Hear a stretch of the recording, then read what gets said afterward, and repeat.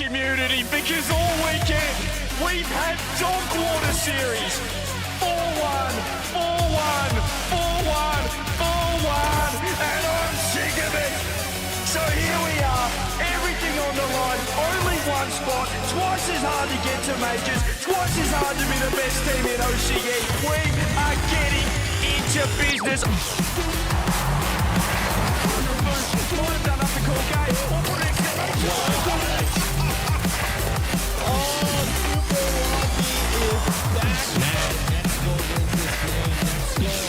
Takes the lead in this series.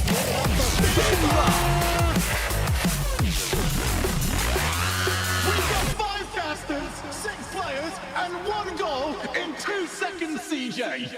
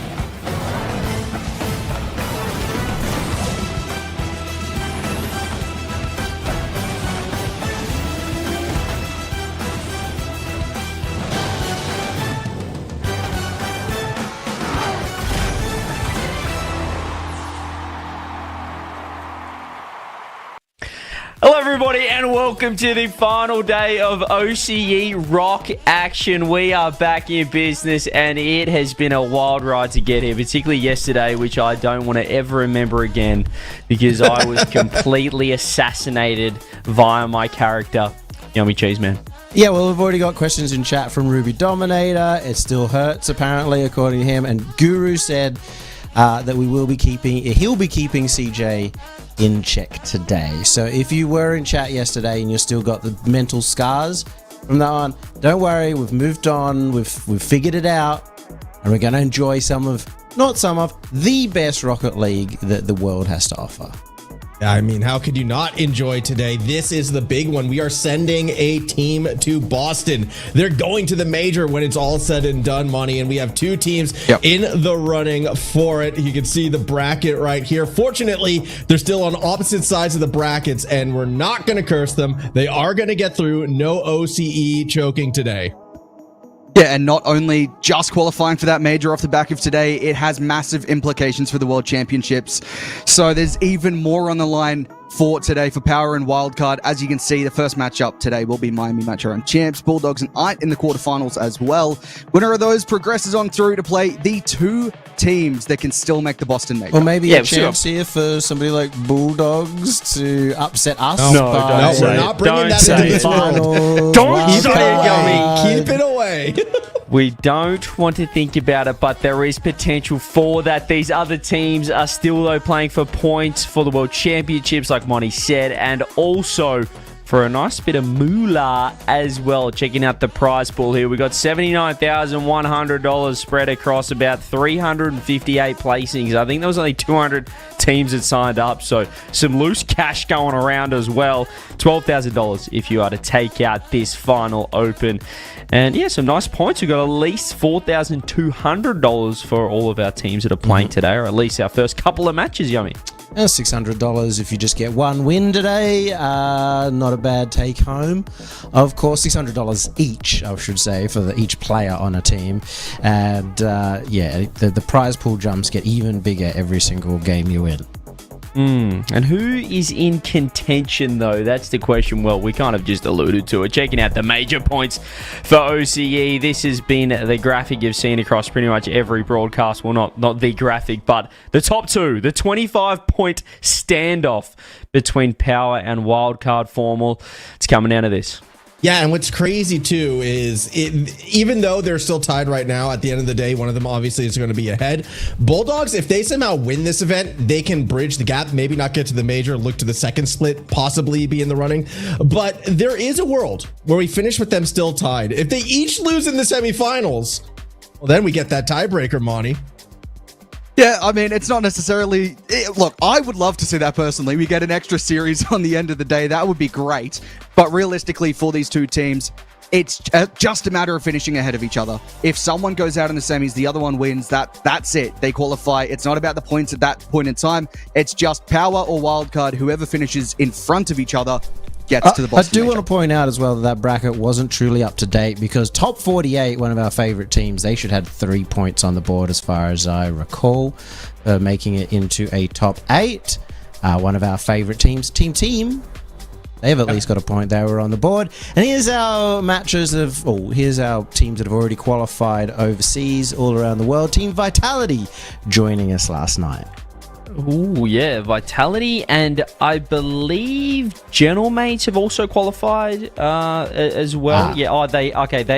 They're actually lit up. They're just white, which is good to see. And MIBR as well on 28 points. They've qualified from South America, so it's crazy to think that Furia, a team that I'm sure everyone has known and loved if they've watched any international Rocket League in the past 4 years, always been at the top, but not quite qualified just yet in Sam. We've mentioned Falcons, Swiss and Mines, but we're going to be sending one team from OCE, and will it be Power? Will it be Wildcard? We'll find out at the conclusion of today. Before we get into that, though, what I'd love to do, ladies and gents, is round out perhaps some things that have happened in our previous couple of days in Open number 3, in our final Open, and check out the top plays of the Open number 3. I was going to kick it off. I'm going crazy here. Number 5, and have a look at Caleb DeKaka, the pass play. The Canterbury Bankstown Bulldogs getting absolute... they're getting crazy with it. Off the ceiling, into a reset, pops one, and then beats the last defender. That's lovely stuff. And then goal number 2. Well, we saw Fiber having a fantastic performance, but it was joined by Super Lockie as well. Look at this pass down. Super Lockie was feeding everyone throughout that series, and Fiber just returns the favor. Look, they called that series the main event, and that's why all the best plays are from it. This one, it's Kaka with one of the cleanest doubles you will see. Yes, he had to use the ground in order to avoid the defender at the end. Power, they were pressured. They were challenged because of plays like this. Kaka reminding us he still got it. Yeah, well, it wasn't all that one matchup. In this one, it was a massive redirect from Banana Head. CJ and I couldn't believe our minds when we saw the amount of power and placement that he finds off this pass from Fever. Just this light touch here, finds the top corner. What a shot. Yeah, but look at team power. This is what it's all about. Your number one goal of the day, of Super Saturday, the OCE Open 3, and it's just a beautiful connection. Gus to Super Lockie. Easy as you like double touch. Don't even bother trying to save this one. And this is how quick Power are looking to transition the ball. This is what we might be seeing today, perhaps in the grand final against Wildcard as well, if they do get there. But those were our top plays of Open 3, basically of Super Saturday. You already called me off, though, for cursing a potential wildcard upset. And now you just said, if Power get there. Now I... see a little bit of double standards there, but I think we'll see a lot more of that today. Wildcard versus Power Grand Final would probably be all highlights.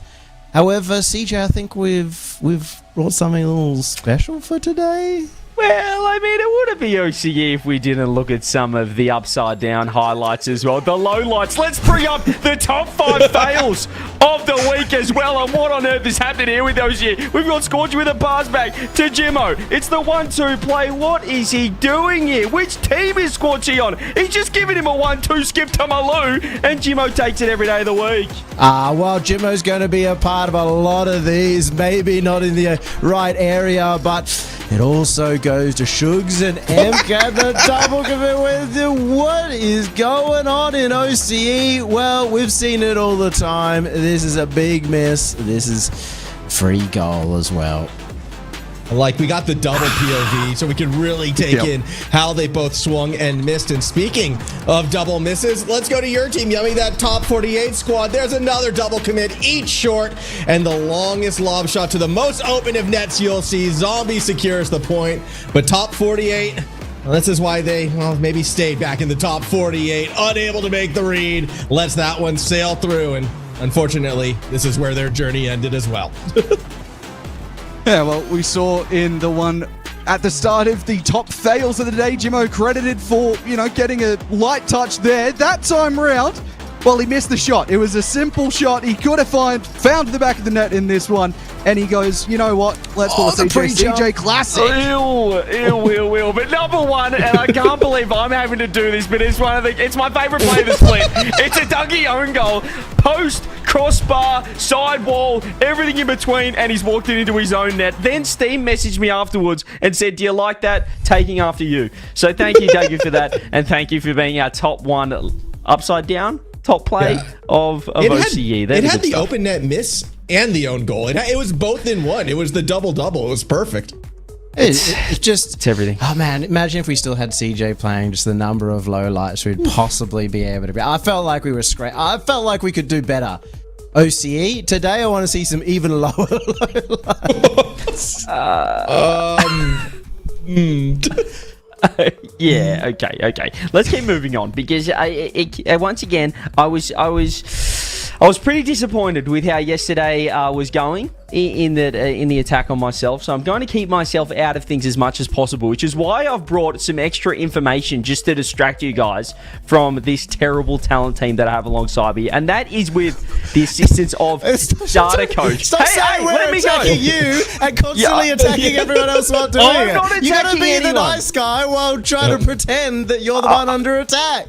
I'm literally not attacking anyone. I have no idea what you're saying. You just called us terrible. Okay, yeah, relax. I think what we'll do, though, is pull up some assistance from Data Coach to just distract from the fact that I called everyone poor yesterday. And let's have a look at what happened in the OCE Open 1 finals. Data Coach just giving us all the numbers and just basically putting it into a nice, concise 3-point document talking about conversion percent and expected goals. Yummy, what are expected goals? Expected goals, well, that's essentially a number based on the shots. Every single shot has a sort of percentage a chance that is meant to go in based on where the shot is from, where the defenders are, that sort of stuff. You add all of those percentages up to get a whole round number. And if you go over the number of expected goals, you go over those two, you have a 112% conversion rate. If you do not catch up 100% as par, if you're below that, as we can see from Wildcard in the first event, then you'll be under 100%. 92 didn't convert well enough. Yeah, to put it simply, it is basically if you have 100% conversion in a game, you've scored the exact amount of goals as you should have scored. The chances that you're converting are those that should be going in the back of the net. So if you're under that, as you said, Yummy, 92 means that Wildcard, they weren't really in form in that first open. But what we see is in the shift to the second open is, well, look at the conversions going form. You can see that they needed that first open just to dust the cobwebs off. What's interesting, though, is they're still hitting the same expected goals per game. They were just converting them with excess, finally. They were finally getting those points. For me, when I look at the biggest difference between the two, I go for the expected goals per game on the power side. They went down by nearly half a goal per game, which, doesn't sound like a lot. What is a half a goal? That doesn't exist. It adds up, all right? That's 2-3 goals over the course of like a 5-6 game series. And with how close these two teams are, Monty, that will come back to bite you. Power, they lost their offensive edge. Yeah, but they also still had more goals scored than expected in this one, which was kind of crazy in Open 2, considering the fact that Wildcard ran away with the grand final. They went 4-1, whereas in the first one, it was a Game 7 matchup. So it's kind of interesting to see the fact that, hey, Wildcard ran away with the grand final, but Power still shooting over the conversion rate that expected from them. Yeah, and look at that. You can see the combination of both Open 1 and 2, just how close these two teams are, and probably why they are currently both tied on points as well. They've traded blows throughout Open 1 and Open 2. And an interesting stat here as well. We did highlight how the connection, the synergy was on for Team Power in that first Open compared to Wildcard, the conversion percentages. You can see the Wildcard adopting for solo plays, but have a look at the difference to the second Open, where you see the synergy really line up with Wildcard. They're going to 162 and 141% for the solo plays as well, so Power elevated the team play conversion, but they could not get anything to work on the solo play front, Yummy.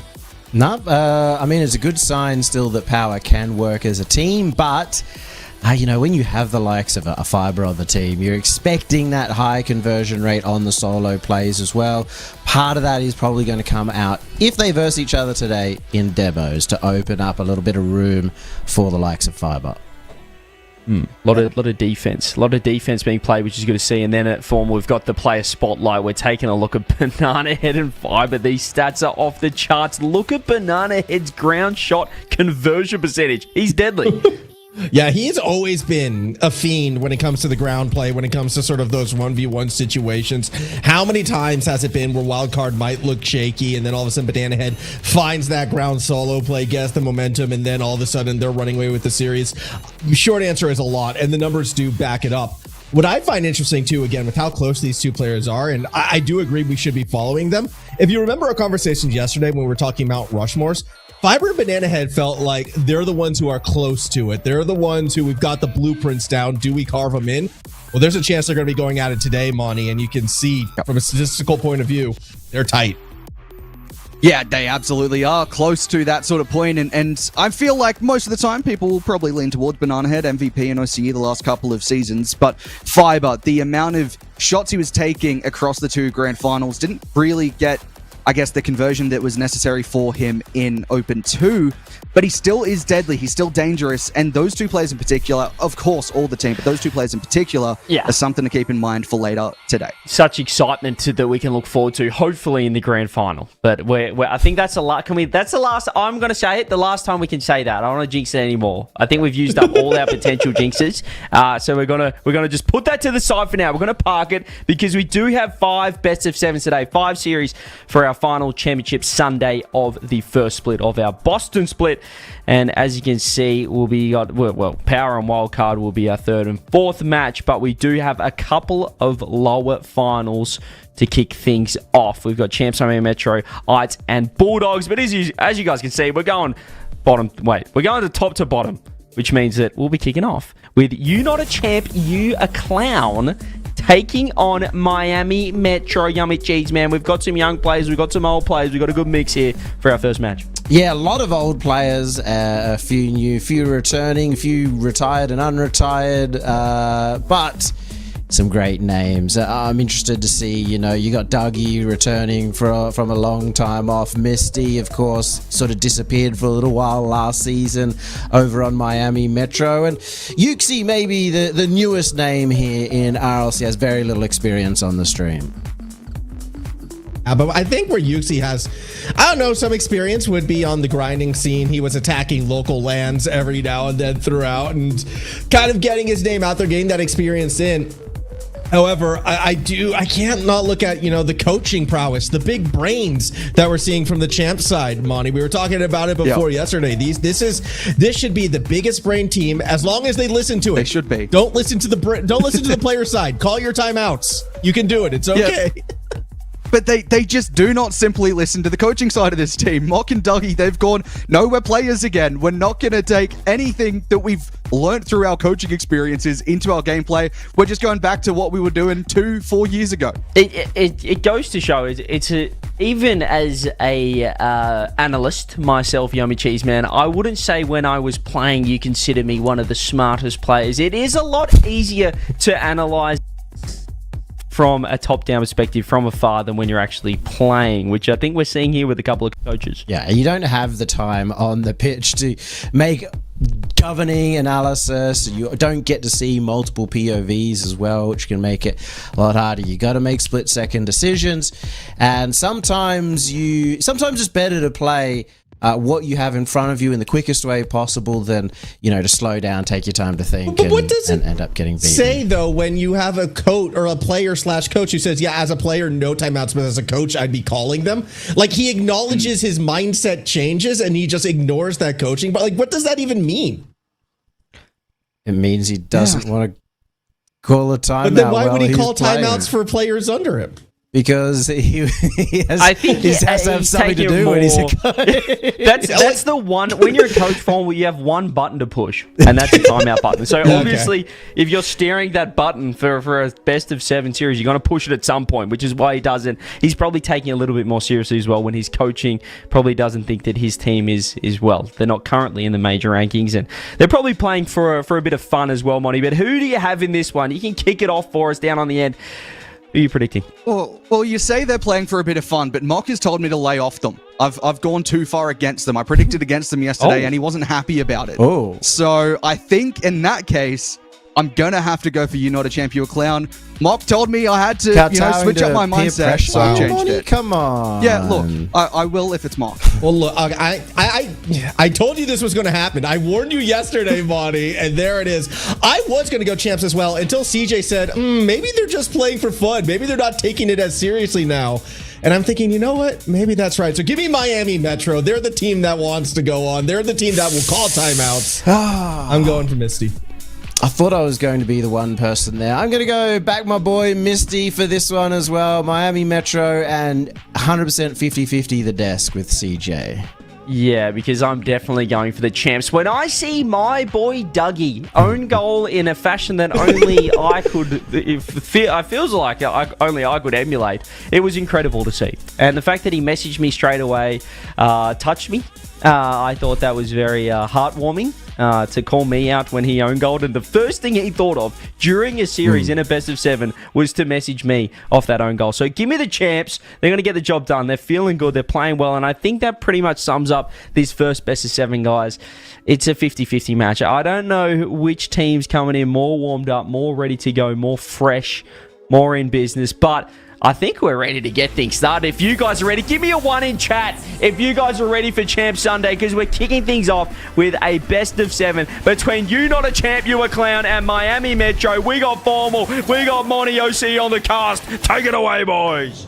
Here we go, our final championship Sunday of Split 1, and it starts off maybe not with the biggest heavy hitters, Monty, but again, for those who follow the bubble scene, for those in the know, this is a very intriguing matchup, very evenly matched, a bit of a top 6 debut perhaps for Yuxi as well to see what he can do on that mainstream, but realistically, this is a chance for both of these squads to get that top 4, make their mark, let's see who grabs it, and let's see who advances.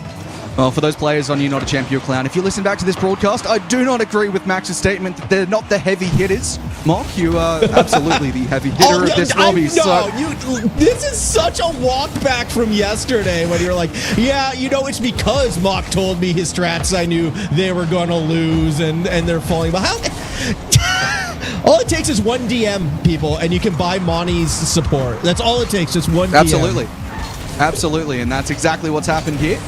So, I mean, that being said, I really am excited to see what Yuxi can bring to this Miami Metro side in a top 6 match. He's been a quality player over the last sort of, couple of off seasons, not quite hitting the prime into the RLCS just yet, but now he's in a position where he can really make use of the mechanical ability that he has, and I'm excited to see what he can do. He doesn't seem to have too many nerves as well, potentially, with Misty around him, being able to go, hang on, we've got this, just calm down a little bit. It might be that experience side of things, as Misty had to backflip for that one. But I am excited to see what Yuxi can bring to the top 6 of OCE RLCS. Ball is another one who's been making more and more top 8s, making more and more appearances, becoming more and more that known quality. I mean, we know he had a chance to sub with some of the top teams in the past.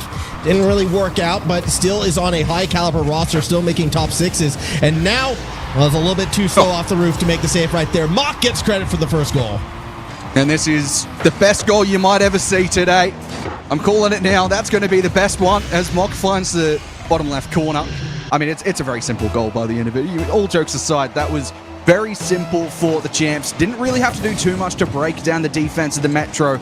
And that's slightly concerning, but game 1, they'll have some time to settle in.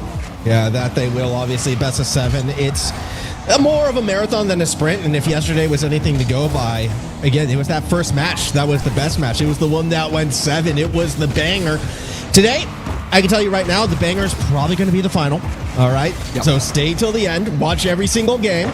Every game is match of the day, but each game following this one is more match of the day than the last. Well, I suppose that kind of works. I feel like you did get a bit of critique for your the first game of the day was very important, and the last game of the day very, very much the best. I feel like you might not have been wrong, but we don't tell the audience that. I look, if you give me a script, I'm leaking. All right, you got to keep that away from me. I'll tell all the secrets. Mock doesn't get the double, and just not quite able to pull that one down underneath the crossbar. Misty on the counter attack will move into the corner. Has that 100 boost, and here's a good chance just to build some pressure. Not quite going to happen there as Dougie breaks the line. Gets a flip reset too. Drops it off to Mock, and Misty was left home. Couldn't make any touch on that. And it's a 2-goal lead. Yeah, that was just nice late reset touch from Dougie. Down to Mock. Outpaces Misty. 2-point advantage right now going to the champs who, I have to admit, so far game 1, I know we're only 2.5 minutes in, Monty, and very early days.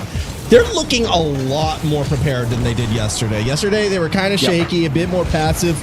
They're attacking today, and they're finding those opportunities. They look good. Yeah, I think yesterday they really struggled in the sort of later stages of that match. Well, that's going to be one for Misty. I was going to say they struggled with actually scoring the chances they created. They looked good in terms of making the opportunities, but it was the capitalization of them that they struggled with. Defensively as well, it was a pretty good performance from United Champion Clown yesterday for the most part. Low goal-scoring affairs. This time round, that was a bit of a mistake that led to the Metro goal. Yeah, I mean, you say mistake. I'm going to say it's pressure coming from the bump. This one, a little bit more of a mistake. That one was really one they want to take back. Misty off the kickoff, though, equalizes, and we're tied with 2:10 left. Yeah, that kickoff from Rez just sort of halfway between Mock and Misty. And Misty has got a massive 50 on that one. Easy enough for Miami Metro to get themselves back in this one.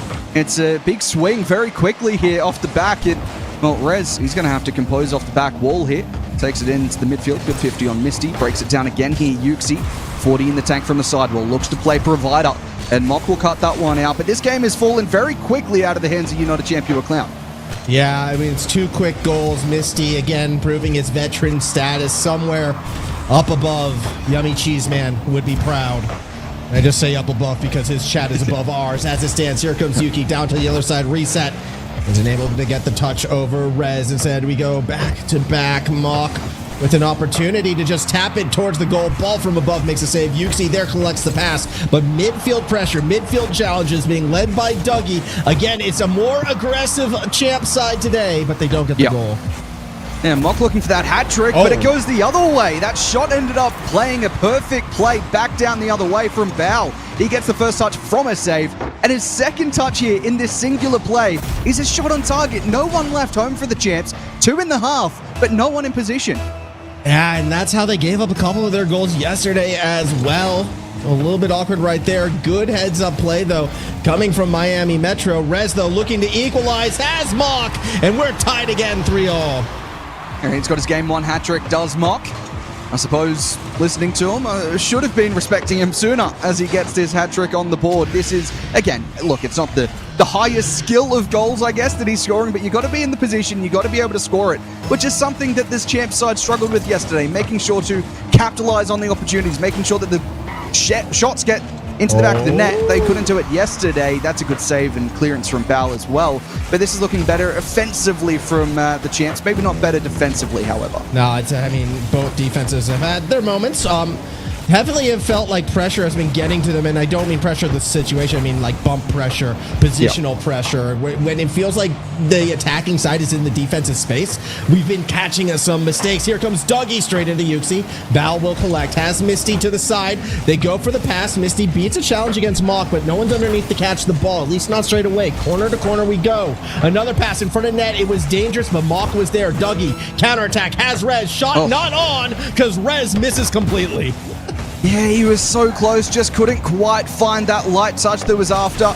And Mock, he's jumped early there. That's awkward. Misty with the shot. Rez had gone for the squishy early with low boost. He makes the touch. That was absolutely needed. And Misty now, only one with boost at the moment, has to make use of it. Slowing it down in the midfield, takes it 50. Bao moves it forward with 5 seconds remaining. This should be the last opportunity of regulation. Rez into the corner. Dougie will try to keep it alive. Looks like it's going to drop down. Maybe Mock can keep it up. No, it's still down, and it's overtime in game 1. Game 1 OT. We told you Championship Sunday was going to be special. What better way to start than with an offensive affair going into OT? And these are always the ones that go the longest, Monty. Usually these are the ones where everyone's scoring easy. All of a sudden in overtime, players will tend to kind of get a bit more passive, play a bit more defensively. They don't want to give it up, so get comfy. This could be a long one. And the players are getting more comfortable in the lobby now as well, off the back of game 1 going past. I mean, this is a chance for the players to, I guess, settle down into the series even longer. It usually takes about 1 game for all the players to feel confident, and it's an extra chance here just to make that the case. As Bao looks for a flip reset, found the flip, couldn't find the shot in the end, and Rez makes the stop. It's back the other way here with Dougie. First touch is good, over the top, fakes it out, Mock to follow up, and Bao with the clearance, still pressure on for the champs. Rez is there, shot again, Yuxi low boost, and Dougie puts it away. And this comes from the setup. There was 3 opportunities for an easier defensive touch before Rez got the ball right there. But all 3 defenders missed it, and the end result was 3 of them without boost, scrambling to try to recover the play. Yuxi does everything he can, but yeah, it's 3 strikes, you're out. Even if it's not off the first shot, even if it's on the second, or in that case, the third. When all 3 of Miami Metro missed, it was over then. Well done to the champs. They take game 1. Yeah, and that was so awkward for Yuxi. He had low boost. He had to get anything he could on it, and it was just slightly out of position for that play. Champs, look, offensively, as we said, they are actually looking pretty good compared to what we saw yesterday. They get 4 goals, which is better than, I think, any of the games they played on Saturday. So the highest scoring they've done across this weekend so far. Miami Metro, look, I think there's some positives in there for this game 1, but by the end of it, especially that overtime, it just didn't look too solid. Want to see more from these players. I think we're not really seeing enough from the team as a whole. And also, I think I called out Yuxi saying I wanted to see what he can provide in the top 6.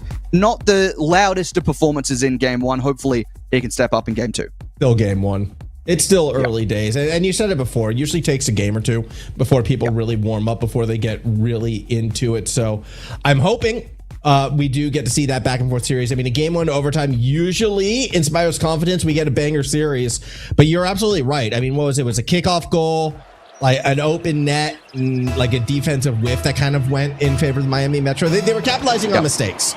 And that usually doesn't equate to a sustained series, especially not in a best of 7. So I want to see a bit more of Miami Metro's identity. I want to see who can step up and make those big plays and not have it just turn into the Misty show.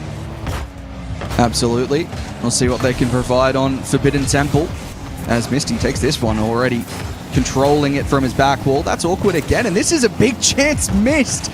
That was Yuxi, I think, probably not expecting to have a free net to shoot at. Sends it wide. And it's going to keep it in the corner momentarily. Rez tries to bring it around, but Yuxi still going to be that next one there. Around the backboard we go. Bumps from behind. Misty tries to rotate back to the backboard again. They will go. Take it across over. Yuxi, doesn't collect on that pass. Misty gets a bump, but ball too far back. Not enough boost. Won't get there in time. And this is looking, again, very good for the blue side, or at least it did until Rez hesitated. Didn't like that look, and that's possession given up. Yeah, he gets the touch in the corner still. Mock giving away possession again. That's the champs. Couple of times now, giving away possession needlessly. As Dougie finds the ball out, tries to find that passage through Mock. And again, it's just giving away a possession. The touch is too big at the moment from the champs. That pass is dangerous, but Mock's touch almost set it into the path of Misty, who could have scored, not quite to be.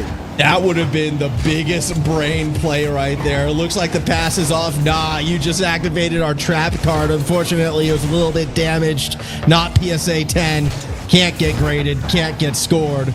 And we continue on. 3:25 to go. Rez down. Dougie to their own backboard. Champs just doing a poor job this game of keeping attacking pressure, of just giving up space. They're giving away touches like this. Yuxi with a freebie. 1-0. Yeah, and I think for the champs, they look like the way they're playing should work. It's just their touches are letting them down. It looks like they're going for these plays that you expect from one of the best teams in OCE, and they're just not quite pulling out the mechanical that those players have. It's something that they can all tap into at times, but right now, the quality just isn't there in these close touches. That being said, Rez will take this one up high, and again, just sort of loses that possession off the play. It's still not good enough for the chance. At the moment, Miami Metro are looking the better of the two sides.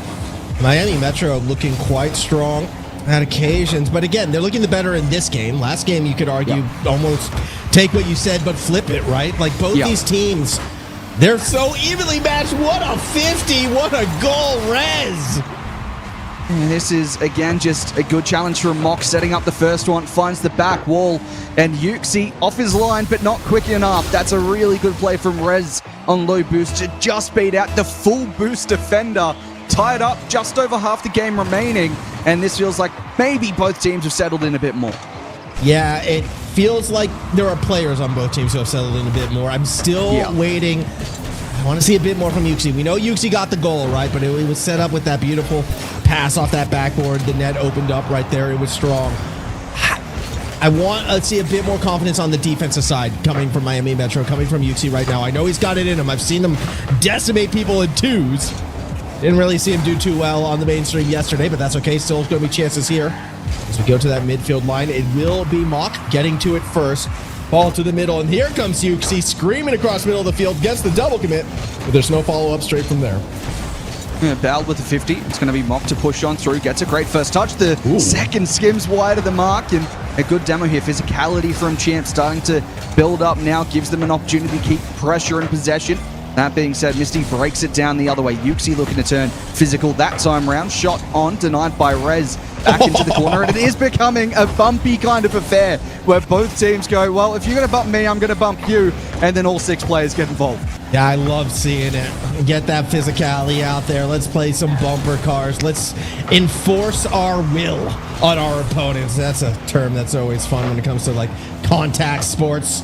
We'll see if we can find it. Rocket League deserves to be a contact sport, all right? When you get a demo in land, you should be able to just like shake the person's chair or something. Oh, I feel like the demos and bumps themselves do make it a contact sport, if my understanding is correct of what a contact sport is, but contact esport rather, I suppose, in this this circumstance. You know, I don't know if these players really want to get out of their chair and go across when you've only got, what, 10 seconds in between goals? The coach only has one job to push a button, right? Well, he can also be the designated chair shaker. He's the one who goes to the opponent's side and just shakes their chairs whenever they get demoed. Yeah, you've got to employ 2 coaches, an assistant coach just to play blocker, I guess, is Dougie. We'll find the angle on that one. And the Champs again taking that lead. It's kind of a giveaway again. Bow low boost just gives away possession. And again, decent boost in the net for Yuxi. Just couldn't find the save. Dougie and Mock, speaking of the coaches, there have been the 2 driving forces, it feels like, right now on the Champs side. Both of them just coming up with big play after big play, and Dougie, well, this time it's going to give it away. Bao will collect over the top of Rez. Does he make the play on Mock? Not quite. Doesn't have the speed to keep up with him. Misty misses as well, but it could be shutting up Yuxi, who, with full boost, hesitated, Monty, and wound up giving up possession there. Yeah, I think potentially the lobby, the situation, the circumstances are potentially getting to Yuxi at the moment. Top 6, trying to find a top 4 might just be on the mind. A couple of times hesitations, a couple of times in net not making the dives that he needs to on defense. And now for Metro, they need to find something. Misty with the Psycho just gives away possession again. Yuxi might even find an own goal. Has to drop down to deny it, but they have to go the full length. Rez will cut it out. The demo will open up the space, and the floor will be found.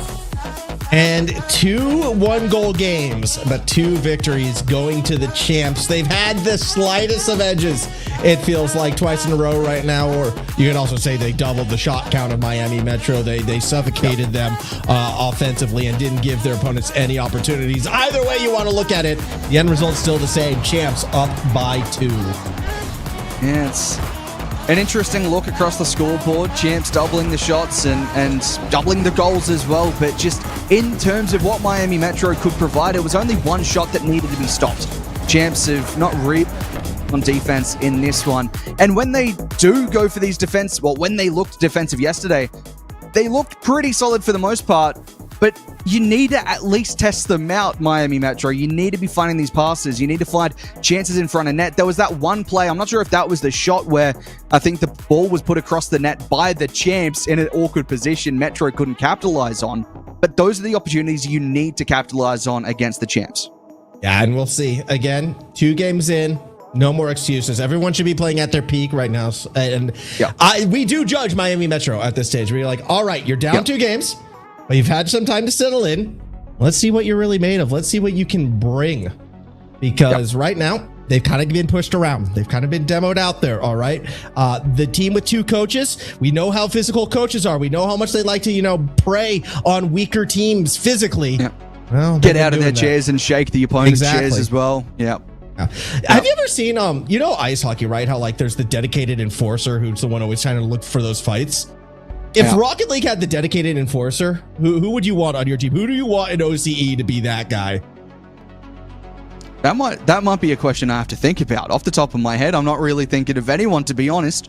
I mean, you seem to know a bit about ice hockey. Maybe we get you to do it. I know that. Look, my goes to Amphis, right? Because I know he plays a lot of football. I know he's in shape, so I kind of trust on that one right there. But yeah, who would be the biggest enforcer? I mean, in the past it would have been Kami.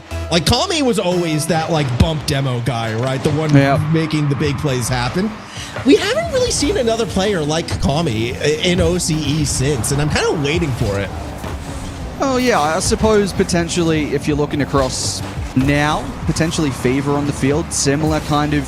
When I think Wildcard are confident, you start to see that, him sort of getting forward, getting the bumps, getting the demos, potentially someone to consider for that enforcer role. Perhaps as Bao takes the strike, denied. And that's already better from Miami Metro. They're forcing saves from the Champs. That is a ridiculous save that came through. And it is better, but, well, they have to be careful on defense. Yuxi makes the save. Yeah, got close, but wasn't able to get there. Here we go, coming back to the other side. It's going to be Yuxi to the backboard where Dougie is there waiting. Pinch off the roof down. Rez underneath in the box. Swings and misses. Gives up a lot of time. That causes Misty to come forward. Who just... That was mean, Misty. Why'd you do him dirty like that? Yeah, it's just so awkward there from Rez. He's never really behind the ball like he should be, and Misty capitalizes on it.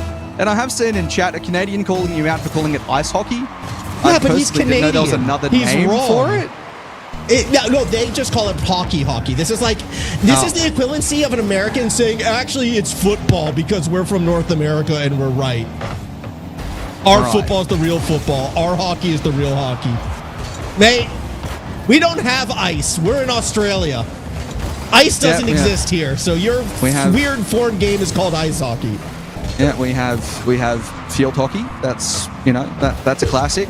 That I've seen it played once, so I know what I'm talking about when it comes to that sport. Probably on par with your American football knowledge, and that's Misty getting a second one here.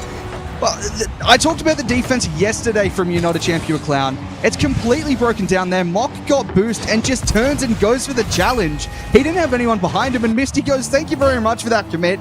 I'm just going to play it around you. Yeah, action heating up here like, we're back in Victoria a couple of days ago. As the score keeps getting higher and higher, just melting all the ice that could have possibly existed. Also melting the ice that was in the veins, it feels like, of the champs, because they're starting to look a little bit sketchy now, Monty. 2 goals down. Yeah.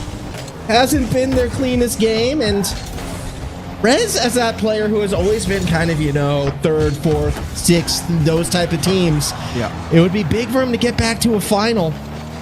Want to see him finish the job here. Yeah, well, they're looking pretty good at the moment, Miami Metro. And I say they're looking pretty decent, but it's been really the story of the match so far, the series so far, where they're capitalizing on mistakes from the champs side. Not really sure what the champs are doing wrong, why they're playing these games so different to what they did yesterday. The defense looks so good at the moment.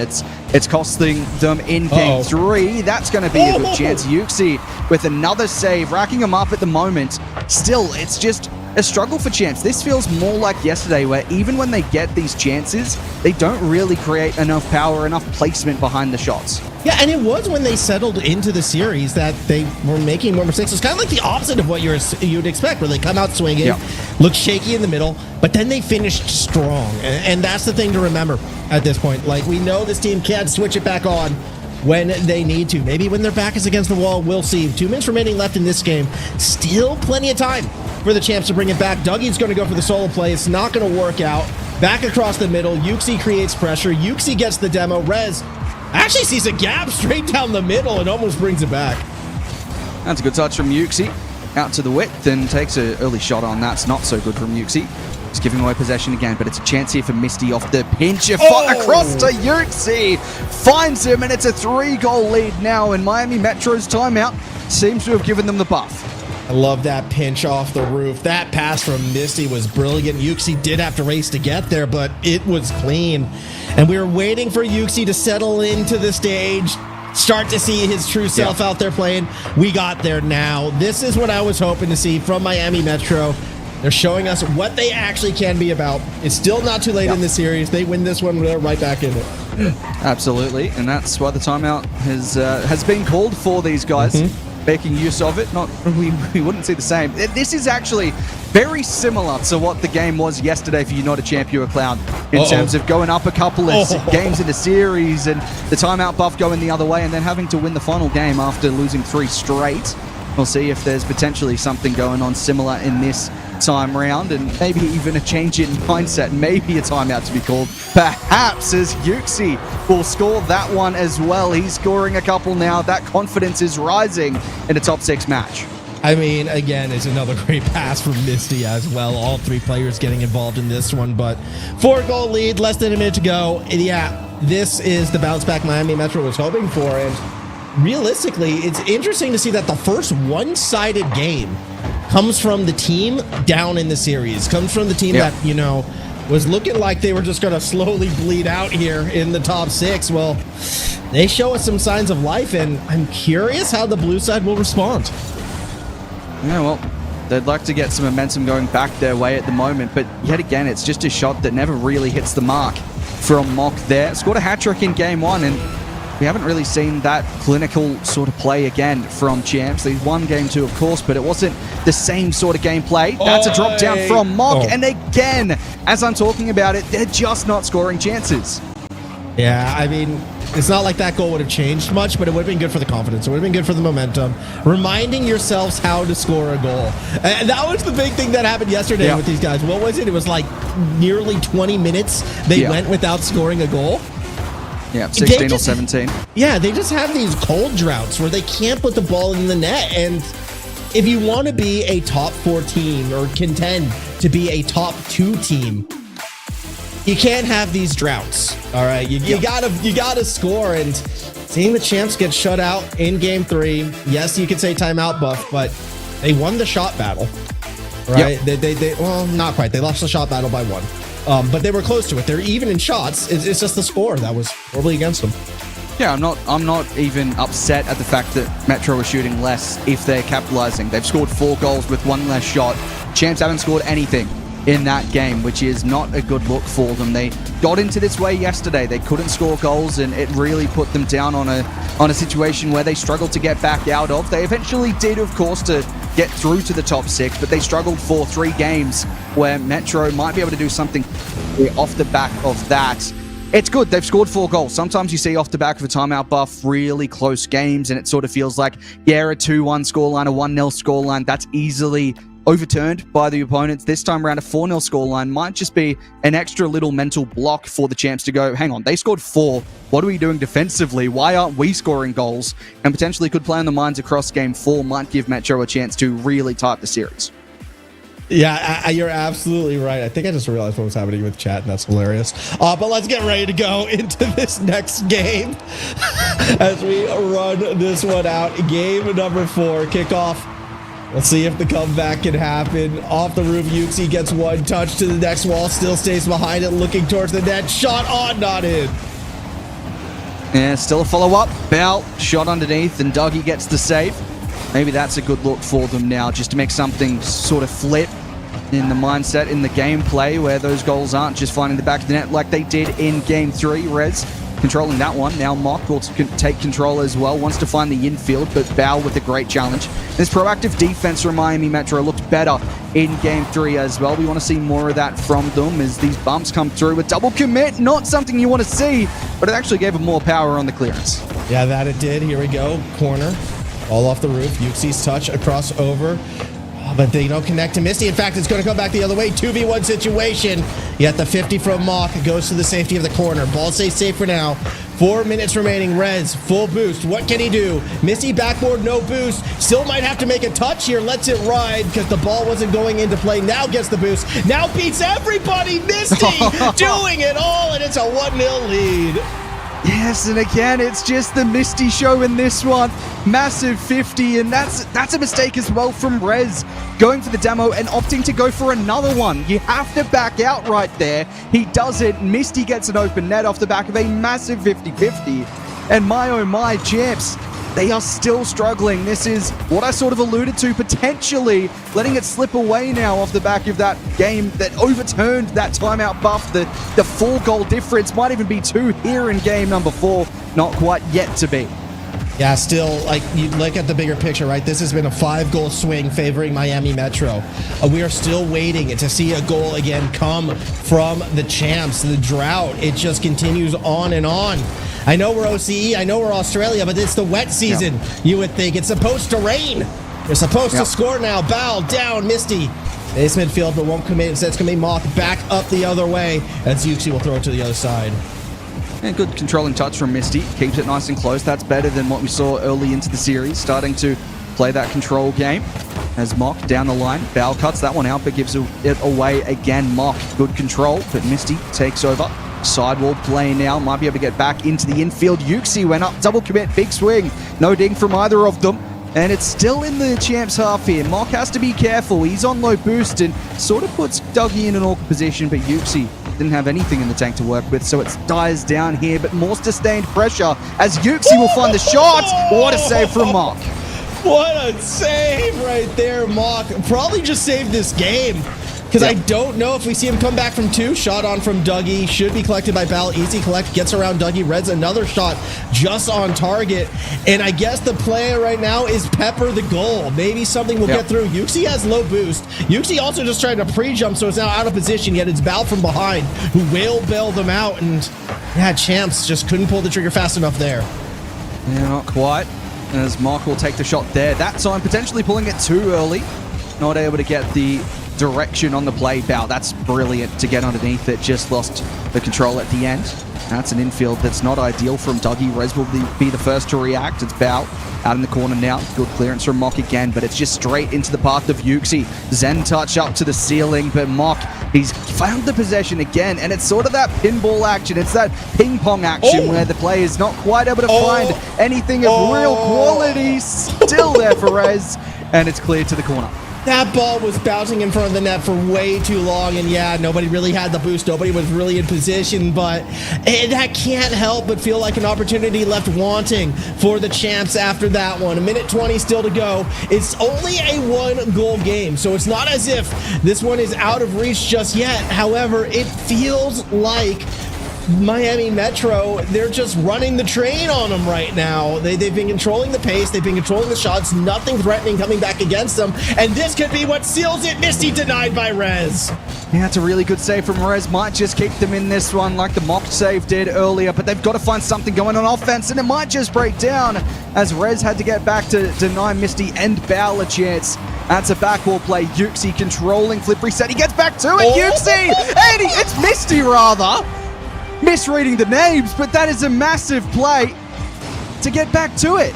Oh my goodness, Misty making 2 defenders miss off 1 reset and dribble, but that reset was about as filthy as it comes. Yeah. You want a momentum securing goal, it's it right there. Was Misty just like in the hyperbolic time chamber when he wasn't around? Was he just hardcore training, getting that mech back up there?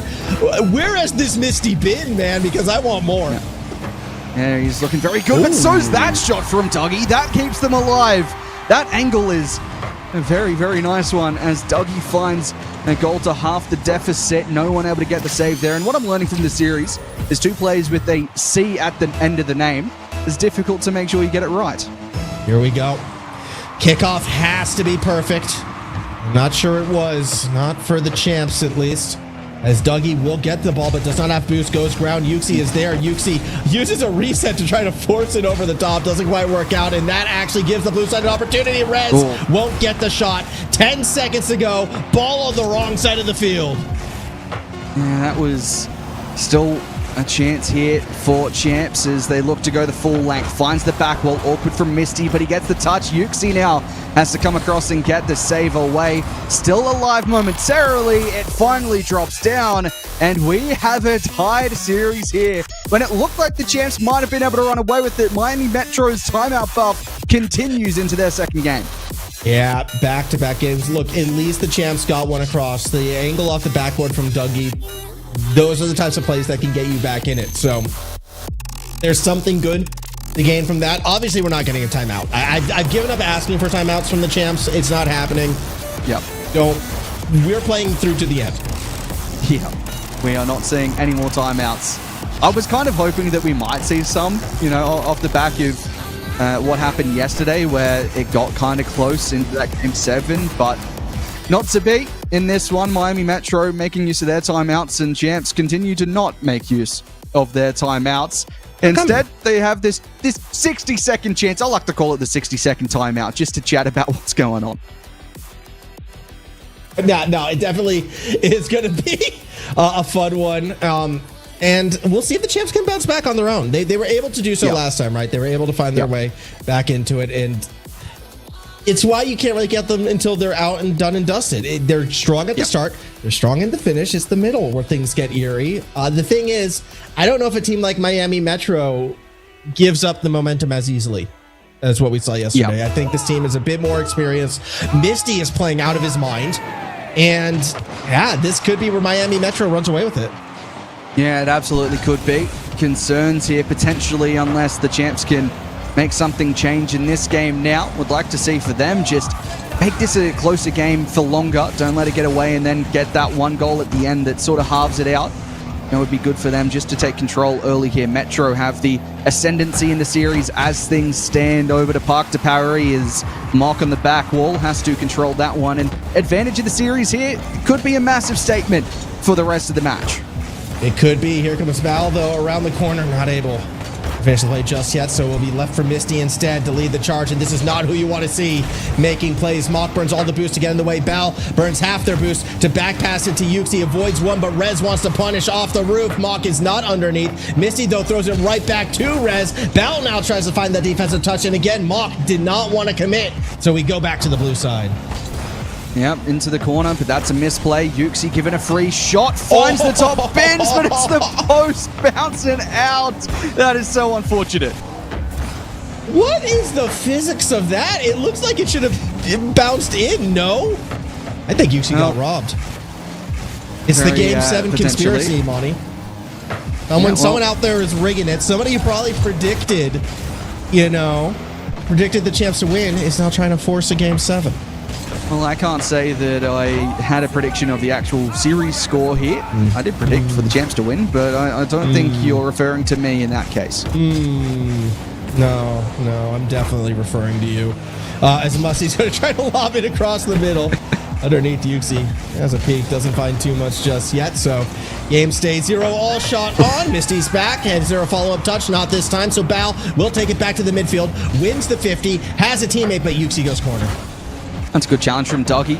Although Misty cuts it out, can he find the double? It's a tight angle, he drops it down, still awkward. Bal on the follow-up, no save to be found, and the Metro keep on going. It's a 1-0 lead in game 5. That was just great physical play from Yuxi, keeping Mock pinned at the back of the net, and it felt like we saw Miami Metro trying to set that play up a couple times where they have the one player up the middle, get the delicate touch for the pass sort of for the player behind them, and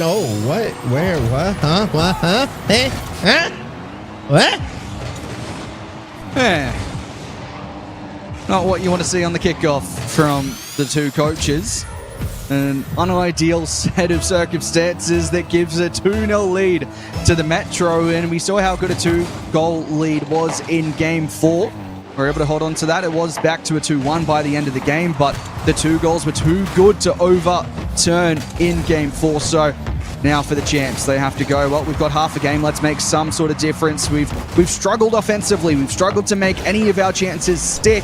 We've got to start doing something now, unless, well, that was almost a great chance for Bao, not quite to be found as Rez makes the save. But still, it's been the Misty show, and he goes again, this time, as Rez cuts to the midfield. Bump from Mock makes Yuxi awkward, and it's that 2-1 scoreline again. I think there's something a little personal behind that one. A little taste of revenge, because we just saw Yuxi, pin Mock at the back of the net, and now Mock is able to find the same to Yuxi. Tit for tat, toe for toe. 2-1 game. Yep. 2-2-2s, 1-2-2-2 on the board. Not quite.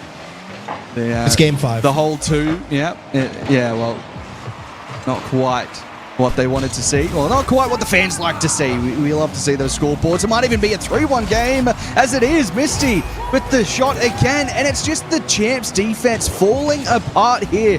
Rez gets the save, but it doesn't have any sort of placement, any power behind it, and it's a giveaway again. All of these touches from the champs give away possession to the Metro, and they keep on capitalizing on them.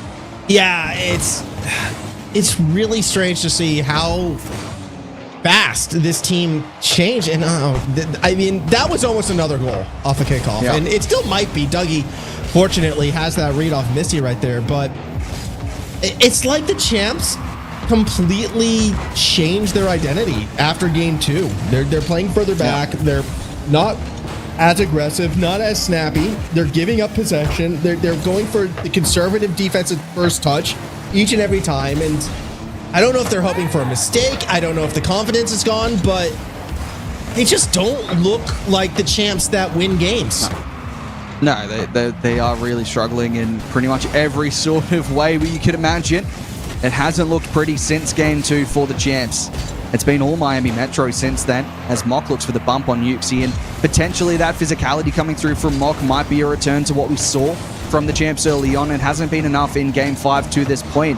but it is better to see these bumps come through. That one's going to sail into the midfield. Mock had sort of two minds about it. Do I go or do I have to wait for the save? Opted for the save there when Val took the shot, but it's simply not good enough when the champs get onto offense. It's not been good enough on defense, but it could be a shootout. We'd accept a shootout. It simply hasn't been good enough. The shots have been too weak. They've been lacking positioning, and it's really something that they're struggling with. Again, another save from Yuxi.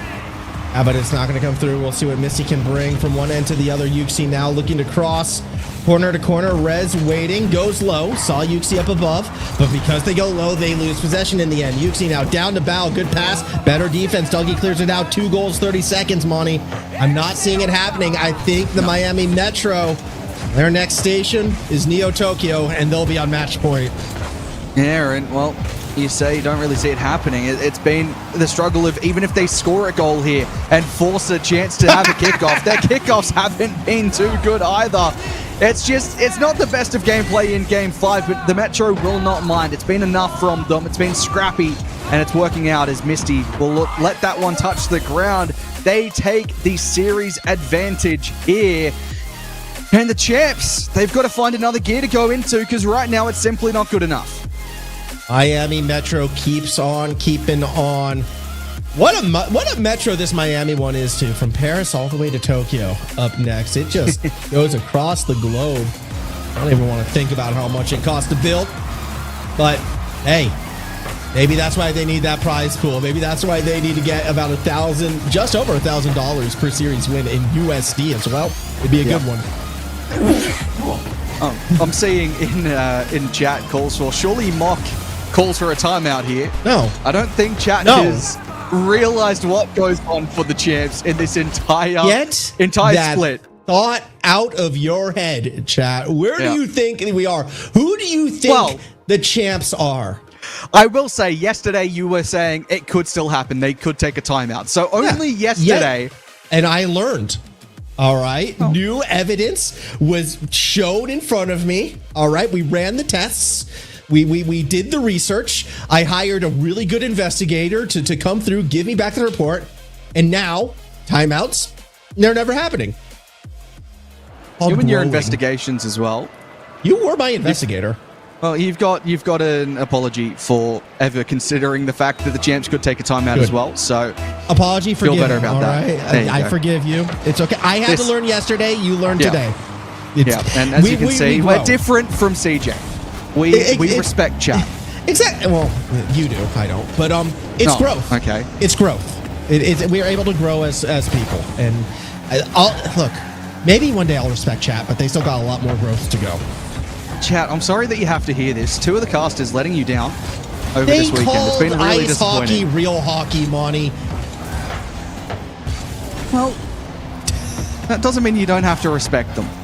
Does. Sometimes respect is, sometimes respect isn't all about what we call other sports. It's more about, just respecting people for being people, Max. And simply, at the moment, you're not doing that. And also, on the field, I guess, the champs have not been respected whatsoever in the last 3 games. They need to find some form of respect for themselves even, because the shooting has not been good enough. That one's going wide again off the 50. Yeah, I would argue they've been giving too much respect and giving too much space with a lot of their first defensive touches right now. But hey, to their credit, that's not been the case so far. Champs are again looking aggressive. We're seeing midfield challenges. We're seeing them all pushing forward. They're winning the boost battle as well. Champs have woken up again, and it's like what we saw before. When their back is against the wall, they come alive once more. Mock midfield does get demoed, but Misty's in an awkward spot. Leaves it for Bao. Into the corner, 2 defenders there. Mock slows it up. Rez should be the one to go for the challenge, has the boost, but it comes across. Bao's going to turn this into a shot. Off the backboard. Is anyone home? Not this time. Yeah, that was awkward for the defense, but they hold strong at the moment. Bao towards the ceiling, finds the back wall play. He's got low boost, and Mock will find that one out. I'm reading in chat as well. Question real quick for you. Are you the kind of guy to like baseball over cricket? Absolutely. Well, there you go, chat. Absolutely is the response. No game should last 5 days. Classic American. No goal. I'm literally wearing a baseball jersey. Misty making it 1-0. What kind of question is I'm wearing a baseball jersey, Monty? Well, maybe if you don't respect chat, I don't have to respect you for that opinion. I'm coming to love the game of cricket. I've certainly not been a supporter in the Wow, past, but I've watched more cricket and played more cricket Does in it the last have about something month. to do with the Ground Zero 8-pack casts you were doing? That's are these not two at all, things no. related at all? That's not at all the same situation. But yeah, definitely more respect for the sport now. And I can say with full authority, it is better than baseball as well. Want to know a fun fact that I'm not sure people are going to believe me, but I think it was 2015. And it's because I always forget the years. 2015 Big Bash Finals, right? Jai wins man of the match for the Perth Scorchers against the Sydney Sixers. I was the on-the-field mascot for the Sydney Sixers in the suit when that happened. Oh, well, that must have hurt. I had a bunch of kids like yelling at me and telling me to floss. Well, But sounds the point very is, much I'm similar Jai to what the Richardson's good RLCS luck chat's charm, like. not you. That's all I'm saying. well. But yeah, I was the one in the suit, and I won the mascot race. Well, good for you. What's currently not good for the Champs is the fact that they're down 1-0 in this one, and it's a must-win. Rez! As Rez lines up a double, Yuxi with the clearance. Mock too high of the mark again, but Dougie on the follow-up. Misty pulls out the save, and it's a defensive clinic right now for the Metro. Yeah, they are putting those shots on Rez backboard, trying to set something up, but not going to find it this time. 100 seconds to go. Here comes Yuxi. Reset. Across the Misty to the backboard. Not there. Not there this time. Dougie now back to the other side. It's going to get a little bit desperate now. You'd have to imagine for the Champs. 90 seconds to equalize. Ball's in front of the net, but Bao keeps it safe. And we saw a double commit there on offense for the Champs. They're starting to really struggle. They're starting to panic about the fact that, hey, we've only got a minute 15. We've got to get something on the board. That's once just not quite. Sneaking underneath the crossbar. Kept Foul honest for a moment. He was worried that it might have snuck in as he takes it down the other way. Great catch into the midfield, but that's a 50 win from Rez. Another challenge. That's towards the corner. Good speed from Dougie. Makes Yuxi awkward. Follow up from Mock. Corner double. Dangerous still, but it's Bao to react first. Yeah, Bal's going to try to stay behind the ball on this one. Up and around the corner we go. 47 seconds. Yuxi, Roof, stays with it. Looking for the game-stealing goal. Not going to find it that time, but the defense is in shambles. Boost is low. They're still going to try to push forward. Watch Dougie. He could be the one with the chance, but with that defensive touch, has to go corner, and it's another opportunity lost. 30 seconds remaining. Rez, Good down chance. the block. No! Is Dougie there? The angle's too tight. They're not going to find it either. We're seeing double commits at the moment from the Metro side, but it's doing enough. They're getting enough players behind it. They're getting enough physicality still, but Mock with a chance to break away doesn't get the flip he needed, still finds the bump on Misty. Dougie across to Rez. Rez trying to lay it up to the back wall, and Mock not going to be there the first time of asking. They have to keep it alive. It's Mock across, pull it up, saved! Is it still going to be alive? No, it drops down. Metro move into the top 4. And the Miami Metro chugs right along. They get the win. GG's around for the Champs. They came out strong. They looked like the complete team, but we go back to the respect word, and they gave too much of it on that defensive side. Defensive touches, giving away possession, costing them opportunities, and the Miami Metro rolls on. So that is a good win for Miami Metro. They got a tough match, Monty, coming up in the future, but hey, a top 4, well done. Congratulations to Yuxi. I believe it is his first top 4. Yeah, massive performance from Yuxi across the board. It was, of course, his name called when Misty scored that double flip reset. I'm sure if he, clips that one and gets rid of the name tags, it'll look very good on a highlights reel for him. But yeah, I mean, that was a good performance from a player who I don't think really has had the chance to stand out in a top 6 game, move into the top 4 before. So having a performance like that was good, but it's also prime Misty. How good is that to watch? Where did that come? That was like old Direwolf's Misty returning. Yeah. It felt like in that one. So good. I mean, he's been hitting the Rocket League, Jim. What can I say? The double reset, as you're calling before, just making every touch so clean. It's why the top 4 is not going to be guarantees, because the players there are still going to have these chances, these opportunities to just get big matches, blow it out, and then you kind of go for there. But for us right now, we got more games to come. We still got another lower bracket match, Monty. And they only get better. Am I right? True. Look, it's going to be the game of the day until the next game of the day after. That's what's coming up next. So stick around. We'll have more Rocket League for you, more quarterfinals when we return.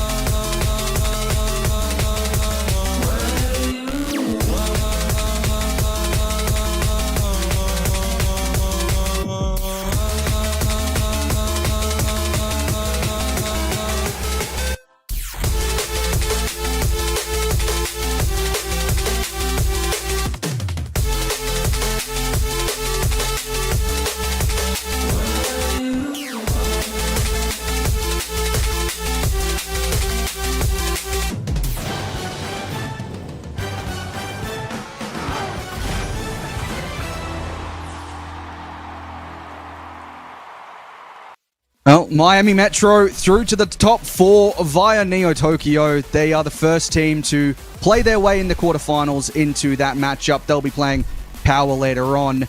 And they get the job done. CJ, Yummy, what did you think of that series? Well, I'm I was surprised. worried at the start, and then game 3, I had the confidence. I just knew that my boy Misty was going to pull through. Did you see the double flip reset? Oh my goodness. I knew he was going then. You know, he's going all the way, actually. He's going to finally upset Power. We're not going to have that grand final anymore. It is happening. This is what happens. You give Yummy like 30 seconds and he turns that into 45 seconds. That extra 15 is where he just loses his mind. He absolutely loses his mind, and that's why we need to put the mute button on him. Maybe for next split, we might integrate that. Look, I'm a bit disappointed though in what we saw there from my boys, from the champs, from the old dogs who just couldn't get the job done. But as you mentioned, Yummy, as soon as that train got rolling, as soon as that Misty train left the station, it was a one-way ticket to the top 4, baby. So well done, Miami Metro. Yeah, and I mean, it wasn't just Misty, too. Maybe it took a little longer, but Yuxi as well. We started to see why he got his first ever top 4 when he started to perform. But we do have to move on. Bulldogs and IE up next, second quarterfinal. Winner goes up against Wildcard, which is not a matchup I think people would want. The Bulldogs, though, they looked good yesterday. They looked like maybe they're the team that can be that spoiler, Yubby, that I know you want to see. Yeah, I kind of want to see it. Do you want to see it? People, I don't want to see it. I want to see it. I want to see the proper grand final, but I just kind of just have that in the back of the mind that there's always that possibility. But, you know, these are two of the teams that we've talked about throughout the split. Bulldogs throughout the split is meant to be that number 3 team, maybe number 4 before Take Flight just disappeared. Where'd they go? Yeah, they took flight. Did they crash somewhere? They took flight early on, and then they took disappeared. ground very quickly afterwards. Bit of a revelation, though, yesterday, Zombie Freak. You know, maybe now that he's scoring 20 goals a game, that's the chance for them to become the new top 3 team. Yeah, well, they did 4-1 over in the top 48 as well, but that one game was a bit of a situation where we don't talk about top 48 substitute. results, Money. Don't mention the top 48, Money. Yeah, well, look, it's always fun when top 48's mentioned, but yeah, they did get the job done yesterday. It could have been a sweep. It wasn't a sweep thanks to tech problems, so they move into this position, feeling, probably as confident as they really can in the circumstances. The Bankstown Bulldogs, though, they've made the semifinals in Open 1 and 2. They'll be expected to do the same again against Wildcard, potentially playing upset like you mentioned, but I'm not sure if that's really in their mind right now. Just making the top 4 is the thought process right now, Max. I mean, yeah, I think they want to go one step further. Again, they kind of are that number 3 team now that Take Flight has lost in the Bermuda Triangle. So if they can get all the way there, that'd be great. If they can get to that major, maybe next time, maybe they're thinking Worlds long-term, win some regionals, get those points. They do carry over. I just, I'm nervous for Nerve. If Nerve's internet goes out again and Matt comes back in, that's not ideal. Well, it's time for predictions, and I feel like no one's going to be surprised by my choice of the Bulldogs here. What do you think, CJ? Yeah, the Bulldogs have to get the job done because now that Take Flight's gone, I'm struggling to see who is really taking it to our top 2 teams. Who's taking it to Wildcard and Power? We saw the Bulldogs do it last event with that classic overtime Neo Tokyo Yummy Cheese Man. So the Bulldogs should get the job done.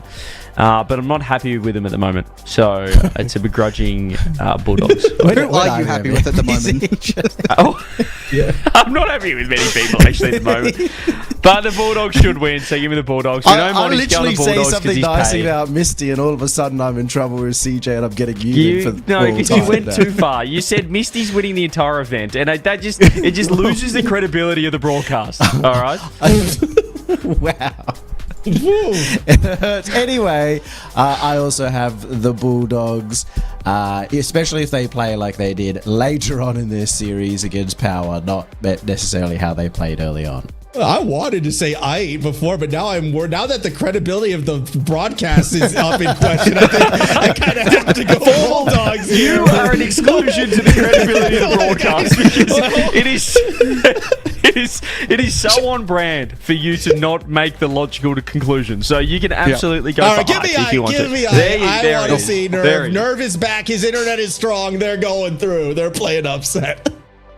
Well, I'm not sure exactly how solid that prediction is from Max. I feel like the Bulldogs are probably very heavily the favorite in this one, and it's going to be a matchup that sends either one of these two into a matchup against Wildcard, who are trying to make their run for the Boston Major. It's the Bulldogs against ITE when it goes to top 4. Let's get into it. Bulldogs versus ITE. It's myself and the person who has threatened me not to go at him today. It's the richest man in OCE, CJCJ. Let's get it on. No. Who decided? Actually, I tell you who decided. I put myself with you again on a cast. I don't know why I keep doing this. Why I keep just surrendering myself to 7 games, possibly, of pain in the casting booth. I say nice things. I feel like I'm the one getting misrepresented by you because I say nice things about Misty. I'm in trouble. I say nice things about you. Starting at the cast, I'm in trouble. Nothing works. What can I get? What can I do? Well, yesterday was an absolute catastrophe for the both of us. And actually, I'm going to call out Formal as well, Yummy. You don't know this, but when we were casting yesterday, Formal said to Monty, "Oh no, Yummy's in a silly mood and I've got to cast with him next. He's got to bully me." That's what he said. What the hell? Formal and I had a great cast as well. Exactly. That's what I'm saying. That's the presence you have. That's the fear that you strike with your co-caster when you're in the booth. But we have to get this one underway. Come on. Let's get it on. Bulldogs, they are the number 3 de facto, unfortunately, at this point, but they have got the players on that roster to be a clear number 3 and maybe even climb up the rankings. It all starts today in this top 6. Long run through the lower bracket and up against them, ITE. And we did see some good moments from ITE as well yesterday, Zombie, as we talked about, but Scorchy, he's been having some great results. Nerve, when his computer works, brilliant. Yeah, and Matt, when he subs in, brilliant as well. Hasn't lost a single game in this entire RLCS Open. He subbed in for 1 game and they got the job done. So if Matt does need to be on standby, which I'm sure he is again today for ITE, he'll be absolutely ready to go. But for the Bulldogs, you mentioned it, Yummy, I think that they might have their preference of which team, Wildcard or Power, you know, which team they're closer to, who they'd rather see in Boston. But I tell you what, they would love to just be the upset to every single team above them. Well, the 2 teams that are above them. They want to win this thing, make no mistake. They do, then. It really blows open, not just, it blows closed this event, but it blows open the entire second split and the World Championship. I don't want us to get to a situation, CJ, where we've decided who's going to the World Championship early on, halfway through the next split. So, to keep it close between our top 3 for now. I've seen a good little bit of attack coming out from Canterbury Bulldogs. 7 shots already to just the 1 from ITE. Yeah, we've had some absolutely incredible series. We've been blessed in OCE with the matches we've had, the pink slip matches, the qualification games, particularly even last season. If you guys remember, if there are any people in chat that do remember, throw a 1 in chat. But we did have Chiefs versus Pioneers for the World Championships, the final major, and the Esports World Cup. We had a triple land qualification Game 7 reverse sweep, which was absolutely insane. Hopefully we get some similar action like this, like that, should I say, in the 2026 season. And hopefully today is, well, no different. We get a grand final for Boston. Right here, though, Yummy. Nice start from the Bulldogs. Hunter getting the first goal. Yeah, history does lean towards the exciting matches, and I'll tell you what, even the least exciting match in OCE can be more exciting than anything else you'll ever see around the world in Rocket League, maybe for different reasons. The Hunter scoring that first goal, it felt like an inevitability with the number of shots they were putting on, the amount of attacking pressure they were able to put on, as well as Hunter still searching forward. He's really playing up the field, and trying to create a second goal here as Caleb goes for a flip reset. Hunter bumped out of the way, so he's going to be late on the shot, but it doesn't matter. Hunter still scores after getting bumped. I think Caleb should have probably scored this. I know it was a tough shot, but he just couldn't get the extra touch on it. But the setup was enough, and I love the patience from Hunter. That's what we see from Wildcard, I feel like. I mean, they play quick, and then when they do get their chance, they just take that extra second, extra split moment to make sure they get the shot online. That was what Hunter did right there. Buries at bottom right, and second goal on the board just to ease themselves into this first game. Now I find themselves bit of a tricky situation. Zombie not getting the goal-scoring opportunities. Scorchy, normally a setup player as well, hasn't had even really any boost throughout this series. It's all out this game. I mean, it's still the same series, but irrelevant. Nerve has been the player that Formula has talked about the most, especially throughout the second event as well. And we'll need to see a lot more from him as a third goal would be incoming from the Bulldogs. 56 seconds left. A comfortable lead. Yeah, often the players at Formal Highlights are playing in his university league. I'm not sure if Nerve is maybe one of those. Maybe a local LAN against, some Silvers, but... Yeah, against Champ King or, the like. Maybe Sprat. He's a big fan of Sprat as well. Wanted him on the OCE Mount Rushmore. His Kaki should have an open net. And fires true. 3-0 here for the Bulldogs. We've been kind of just chilling on the call this game because we've seen 12 shots to just 2. It's been pretty dominant for the Bulldogs. And the 2 shots from Ike were pretty much just midfield sort of testers. The one from Scorchy in particular was not what anybody would really call a shot. It has been pretty dominant in terms of the control from the Bulldogs. And I guess, given everybody but Formal predicted that way, that's not a surprising start to the series. Yeah, it's pretty much anything Formal says doesn't go is generally the rule of thumb that we follow. The last one he was good yesterday. Oh, we will give him that. He was fantastic yesterday, and the problem is when he does get a bit of confidence, he takes it to the extreme and really pushes the limits. And I think this might be a... I think I heard earlier today that he said Misty might win the entire thing, and that's ridiculous. Bulldogs getting the first game turnaround from yesterday. They come off to a good start this time. Yeah, they're flying. I've just noticed as well that Kaka's colour coordination is fantastic. He's got his car matches his banner, matches his logo, matches his border on the emblem as well. Everything is working, and he's in sync on the pitch as well. As you guys can see, he put a goal on the board, but that game was all Hunter. He was warmed up, couple of goals, couple of saves as well, and doing absolutely everything for the Canterbury Bankstown Bulldogs. Someone pick this team up as well. I think this is the event. I mean, if they do want to, earn some money next split, they need to be winning this and putting themselves in contention, making sure it's not a 2-horse race. Yeah, putting themselves even just on the map to say that, yes, we can take on the top 2 teams. Yep. That's enough usually for an organisation to pick you up with the big bucks and back their run in the second split. Give them the coaching, give them the sort of resources that they need to maybe even take that little victory that they had and push it into something much more. Yeah, I feel like the first event, because they didn't go well, they kind of put the entire split on the back burner a little bit, which was disappointing to see because they came out of the gates absolutely swinging. The first weekend of the OCE quals in Open 1, they took down Wildcard. They were the talk of the town. Monty was strutting in. You should have seen the swagger that he was bringing into the green room Open 1, feeling good, the team streamer of the Canterbury Bankstown Bulldogs, and then they completely just flopped in the main event. So there is potential there. We have seen it, but they haven't taken a big scalp. They haven't got that big result just yet. We have had the question in chat, CJ. Is this a rerun from Super Smoke? Can you say something that would prove that this is live? We are live right now. In the top 48. Top 48, ladies and gentlemen, and maybe a top grand final later on between the 2 teams. So make sure you stick around. That will go to the major as Caleb gets on the board. It just continues on for Bulldogs. That's lovely from Caleb. I mean, Scorchy just has to go earlier there as soon as the reset lands, but he just got caught a little bit pushed up on that backboard. Hit it behind him. Top left corner was on as well. He found the dunk. Very nice play from Caleb.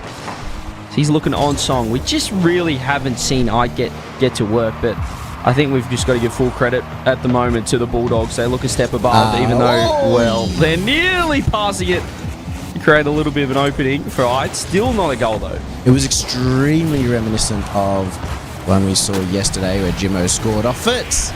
And, well, despite potential upset almost happening there, Bulldogs just get the next goal. Caleb now has 2 on the board in just 40 seconds. This is business as usual, as we expect from the Bulldogs, except for Formal, who, well, he just dares to dream too much. That's right, ladies and gentlemen. In the wise words of CJ, don't have dreams. Yeah. They don't let your dreams be dreams. Sometimes you do need to let your dreams be dreams. You can't be disappointed if you don't believe, you know? Yeah, well, exactly. So sometimes you just need to keep your thoughts to yourself. And although our job is to vocalize our thoughts, sometimes said thoughts should be kept in said brain. Formal casting. Don't think big, Formal. Think medium. Think medium. Too small, I'd say. Medium, yeah. Actually, he can think big. I just think sometimes he thinks massive. You know, he thinks... Supernova. He thinks supernova, which is dangerous. Look at Caleb, though. The fake on the shot. He has put 4 goals in a minute 16. I mean, what do you want from us in the casting booth right now? This is 4 goals, 4 shots. It's perfect. It's... You know, almost at 3 minutes 44 as well. There's just a lot of 4s going on, but all 4 Caleb, who has floored us. And, you know, big believer in Caleb. We talked about it. Monty has always been a huge Caleb fan. I'm sure he's jumping for joy at the moment. I feel like I'm getting misquoted now as well. I didn't say dare to dream unless you are poor. I did you not. Didn't say it until you just said it right then, and somebody Chili's clipping chillin'. I did not say that. All right, so let's just not taint the name too much. Yesterday was a character assassination. This is going to be an OCE domination. It's a different day. It's a new day. And finally, we're seeing some business from Art. It's a beautiful 3-man play. Zombies throw in the face. Caleb's in all sorts, and they're on the board. I felt like Caleb has to do everything. Apparently he needs to score 4 goals and be the entire defense there for the Bulldogs after I kind of outplayed completely his 2 teammates. First one on the board might be those early signs. Again, using the context of Bulldogs yesterday, once they did get rolling, they were able to keep it going, and maybe it'll be the same for Ite, probably in game 3. This one seeming unlikely, but good early sign, at least. We are getting people in chat wanting Yummy to agree to shave his head bald and his beard if I'd come back and win this game.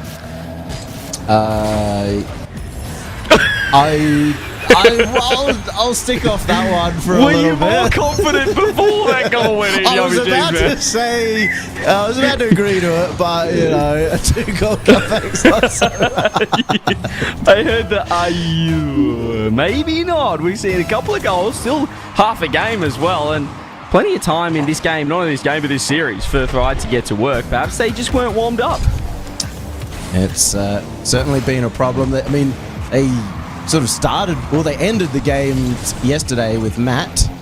They may have to restart again, playing with Nerf and seeming to gel a little bit more right now, or maybe Caleb's just decided to stop scoring goals because it seemed free for him earlier on. Kaka, a little bit awkward here. That might go in. Oh, that was off the crossbar. Yeah, it could have been in too. My hair was in trouble for a second there.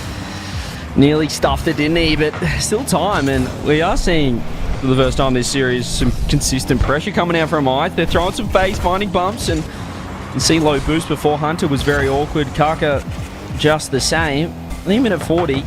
They've kind of just crept their way back into this one. Have Ite, as I do see, I want to give a shout out to some people in chat as well, just looking across the grounds. Panda Warriors woken up from Europe for this Championship Sunday. Hello to everyone who's not from OCE, and obviously our OCE brothers and sisters as well. It's great to see the global audience that we're getting here, Yummy Cheese Man, for RLCS OCE. Everybody knows that this is the most entertaining region of RLCS. Sure, you can have your French people who just dominate all the time. But here you've got OCE, you've got mishaps, you've got lefts, you've got rights, you've got good nights. But it's good to see North Americans are here as well. Given the time over there, even later, I'd say, than the early wake-up time for EU. And if you guys didn't know, after the OCE, will also be APAC going on in their playoffs to decide. Well, they've already decided, but just to decide how the end of the split goes.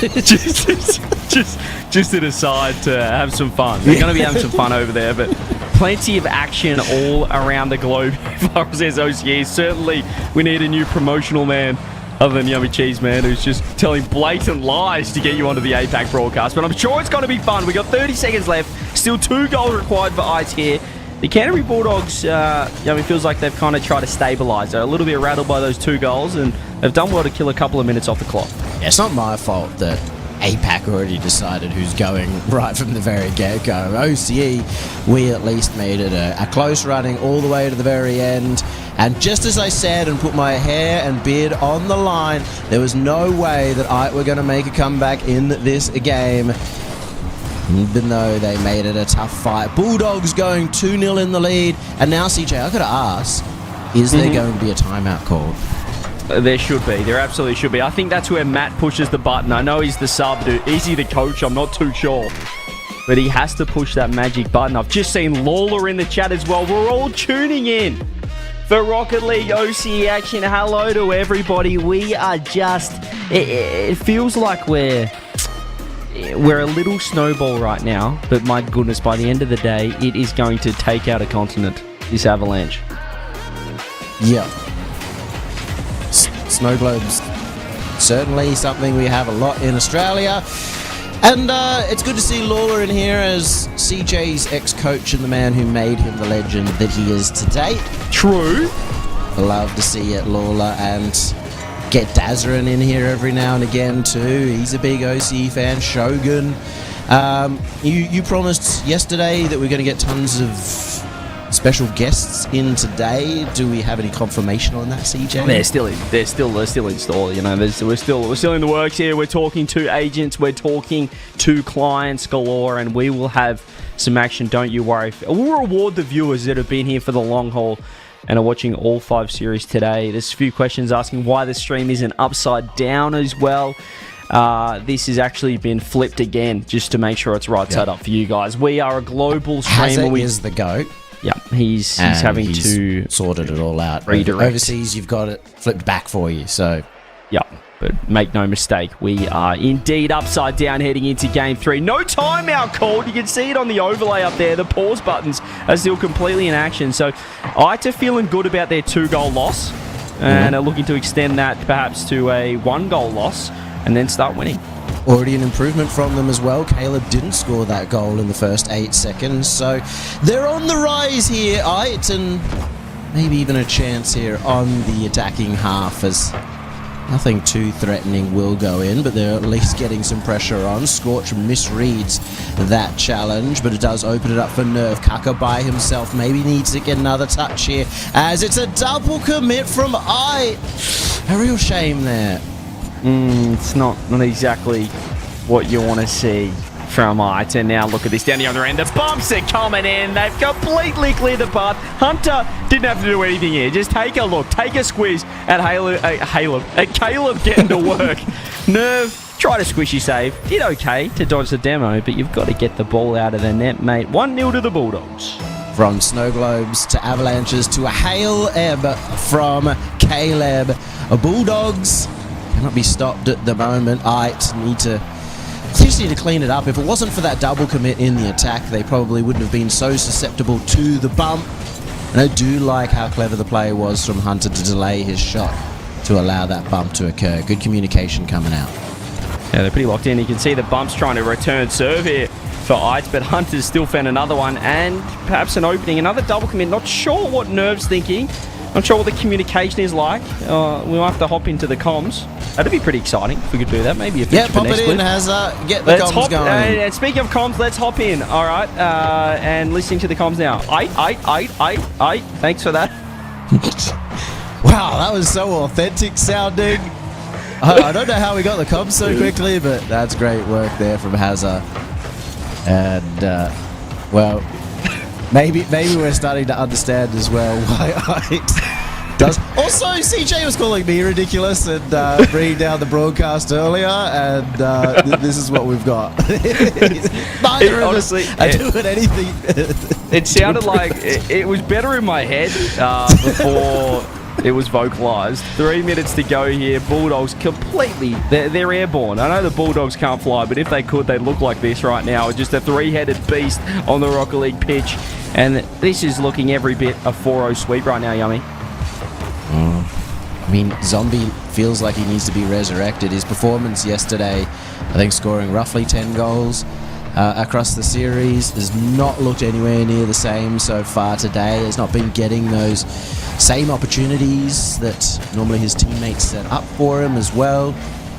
Bulldogs can't be stopped at the moment. Another attempt there from Kakers. Still really liking to lean on these demos.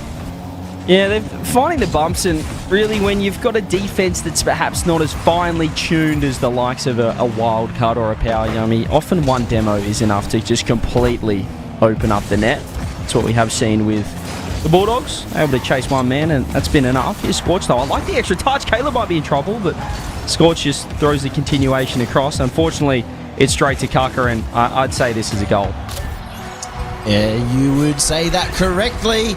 It looked likely. It looked a little less likely at one moment there as Kaka hit the post. It just fell a little bit low, but it bounced well and back into him for the third touch from Kaka. And, well, once we've seen the 2-goal lead coming out from the Bulldogs, it has been very difficult to bring it back.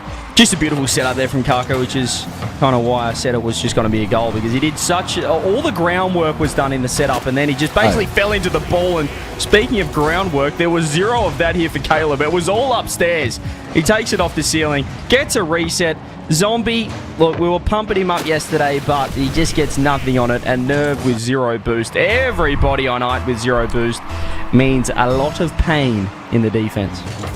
And Caleb didn't even actually use the reset in the end there. Not sure if he got it or not, but it was enough to force the defenders to probably question their lives at this point in time. I could have, at this point in time, not showed up today, I guess, and just had the money. Wow. There you have it. Oh, what a reset. What a save from Scorchy as well. He's playing like his life's on the line. Unfortunately, he's 3 goals down. Honestly, you've rattled me there, Yummy, that we've got a team. I think we've all questioned our lives while playing Rocket League. Every single one of us. In chat, in RLCS, I think we all have the same experience when we miss a ball. Yeah, we certainly live on the edge here in OCE Rocket League as Zombie pops it up. Loses that touch. Hunter's got space across. Kaka's going to find him. In fact, Hunter is going to fake the ball. For Kaka is 40 seconds left. It's just been pretty tough here, Yummy, for Ite to get any kind of foothold in this series. It just feels like they're 3 goals down in about a minute every single game. So, let's focus a little bit on the positives, CJ. Do you think that this performance coming out from the Bulldogs, is that the sort of performance that might be able to take down Wildcard? Are they looking good enough for that, or is it just them against Ite? It's just them against Ite. Not saying that they can't beat Wildcard. They absolutely can. We saw it in the first Open as well, Yummy, but it's too hard to gauge right here. They're a level above. The 4-0 scoreline in this game is probably about to reflect the 4-0 result that's about to happen as well. They're just completely and utterly dominant, and it's hard to read whether that's going to translate to a Wildcard who's clearly more than a few levels above their opposition. That is either the 6th or 7th goal coming out from Caleb there for the series. He's done quite handy for himself, given he's been a lot quieter early on through the events. And, well, for Bulldogs to be 3-0 up, timeout has to be called. Timeout is called at the very last moment of the series, where I'm not sure about that strategy. Good to see Yummy making 6-7 jokes in his first cast of Sunday. certainly heading down the right path for the most. I need to remind everyone as well, this is not only the premiere broadcast of the RLCS, but this is the most serious as well. So there will be reprimands for Yummy making any kind of memes in this. Any jokes or just memes? We are 100% business in this stream. Man. You're so busy at the moment, CJ. No, Rizzo's not playing. This is OCE. Oh, okay. I need to remind you as well. But, I mean, look, I think we've nearly overanalyzed this series because the Bulldogs are just absolutely a level above. I don't know what you want us to say here. Ites are out of this one. It would take a miracle. Put something on the line. Yummy, me and you, we will both shave our heads if Ite reverse sweep. Shouldn't have said that because Bulldogs probably watching this. They'd rather lose and see shave our heads than win the series and potentially win the Open. Okay, I'll shave my head. You shave your eyebrows. Deal. I'll shave my eyebrows. Eyebrows are off. Eyebrows are keep off. the mustache. If I to win this, I will shave every hair on my body except for my mustache, and I will look like an egg that has drawn pencil on its mouth with just a little. That's about it. Hang on, let me just. That's a good look for you, actually. The little eggy look. I kind of like that. I also think maybe we should be bringing in Formal and his expert opinion, because he's seeing something with Ite that we haven't seen yet. Yeah, he's predicted Ite. So if you guys missed that, I'm not sure what he's thinking. We actually questioned his. Look, we're going to have to renegotiate Formal's contract after this split, I think, based on his performance review from Open 3. It's off to a bad start. He's going to have to really pick it up in the couple of semifinals and grand final ahead of us, Yummy Cheese Man. But the timeout has finished. Are there pay cuts here, by the way, CJ? Is that... Yeah, Formal's getting one. He's going into the negatives. You threatened me as well with the pay cut. So it's just going to be you and Monty just taking the bag? Yeah. Actually, you guys are going to have to start paying us. We're going the other way. This is a Progressive stream, sponsored by Progressive as well, our presenting partner of the RLCS. Hello, guys. And you guys are going to have to start paying to work. That's how it works. I mean, that's pretty much how esports has worked for the last 10 years. So. I'm out here having less money than I did have 10 years ago, and I wouldn't change it for the world. It is nice, though, now having a job that gives me consistent pay, and I can just do this for fun. Yeah, we love it. We love it. We do it out of the goodness of our hearts, and also to troll on Formal. And to make fun of Formal, which is what it's all about. Game 4 here, ladies and gents. The timeout has done absolutely nothing because Kaka and Hunter have put together a beautiful solo play off the ceiling, reset over the top, and what more do you want as a passing play right there? And you say absolutely nothing from the timeout, but Ite held them off for a good 58 seconds there. A huge improvement once again, we say it said from first couple of games, so don't know how the timeout buff will help them from here, but as you said, Bulldogs looking in form, really great start for their championship Sunday effort, and what is going to be a long road ahead if they want to, well, they have to upset both teams at this point to win the grand final, because both of them are sitting on opposite sides of the bracket. Yeah, it's going to be a big one for them, but I mean, you have to start somewhere, and we haven't seen them start just yet. They've been top 4, top 6s as well. It's just been pretty tough, but unfortunately, you've just got to win in OCE. When you've only got one spot to the majors, when there's only one seed, it's become twice as hard to get there, which means that pretty much anything but first place won't be good enough. We're getting brutal here in OCE to try and qualify for those international events that every player wants to be at. Every team wants to qualify for, with 3 minutes left as well in this one. Pretty much the best warm-up you could ask for, as Hunter's completely missed an open net there with the bump coming through. But yeah, they've treated this as a bit of a warm-up scrim, I'd say, for their incoming wildcard opponent. It's kind of helpful to get rid of some of those nerves as well, because they are getting that time on stream, and sometimes that first game that you do have on stream just still to get the heart pumping, but they should be pretty relaxed now, getting that extra time on the pitch. IT as well will benefit from that same feature, and even though it's going to be a very, very extremely long time, about a month before the next split starts, they'll at least have plenty to work on in the off-season, assuming they stay together.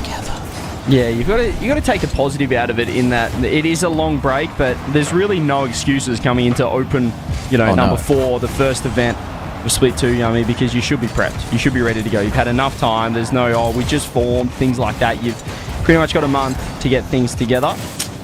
So we'll see what they can do, but still the Champ Sunday run is going to continue here for the Bulldogs. They keep this up, minute 45 now, and another clean sheet. We've just seen Ites hanging on in this game, but it's not going to be enough considering they're a goal down. Yeah, minute 40 remaining. So far, looking like Egghead is going to be safe, and even more so with Caleb's 7-4 8th goal. Yeah, he's... I thought you said 6-7 again, and 7-8, 7-8.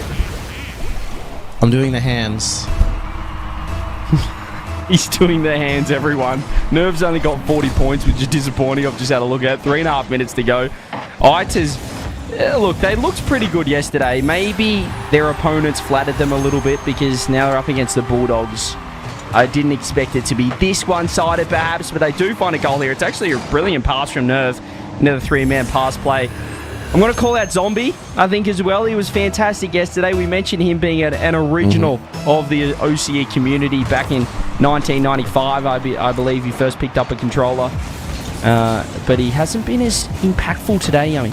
Has he scored a single goal yet today? I don't think I've seen Zombie score a goal. Maybe chat could correct us on that.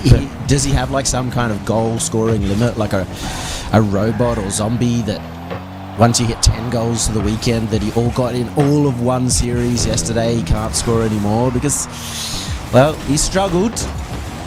His whole team has struggled, unfortunately, but, he's the standout in terms of drop of performance from yesterday.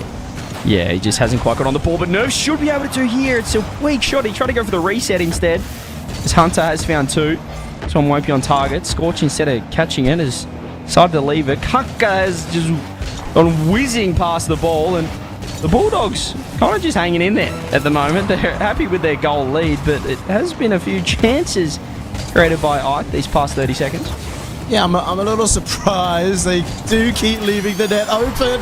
And there's Zombie's goal, risen from the dead. They've tied it up, and the reverse sweep. It's about to happen, CJ. Trust me. Trust me. Starting to get a little bit nervous. I'm starting to get a little bit nervous here. 21 seconds. Are we going to see Ite steal a game and perhaps start one of the most unlikely? Or hang on a second. Hunter needs to get back. Hunter needs to make a save. They scored! And they're on.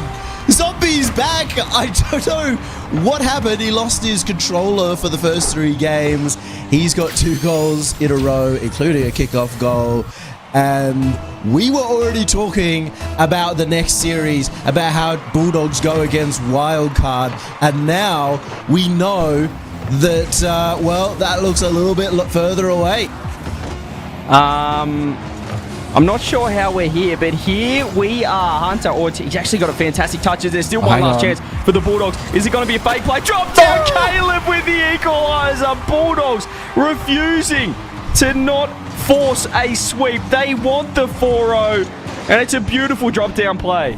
That was unreal from Hunter. The first challenge gets the second touch. That was probably surprising even to him, but didn't matter. He reacted so fast. Get the flip reset fake out, set up the goal, and maybe there won't be a chance at a reverse sweep after all, but Zombie, no, it's going to be Nerve who went for a little skimmy but couldn't get it. I was getting very nervous for every hair on my body, bar the 3 on my upper lip. But the Bulldogs refuse to let me go bald. There's a shot on net. Karka's back in time.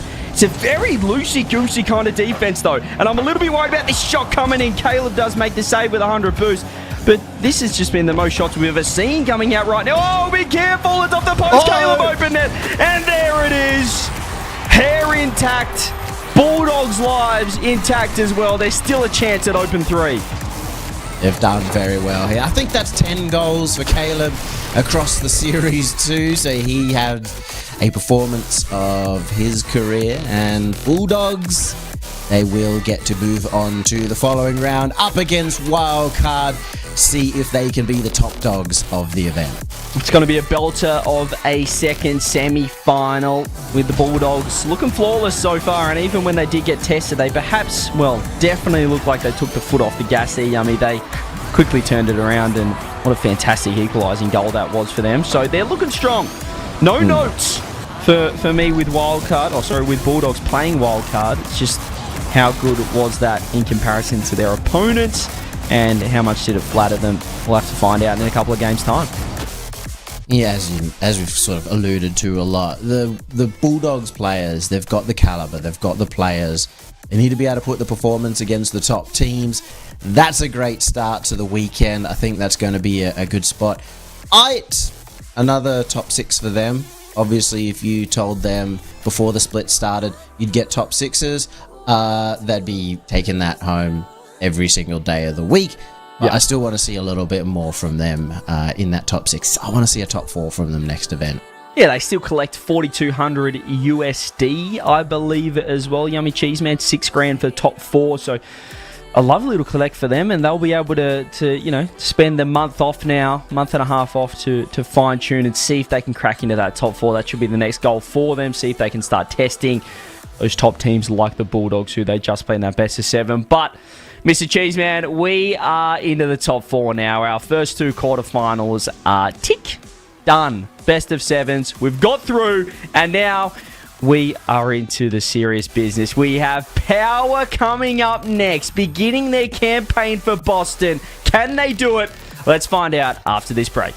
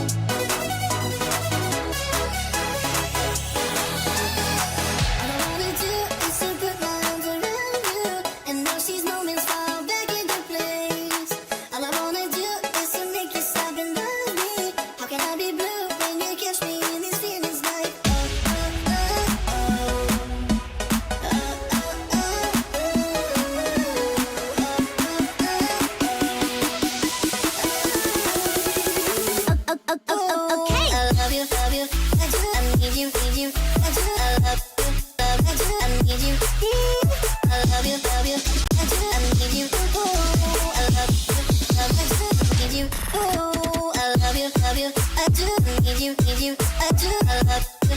I do need you. I love you, love you. I do need you. Ooh, I love you. I do need you.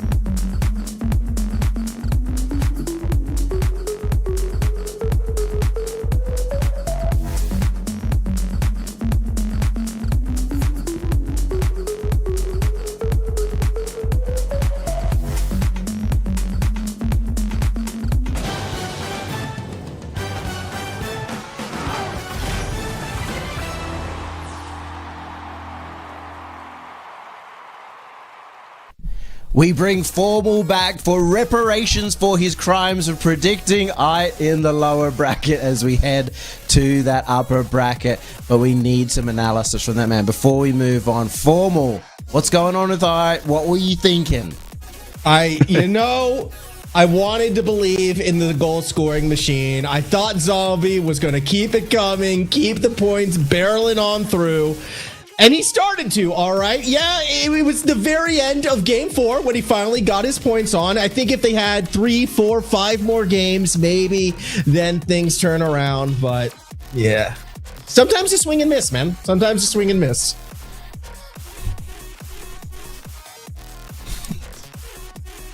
Yeah, that's what I'm doing. That's exactly I was muted what I'm in doing. VMix. That's on me. That's CJ, on thanks me. for the compliment, I appreciate your kind words. The real muted. friend having my back. Why in did you sound these so tough defensive to those times. compliments? I just said, Formal, you're the greatest analyst of all time, and I love you. And he's getting defensive. So, not sure what's happening there, but production clearly are trying to suppress me now. I was character assassinated yesterday, and now I'm getting suppressed. For a little bit of context there, he literally had himself muted on our broadcast not channel. true was production. Not true. So we could hear each other in Discord. We could not hear him on the stream, but Not true. we will move on to the rest of the bracket. We go to the semi-finals, and we're in the juicy part. We've got 2 teams here on the road to the Boston Major, but they have the first hurdle. They have what they would call the warm-up game. But as we know, Money, people can lose warm-up games all the time. Yeah, absolutely. And I think the main thing for Power here is that they don't have to face what had been kind of a nervy matchup in the Bulldogs in the semi-final. They're probably feeling more confident about this matchup overall, but Metro looked so good, at least after the first 2 games of their quarterfinal as well. So it's not a team to be taken lightly. I was really worried about calling you Money as well because I saw CJ's eyes just light up. Oh, here we go again. Here it is again. This is getting ridiculous. Look, Formal, looking at this series right now, I'm looking at the rosters, and I'm thinking it's going to be incredibly hard for Miami Metro. Would you like to put anything on the line for this series, considering that it just feels like a one-way traffic kind of game? I would let Twitch chat choose my facial hair for the grand final if Power isn't there. I like the sound of that. Whatever they want me, however they want me to shave and set this up, Twitch chat, I'll leave it up to you. You can choose the facial hair. It could be none, it could be everything. There you go. Well, let's get under the predictions. We don't have much time before the game starts. So Formal, you've got a great track record at the moment. Let's keep it rolling. Power. Okay. I don't think that needs sunglasses to be applied for. I'm also going to go Power because they should be getting the job done. I'm seeing a similar series here to the Bulldogs, perhaps less one-sided though, because Miami Metro look alright. We do like Misty. I'll go Power. Yeah, look, I don't have any facial hair to put on the bet here, so I think I'm gonna go Power because there's no reason for me to go the other way. You'll have to wear ours. So I'll send it to you in the mail, and you'll have to put it on. And Power. That's what you look like, Formal. We're going to go with that. The game is ready. Let's get it underway. CJ and Formal, save us.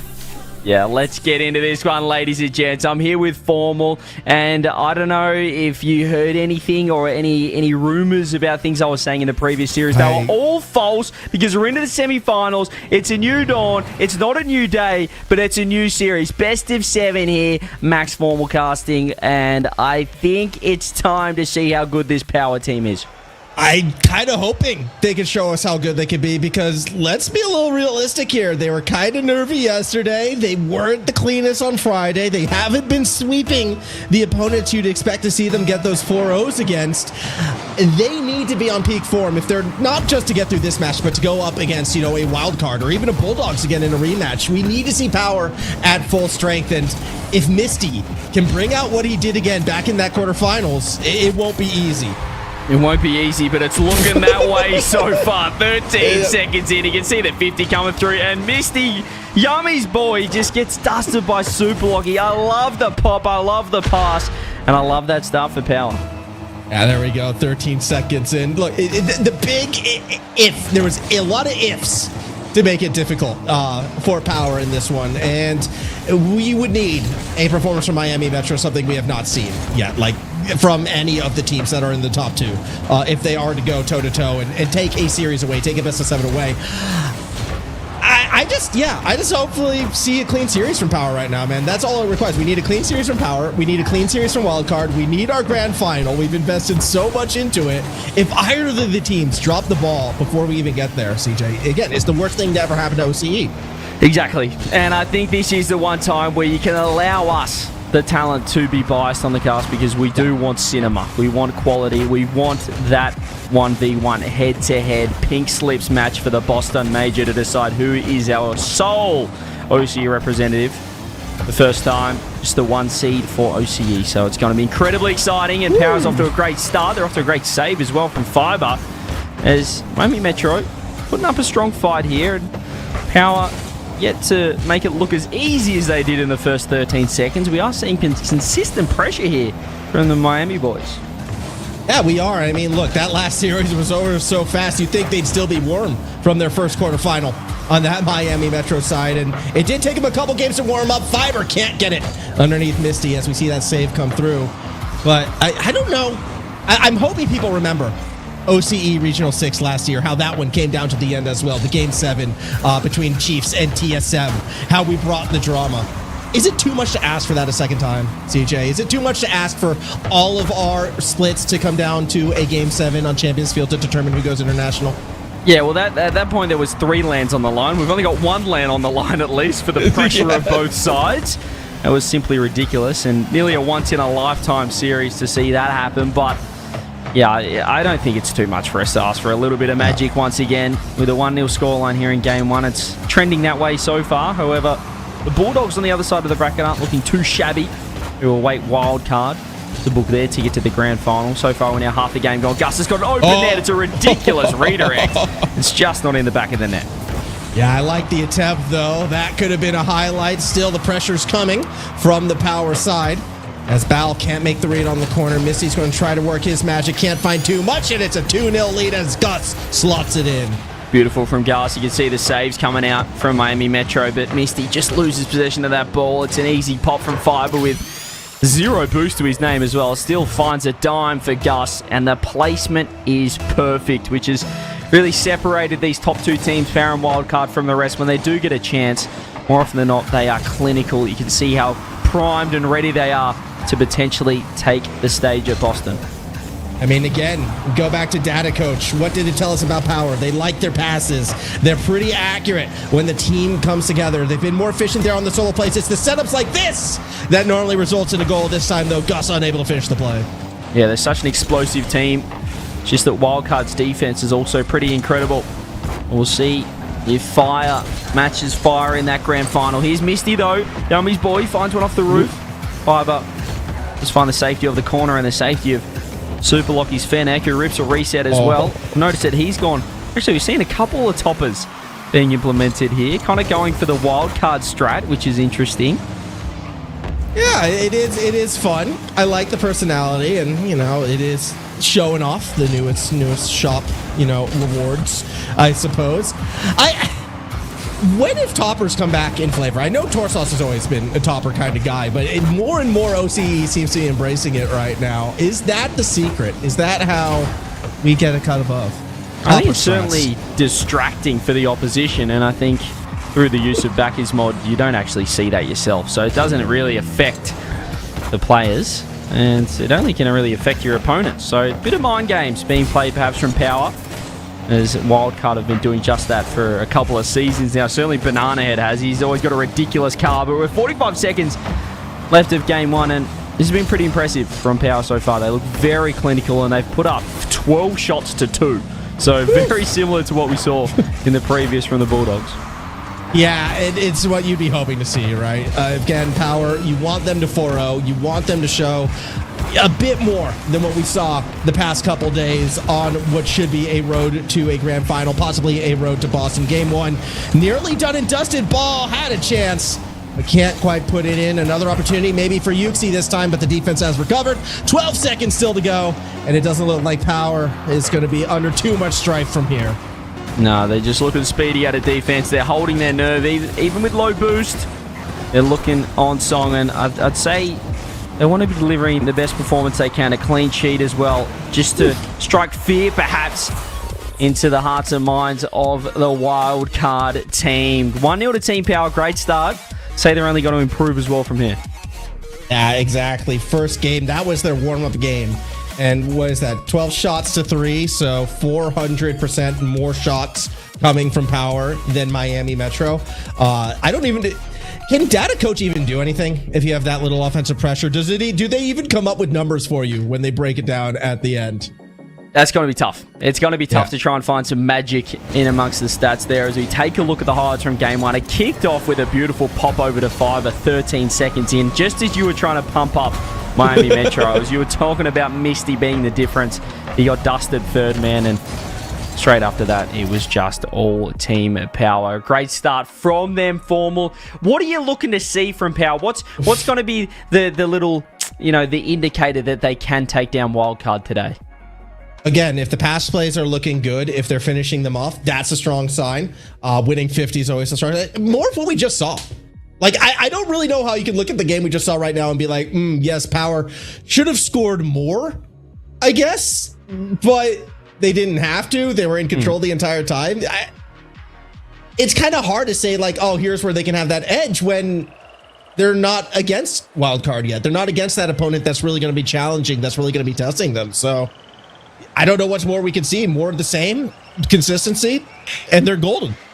Yeah, I think you can only really beat the team in front of you. So as you said, it is always hard to gauge, but I think you're probably less so on a team level, maybe more on an individual level, just making sure you can see the players are feeling good. They're looking comfortable, and individually they're on song, which they are, absolutely are. You can see the bump play coming out, and have a look at Superblock. He's just stalling. He's waiting for Gus to get to work, and pretty much just creates a roadblock for Bell to have to jump over. Superblock, he goes low We got a goal in 13 seconds. Now we've got a goal in the first 8. Yeah, and unless they get a goal in 5 in game 3 and then a goal in 2 in game 4, they clearly aren't going to be good enough to win. There's your answer. They've got to score faster, CJ, because 8 seconds not good enough. Yeah, well, they might find a chance right here if they can find a shot on net, but you can see Misty got the demo on Gus. The demo was return serve. Bow throws that one across Misty's up. It's a double commit, and Misty's got both. I like this from him. It's just super lucky. He needs to buy enough time. Pass thrown middle. Underneath it, though, you can see Gus doing well. Fiber getting to work as well. Super lucky flip into the wall. Gus up quick with a nice catch. Finds 2 with a Hey, what? How has Gus found a reset and absolutely ripped this from a reverse angle? What is that? Beautiful dribble. I don't know how he got there that smoothly, that cleanly. It's one thing to flip the side of the ball. It's another thing to make it look effortless. Gus, this is what we need to see from Power. You said before, yeah, maybe more individual performances. Lockie gets one. Gus one-ups him. Now again to the net. Gus nearly gets one over Bal, but it's Fiver's turn maybe for some magic. Yuxi denies.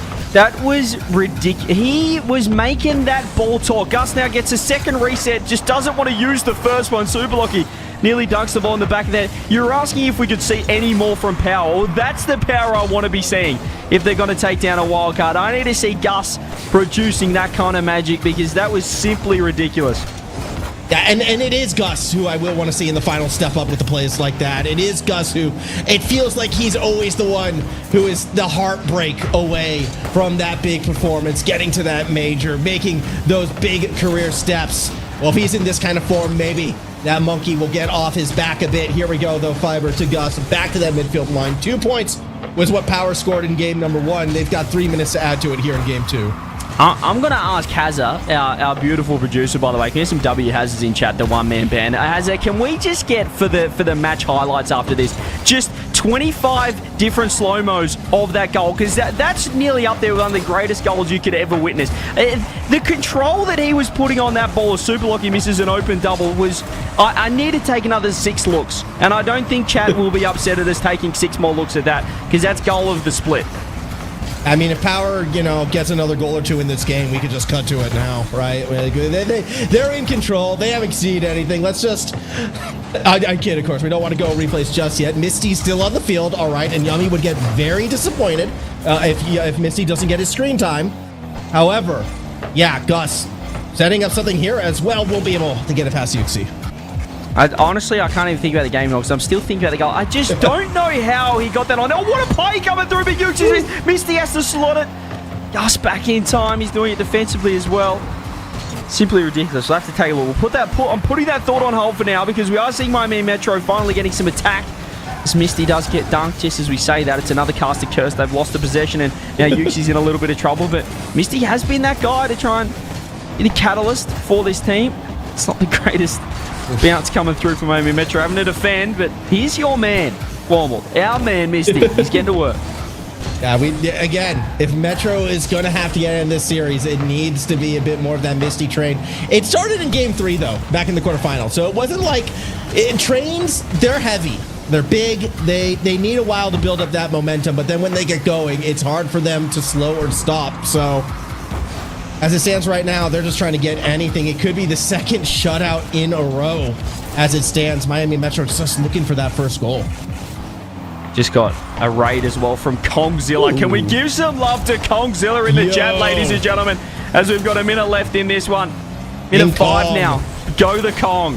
As you can see now, Power still getting to work. It's very similar to game 1. It's the 2-0 scoreline, but gee, one of those goals was one of the best we have ever witnessed. Fiber throws that one off the sidewall. You can see Miami Metro now kind of just back in the defensive plays. Misty looking for support. Yuxi is on this sidewall.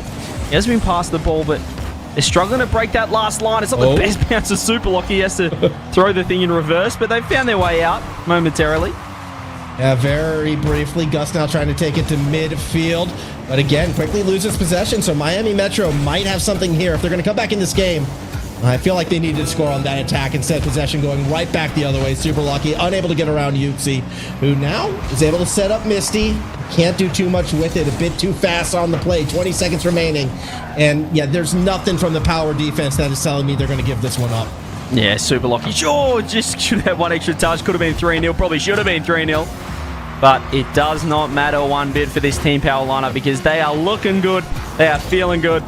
And they have created, unless something crazy happens here, a couple of clean sheets to kick off their campaign to Boston. And it is time, ladies and gentlemen, to just take a look at one of the greatest goals I've ever witnessed with my two eyeballs as we are getting some insane raids as well on the Rocket League OCE channel. This is going crazy. Yeah, a lot of big time raids. All right, it's a raid train, and they're doing more than what Miami Metro has been doing. Here we go. Look at this. He's caught it. The ball's going right. He's got that is disgusting. Gus has caught the ball. The ball's going in the complete wrong direction. He gets an extra touch and has ripped a reset off the corner bar down. I need to see that from every single angle in post, perhaps on Twitter later on. That is disgusting. What is that? I mean, we got a good view from Super Lucky's POV right there. We definitely can appreciate it there, but we need... I'm with you. I want to see all 6 angles, every single player. Bring back Dover so he can get his dynamic cam running with the pedals and all of that. It was goal of the season so far from Gus. And easy goal of the season. And I want to see that internationally now, right? If Power gets through, keep it going, Gus. Make your name in that fashion. Of course, still has to get through Miami Metro, although Miami Metro hasn't scored a goal yet. They've, I think, had less than 10 shots through 2 games at this stage. This is power control. This is power. Yeah, this is all over Red Rover at this point. But the timeout has been called, which is why you're still seeing our ugly faces. Formal's beautiful face. Yep. Apologies, Formal. Honestly, I'm on edge now because I feel like anything I say, Yummy then, keeps it in the bank and then just uses it to say that I'm mean. Yummy's Do you not think here, I'm mean? Though. No, you're wonderful. You're still paying, right? You're still paying? Okay, so you're wonderful. So you're just saying that for I am still paying you. Yes. Not at all. Not yet. Okay, you are wonderful. What form? What's the jersey? Just real quick. What are we looking at here? Brisbane Bandits, ABL, Australian Baseball League. There we go. The Australian Baseball League Brisbane Bandits.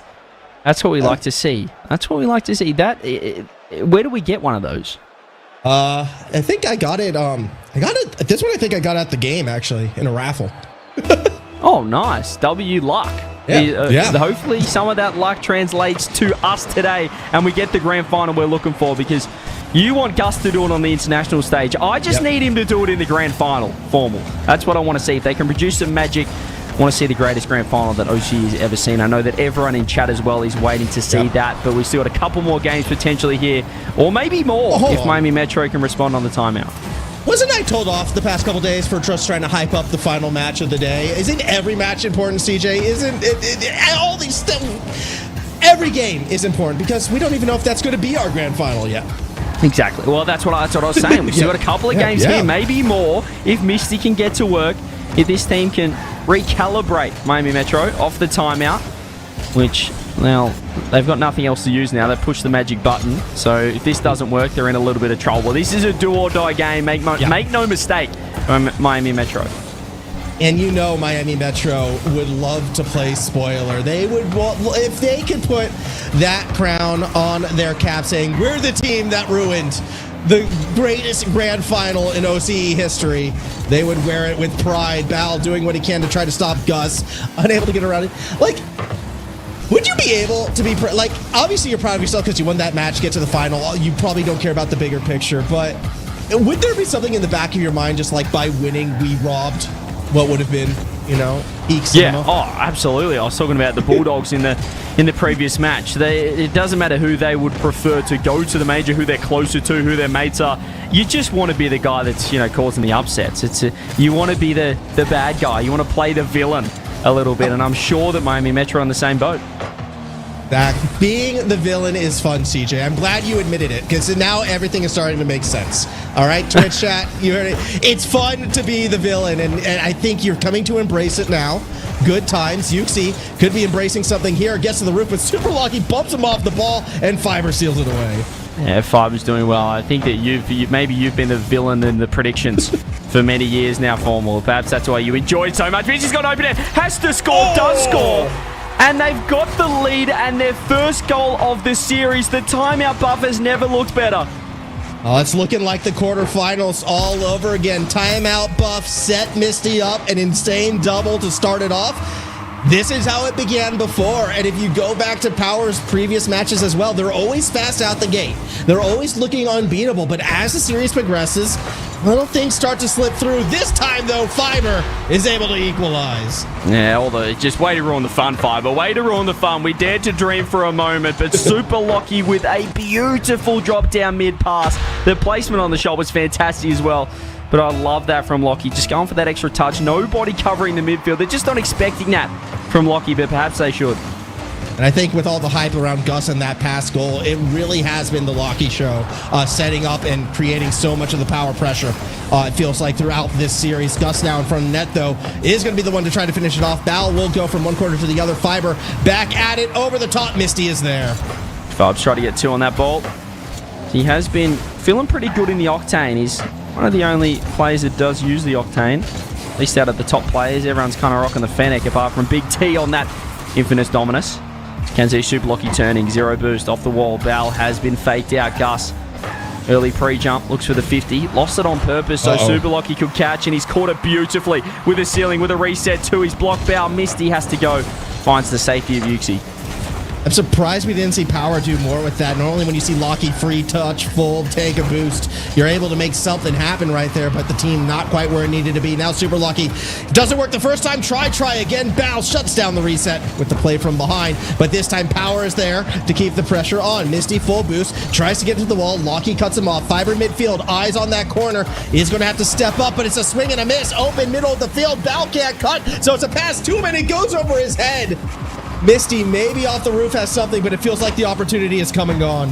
What was Yuxi doing? You took the ball off him with zero boost. He didn't want Misty to go on the ball. He didn't want Bal to go on the ball. He just wanted to take that thing to the sidewall. Should have been an open net because it was a huge whiff from Fiber and now a huge whiff from Super Lucky. There's some interesting times here. Perhaps the Power we don't want to be seeing when you might be taking on a wild card later on today for Boston. But a minute left. Miami have kind of rattled this Power lineup a little bit.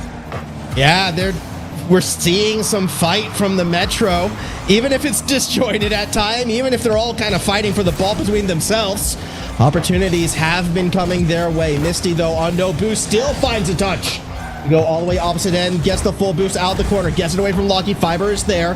Midfield, up comes Yuxi, goes to the corner. Bal no boost, can't challenge, so it's Gus down the middle. Power's there, but so too is Misty, keeping it safe. Yeah, he does well, and I like that he faked the touch. They were waiting for Misty to clear it straight to them. Instead, it means that Yuxi gets free possession on the ball. Super Lucky pre-jumps now. He's got it over the top of one. Gus looking to catch. Misty cutting across. I'm liking the play from Miami Metro. The demo as well. Yuxi's found one. It's a beautiful save from Super Lucky. He had to come up clutch. But we are seeing Power getting pushed, getting pressed. Miami Metro out of nowhere off that timeout. I'm not sure what they said after pushing the magic button, but I'm liking it. I mean, it has been an improvement, but now 0 seconds. Power maybe can put it away. Fiber can't get it off Missy. Is anyone underneath? No, well, nobody on the attack. Power lets it drop, and we go to a Game 3 OT. We get the OT after a couple of clean sheets from Power, so certainly been a level raised by Miami Metro. The double comes through. Gus is right there. He might get dusted. He had to be watching, and he had to be careful as well. And he does avoid the danger of the back of his own net. There's the pass across. Gus is a little bit awkward. Super Lucky cuts across. Fakes the wall hit. Goes low instead, but Yuxi's there for the 50. They're pushing again, Miami Metro. It's just got to be the shot. Just got to be the goal. It's a double commit. Power looking very shaky. And Misty tries to find the dunk. Was there in time, just couldn't get the magic touch, but still, it was controlled. Misty's actually going to give up middle of the field. Let Lockie try to create something, and with no boost, Misty should steal it, yet Power relentless. Gus goes forward. Fiber now, waiting midfield. He'll go for it. Shot on, it's in. Power take Game 3. You could see he just bided his time amongst the chaos. Everyone in the corner. Misty's flailing, and he found the opening as Yuxi looked to push downfield. It's an open net. And Miami Metro, if they were ever going to be a chance in this series, it was winning that overtime. They can't get the job done. And Power are looking way, well, I wouldn't say they're looking way too good. I'd say they're just in a fantastic position right now. Yeah, I mean, that was the timeout buff game. Misty certainly rolled with it. 100% of Miami Metro's shots came from Misty, which probably is a bit of a problem overall. But they had their chances. Even in that overtime, the dunk was there. They just couldn't put it in. And a reverse sweep against a team playing for Boston, it doesn't happen. It shouldn't happen. The storybook goes the other way, and Power, Fiber, 2 goals, looks on top. This is good. This is good for the region. Yeah, they absolutely look on top. A few people in chat saying they need a break. So I'm not keeping you guys here. I don't know if you do you guys realize you can just step away from your phone, your computer, if you would like to? Are you telling them to not, leave? No, you have to stay. You have to stay. We're formal.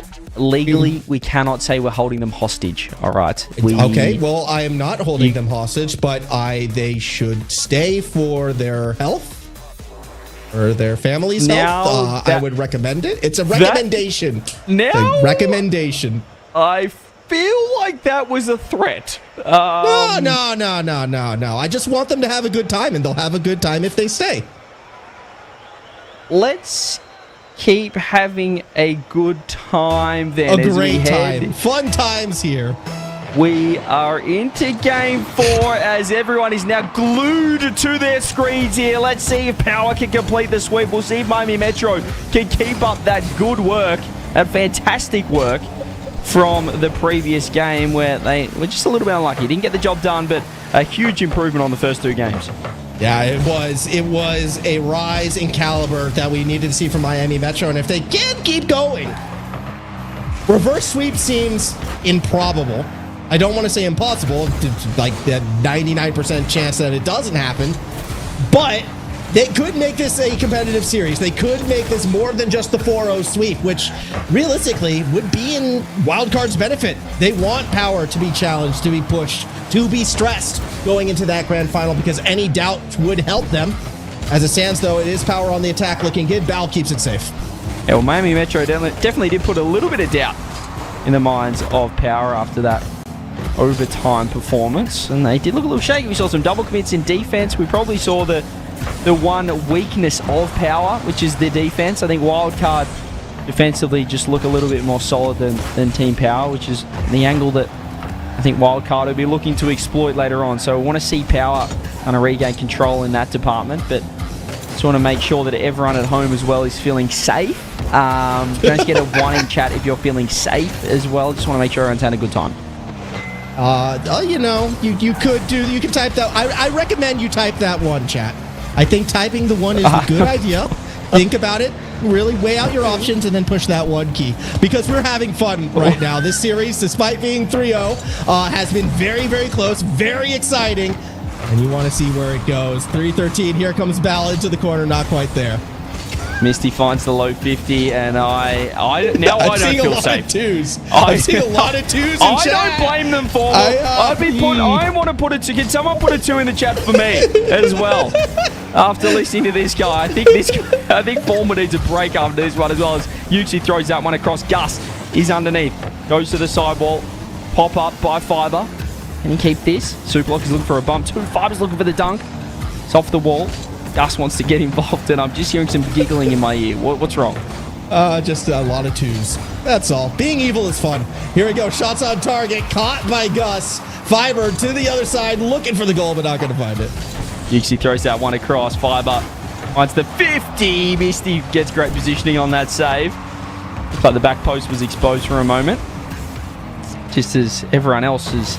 Well, speaking of exposed, I feel like we're all feeling vulnerable right now. Let's just say that with formal casting hanging out with us and throwing some very polite I have requests. No idea why anybody would be nervous. You know who should be nervous right now? Miami Metro should be nervous right now, okay? Okay. Yeah, they're the ones who are I thought you were just doubling down. No. Miami Metro should be nervous at this stage. Still haven't found the goal. Power putting the shots on. And Super Lucky looks for something, but isn't able to get it over the top. Here we go. Fiber. Look to control it. You just feel like they need one goal to just settle things down here, Power, and book their ticket to the grand final. But the hardest game to win formal is the last one, the qualification, the one that's going to push you into the next match. I love this pre-jump play off the Fiber with 2. That's ridiculous. And if you want to go to the grand final, get everybody involved. Gus, nice flick into Fiber, finds the double, down and in. All the highlights, CJ. They're coming from this game. They're coming from Power, and Power is coming for you. It's going to be pretty easy to make a top 5 plays of the day for Open 4 next split. Based on what we've witnessed here, Form, it's been ridiculous. Fiber throws another shot on there. It's a nice save, but Gus is going to have time. He's going to have space.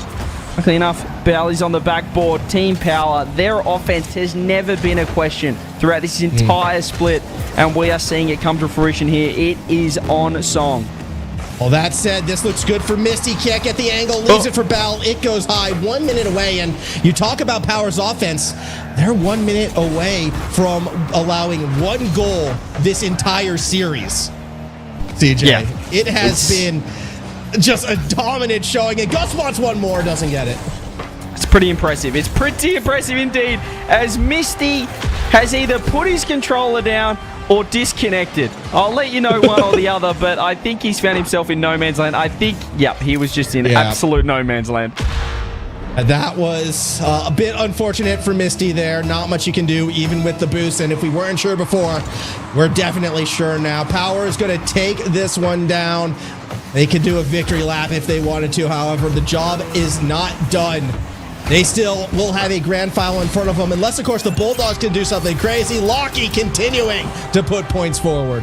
Well, I think we can safely say now, ladies and gentlemen, step 1 tick. Get Power to the grand final. Can Wildcard match them, as you mentioned, will be the big question for the next semi-final, but they really have not put a foot wrong. We saw some questionable defense in the previous game, but over the course of this series, as you said, to concede just 1 goal, and even if they can see 1 more at this point, it's a victory lap. It has been a very impressive performance, and I'd say Coach Freaky be very happy. He didn't have to push the panic button.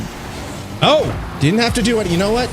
When a coach doesn't have to do his one job, you know you're playing well. That's the best day. Coaches are just naturally lazy, I guess. Either way, 3-0, that's going to do it, and it will be Power. Do they score an own goal? Yeah, they do. Why not? Put in their own goal. Misty's already gone, and Power advances. Yeah, Super like a nice little backboard reset double to finish things off as it was tried to be...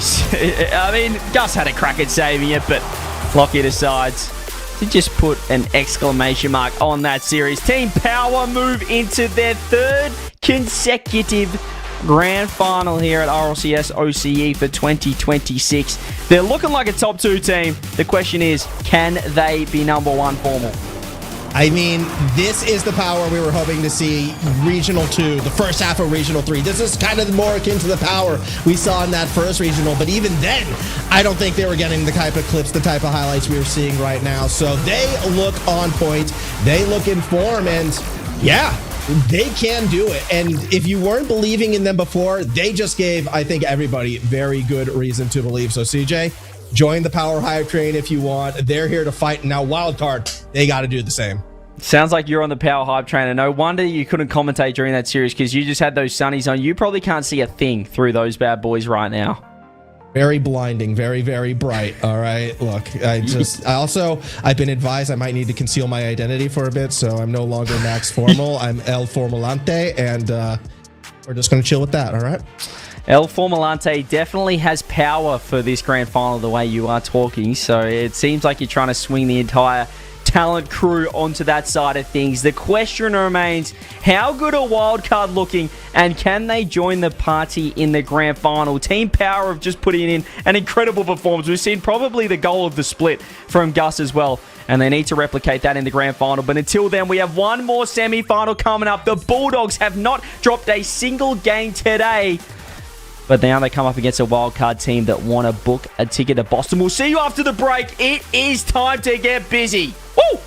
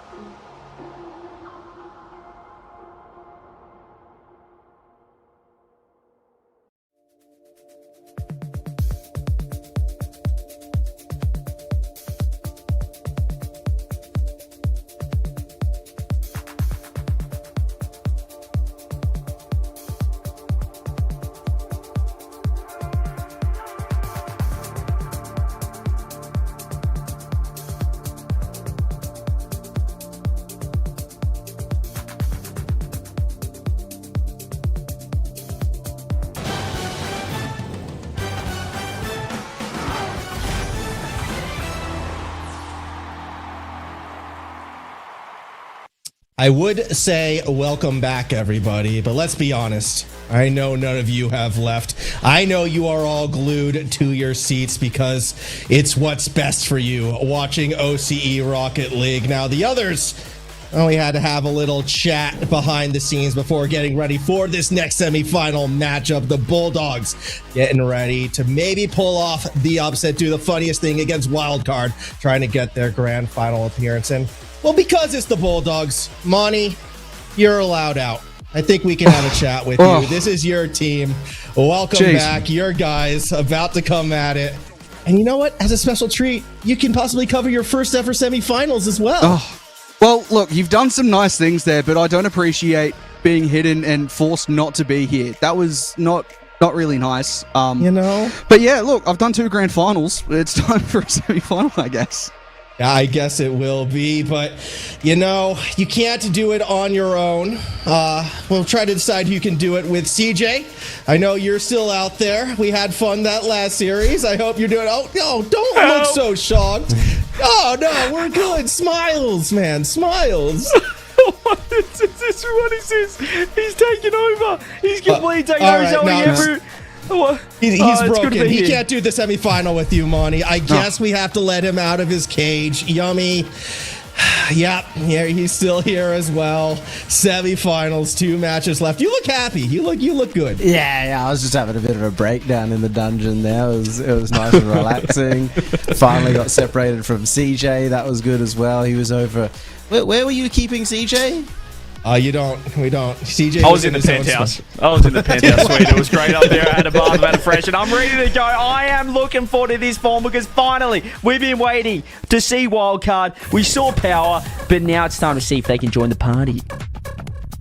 It is going to be a very big matchup because if any team could play spoiler, it's always felt like it could be the Bulldogs. Caleb, Kaka, and Hunter. Caleb has been phenomenal so far in these matches. Kaka's had his moments of brilliance and money. I know you're this biggest supporter of the Bulldogs. How realistic are their chances? Well, you say I'm the biggest supporter, but I did vote against them yesterday, so I'm not sure exactly how much of a big supporter, but I don't think, for the sake of the overall event, there's too much hope for Bulldogs here. I think Wildcard know the script. They know exactly what is needed here. They know they need to make the grand final.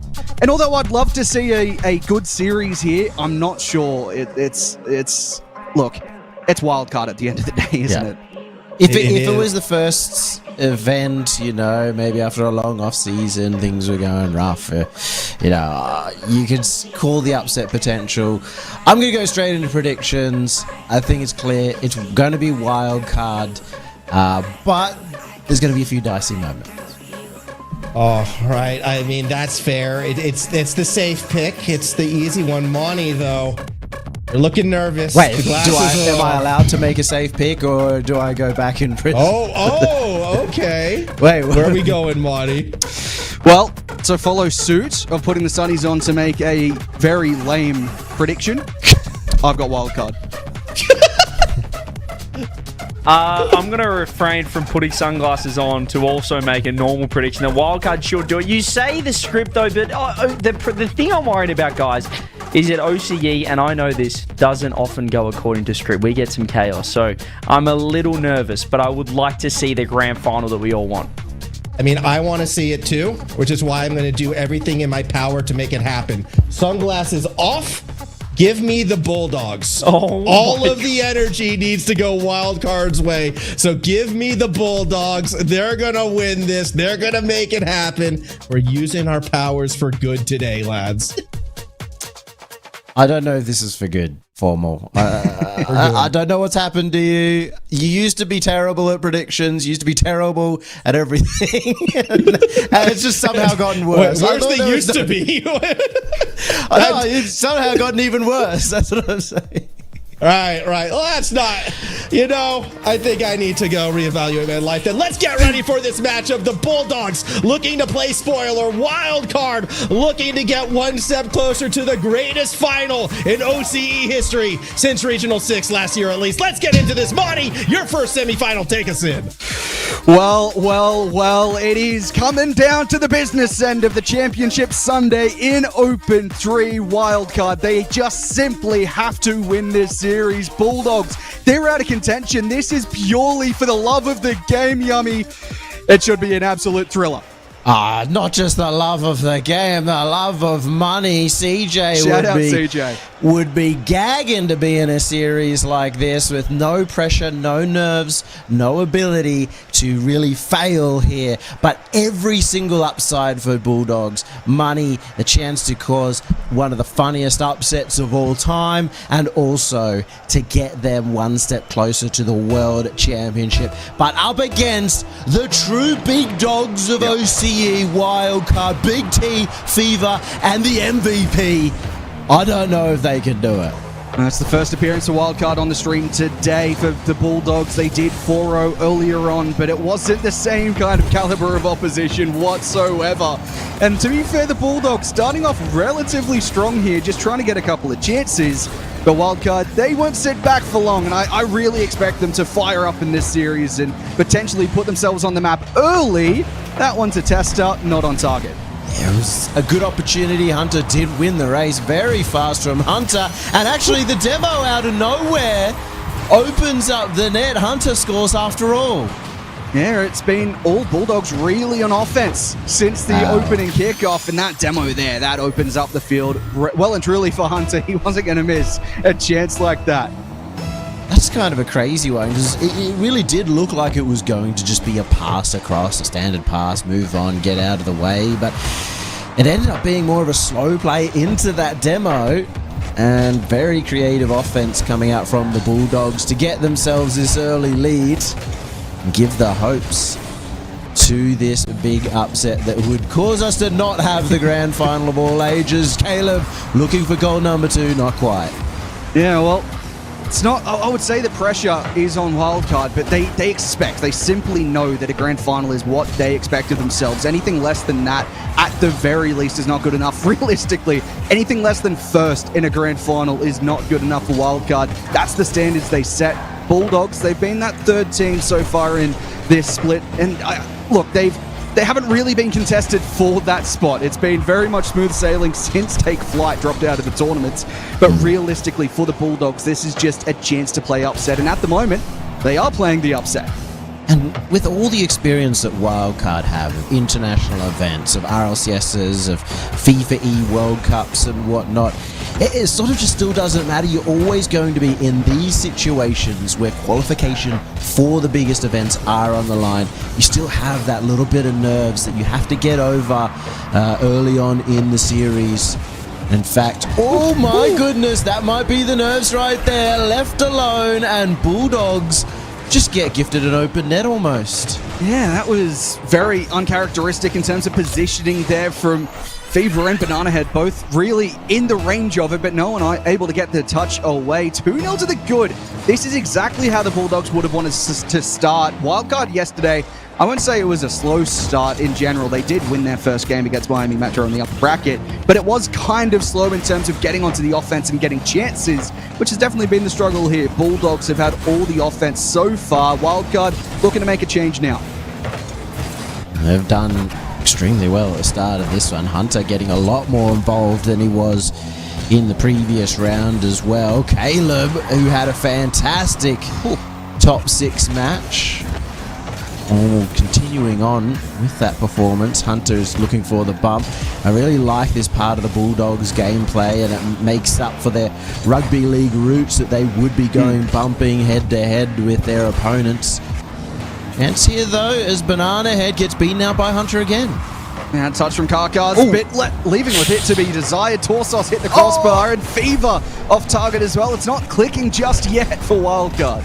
This is a team that came top 6 at Worlds, and yet they cannot shoot for the life of them here in Game 1. I've kind of spoken to Big T a few times about this. He does find this even more nerve-wracking than those live or those LAN situations, the world situations. Getting to there is oh so crucial, and maybe that's what's coming out here in Game 1. But for a team like Wildcard, they can't really afford to get slow starts against the Bulldogs. Absolutely not. And you talk about the nerves from Torsos, potentially, the ability to just keep on making majors, world championships. He's missed, 1 or 2 overall international events since he's really been able to qualify for them in Season 3. So that's sort of something, might not be on his mind outright, but definitely something in the back of the mind to think of I've got this streak going, I don't want to let that slip. But right now, I think the nerves are getting to them. The Bulldogs have looked the better, and that's possibly down to the fact that, hey, they've absolutely got no nerves in this series. And they've had a bit of a warm-up too, which is showing a lot of help for them. I mean, you look back at the Power Series, took them 3-4 games to really get going. Yep. And they've had those 3-4 games already earlier on today, so they get to start off quickly, a lot quicker than they're used to. And 36 seconds left with possession over to Kaka. Can't see this going any other way. It feels as though this game's sort of slowing down now. That Kaka chance is pretty decent. Banana Head did well to read it, though. At the moment, though, all of the traffic is going into the wildcard half. Caleb trying to get back around to it. That's a classy goal to basically secure game 1 for the Bulldogs. I have to quickly double-check on this one whether he did get the flip reset. No, he just had the flip from the ground and manages to get a little extra angle past the final defender. So every single member of the Bulldogs getting 1 goal and 1 assist each. Wildcard really struggling so far. They'll have to see what they can change into game 2. This is simply not being good enough for them, as Hunter might even grab a 4th. That's Torsos denying it. It's been all the Bulldogs realistically. Only a couple of chances going the other way. 4 shots to 15 in game 1. The Bulldogs controlling the narrative. That's one last on shot, but not to be found. Now, it was going in. It just, unfortunately for them, hit the ground. That would have been their 4th goal. And a true statement that they are here to play. They want to knock Wildcard out of the major before they even get their shot against the other top 2 team in power. We'll have to see what's going on, but Wildcard, I don't think they're going to be too worried. They've been in this, they're veterans of the sea. They've lost plenty of game 1s. It's just crazy. There was 16 shots to 4. Yeah, well, yeah, and in that sense as well, Torsos and Jimmer teams over the years have relatively had slow starts. Not all the time, but it's been typical that maybe they'll drop game 1 and pick up from that point now. So for Wildcard, they'll be hoping that it's a very similar story in that sense. For them, though, the momentum's sake of moving into the grand final, they won't be happy dropping a game here. They would have liked that 4-0 like Power had on the other side of the bracket.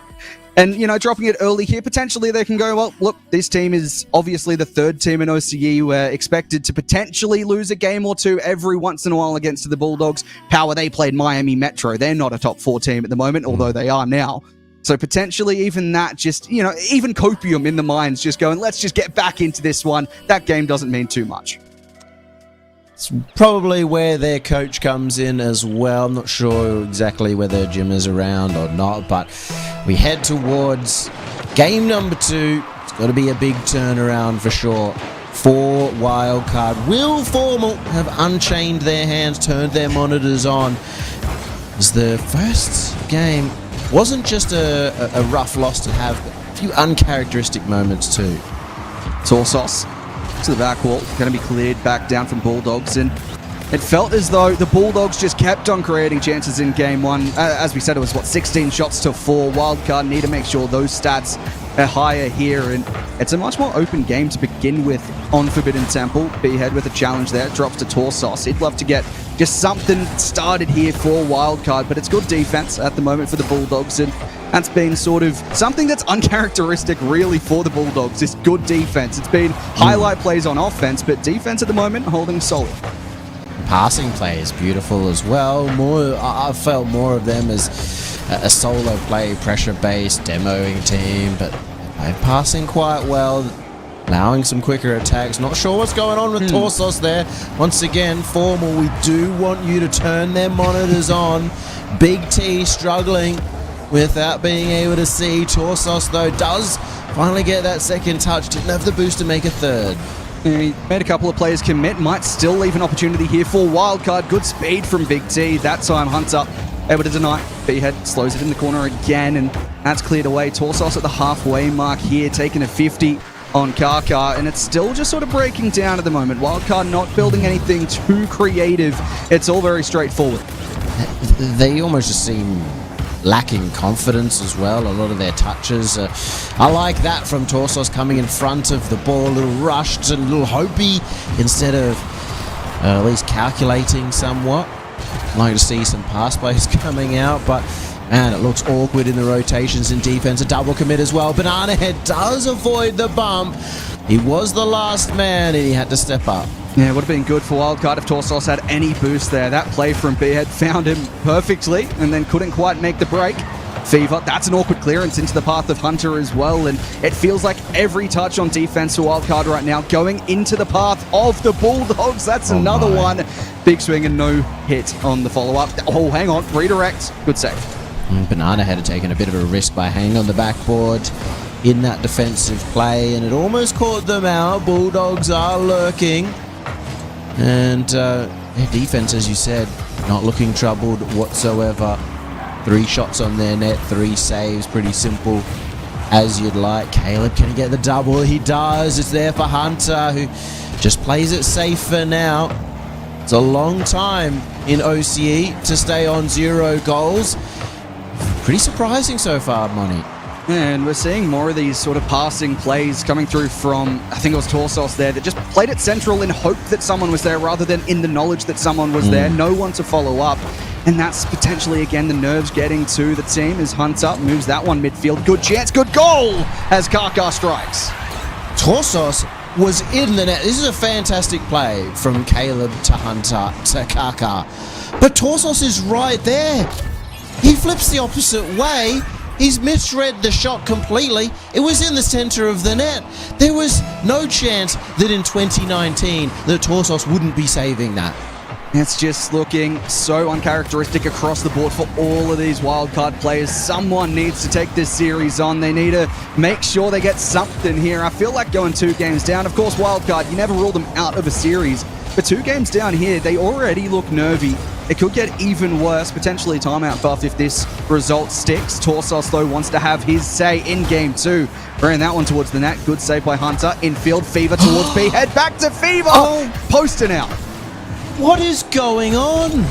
It's in. Oh, this is unbelievable. There is something in the water in the wild card camp. That should have been a goal. The shot wasn't even close to going in. And of course, that does lead to a quick counter-attack passing play. It's been brilliant from Bulldogs, but I don't know. I can't see Wildcard winning the series at all at this rate. Yeah, big timeout speech perhaps brewing for Jimmer. This is not looking good right now. It doesn't even look like Wildcard. If you got rid of the name tags out there, you'd say it's any other team in OCE perhaps. Wildcard not looking confident whatsoever. 50 seconds remaining in this game. If they want to make a difference, they have to start now. Power going to be looking at this and absolutely licking their chops at the moment. They know that if Wildcard lose, then they're straight through to the major. And not only that, it would be a huge points boost potentially towards Worlds because, well, unfathomable for one of these 2 teams to potentially fall out before the top 2. And it's looking more and more likely as Hunter gets another shot. This time Torsos gets it, but it's only 15 seconds remaining. He found his form a little too late. Yeah, it's still just, it's so awkward to talk about Torsos. That's a massive error again. Not that it really changes the complexion of this game, but it's another goal and it's another error from Wildcard. I think there's no doubt in my mind we're seeing a timeout called here, surely. Oh, yeah. But something big has to change. And this is a guy who's not only on the Mount Rushmore of OCE, he's on the Mount Rushmore of Rocket League globally, at least Rocket League players. The longest running Rocket League player who's been to more events than anybody else in the entire history of Rocket League. And there's been a couple of big defensive blunders from Big T, a player who I would always tout as being the best OCE player in those 1vx defensive scenarios. And he's not getting them now. He's got the most saves, but it's not about the saves. It's about those little mistakes that lead to a goal. Yeah, and I mean, Torsos making those mistakes defensively, but I feel like we haven't even seen Fever or Banana Head on offense. They haven't created chances. I love to look for Fever making those plays from third man, getting able to take over the lobby, take control of the ball, B-Head finding these redirects, finding these mechanical plays. We've seen none of that. Yes, there's defensive errors, but it's not only that. Sometimes you can see a shootout in these sort of games where, Bulldogs will score 3, Wildcard might score 4. At the moment, even the offense isn't firing. And at least that's the beauty of this timeout. You know that they're going to change up everything. We are going to see almost certainly Banana Head ball chasing after this one. We're going to see Fever way more involved. But most notably, I think the real thing you need to do if you're a coach is just reset. They know that they're good enough to turn this around. But the way they're playing is not classic Wildcard at the moment. They've been maybe surprised by Bulldogs, who are playing incredibly well, but Wildcard are able to take down incredibly well playing teams normally. Well, if there's a coach in OCE that could make a difference here, it's going to be, was it Formal that put Jimmer on his Mount Rushmore? So, there's a chance here for him to have his say. And look, as I said, if there's going to be a coach that can make a difference, it's going to be Jimmer in this semi-final. But I am just worried, even if Wildcard turn around and look good out of the rest of the semi-final, even though, you said Power will be very happy with the situation if Wildcard loses, I think they'll be looking at this going, we have a free shot even if Wildcard make it to the grand final right now in the form that they look like they're in. Yeah, until Formal finally lets them play with both their hands and their eyes and whatever else he's done taken away, bring him back. The timeout buff has to be real here for Wildcard. Again, I'm expecting completely different game plan from them. I'm expecting a lot more speed and aggression to come out from this Wildcard team to try and take it from the very beginning. It was almost a disaster off the kickoff, but Fever was staying back. We saw the Metro go 4 games in a row after a timeout earlier. Wildcard looking for something similar as B-Head puts the shot onto the crossbar. Still not finding any of these clinical chances that we expect to see from them as Fever centers that one. B-Head's up, but no boost, and Hunter gets there first. It has been a little bit of a story of them this series in terms of their shots, just sort of shooting. Not really thinking about placement, not trying to get the power, but a good demo opens it up, and finally Wildcard get a lead. Yeah, they're on the board for the first time in the series as well. Not only the lead, but the first goal across this one. And it's as open as you really can expect. Bulldogs have been very solid defensively. That time falling a little bit flat, potentially the timeout going against their heads at this time as Hunter looks to immediately respond. Takes that one up high. Great 50. And B-Head to the corner. It's still been an interesting one. It's still not looking as typical Wildcard, but they are looking as though maybe the momentum could be going their way unless Hunter strikes. And that's a good save, but still drops to Caleb, tied up. Banana Head caught on the backboard with such a good shot from Hunter. He had to just go diving down, could not control where it would go. And once again, we're seeing from Bulldogs, 3 men in the same rotation, really on the same page, all getting involved, following it up nicely. It's something that we've kind of been missing from them in the past. It's often felt maybe even like there's only 2 of them. Oh no. Well, this is the sort of play that we've seen Wildcard make in the first 2 games from Hunter there. Makes the same mistake, and Torsos, that might just calm his nerves. In the right place, in the right time, able to make this a lead again for Wildcard. And although it's honestly feeling less like Wildcard have got a timeout buff, it seems like potentially Bulldogs have a debuff. It's the sort of thing that is the other side of the coin, and why the timeout buff does work, is that you give your opponents a bit of a cool down in terms of their game plan. And well, we saw it there. Hunter sort of missing off the backboard. Kaka did end up being an own goal, but you can't really blame him. He was expecting that shot to be on target from Torsos. This one has a chance to roll in. Fever keeps it out, and now Banana Head has Fever in support, but will he go solo? He goes for the flip reset, almost getting the bump off Caleb, but the defense holds strong. Yeah, I don't mind the solo play coming through from Wildcard here. The passes haven't been hitting in the first couple of games. Go solo a couple of times. We expect these players, B-Head, Fever, Torsos, to all be able to take over a lobby on a solo play every once in a while, which Fever's looking to do just there. Karkar clears away, but that shift in going for those passing plays, Torsos caught up in all sorts, and we're tied again. There's just no way. There's just no way. Not again from Torsos. He's in the net. He thought he had to go further back, but he took too much room for himself, and it meant that he didn't even get the opportunity to take a shot at defending that one. Well, I think at this point in time, Monty, if you're in Torsos' shoes, you just got to go all-out attack. It's not working at the other end. Get possession of the ball, get it around, get the goals on, hold the midfield line, because the defense, well, that's a real worry.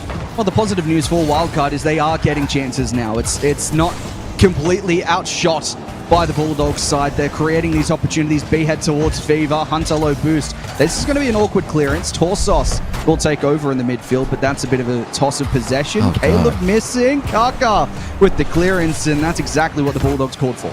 There's also moments like this. You could look at the other end. We talked about nerves early on for Wildcard, given the importance that they win this entire event to make it to the major, but you can go the other way with Bulldogs sort of being that underdog story, and maybe coming in not expecting to win.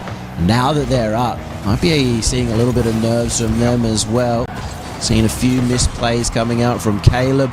Double commit out of that defense. Fever looking for the double, has the flip reset, flips too far away from it, and so it will have to stay in this corner for a bit longer. We're starting to see sparks of what we expect to see from Wildcard. It isn't clear-cut just yet, and of course there's still errors like that one from Fever as Torsos again on defensive duty. That time, no error, clears it big downfield. But we're seeing those moments of Wildcard we expect to see. It isn't all the time. It isn't pretty all the time, but we're starting to see that, and that's exactly what they need. They need to make sure that they get this win in this game. Otherwise, you're looking at a reverse sweep, and that is no situation. I mean, even if you win in a reverse sweep, yes, you've got momentum, but at the other side, you're looking at going 7 games into the grand final without much of a break. Oh, on the other side, Bulldogs have already been playing through the day too, so they also have that same disadvantage in the grand final. But at the moment, they don't have to think about a reverse sweep. They just need to think about whether they can even get this game. If they had to go to that reverse sweep situation as well, they wouldn't have the timeout to help them. Banana going for the back pass, but there's just no one else from Wildcard. That is so odd from a team that we've often talked about being the most aggressive, the fastest team in the region. And that's a pinch across the midfield. Fever takes over. That one launched towards B-Head, but it's Caleb that cuts it out, looking to set himself up for a double.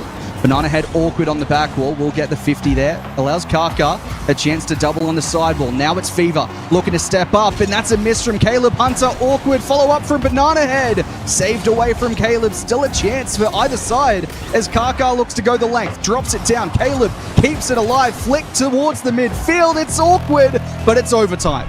This time they get it on the ground. OT, and how crucial is this next goal? Hands are shaking, everything on the line, and Fever can't get the flip reset. How often would you see him miss that off that wall play?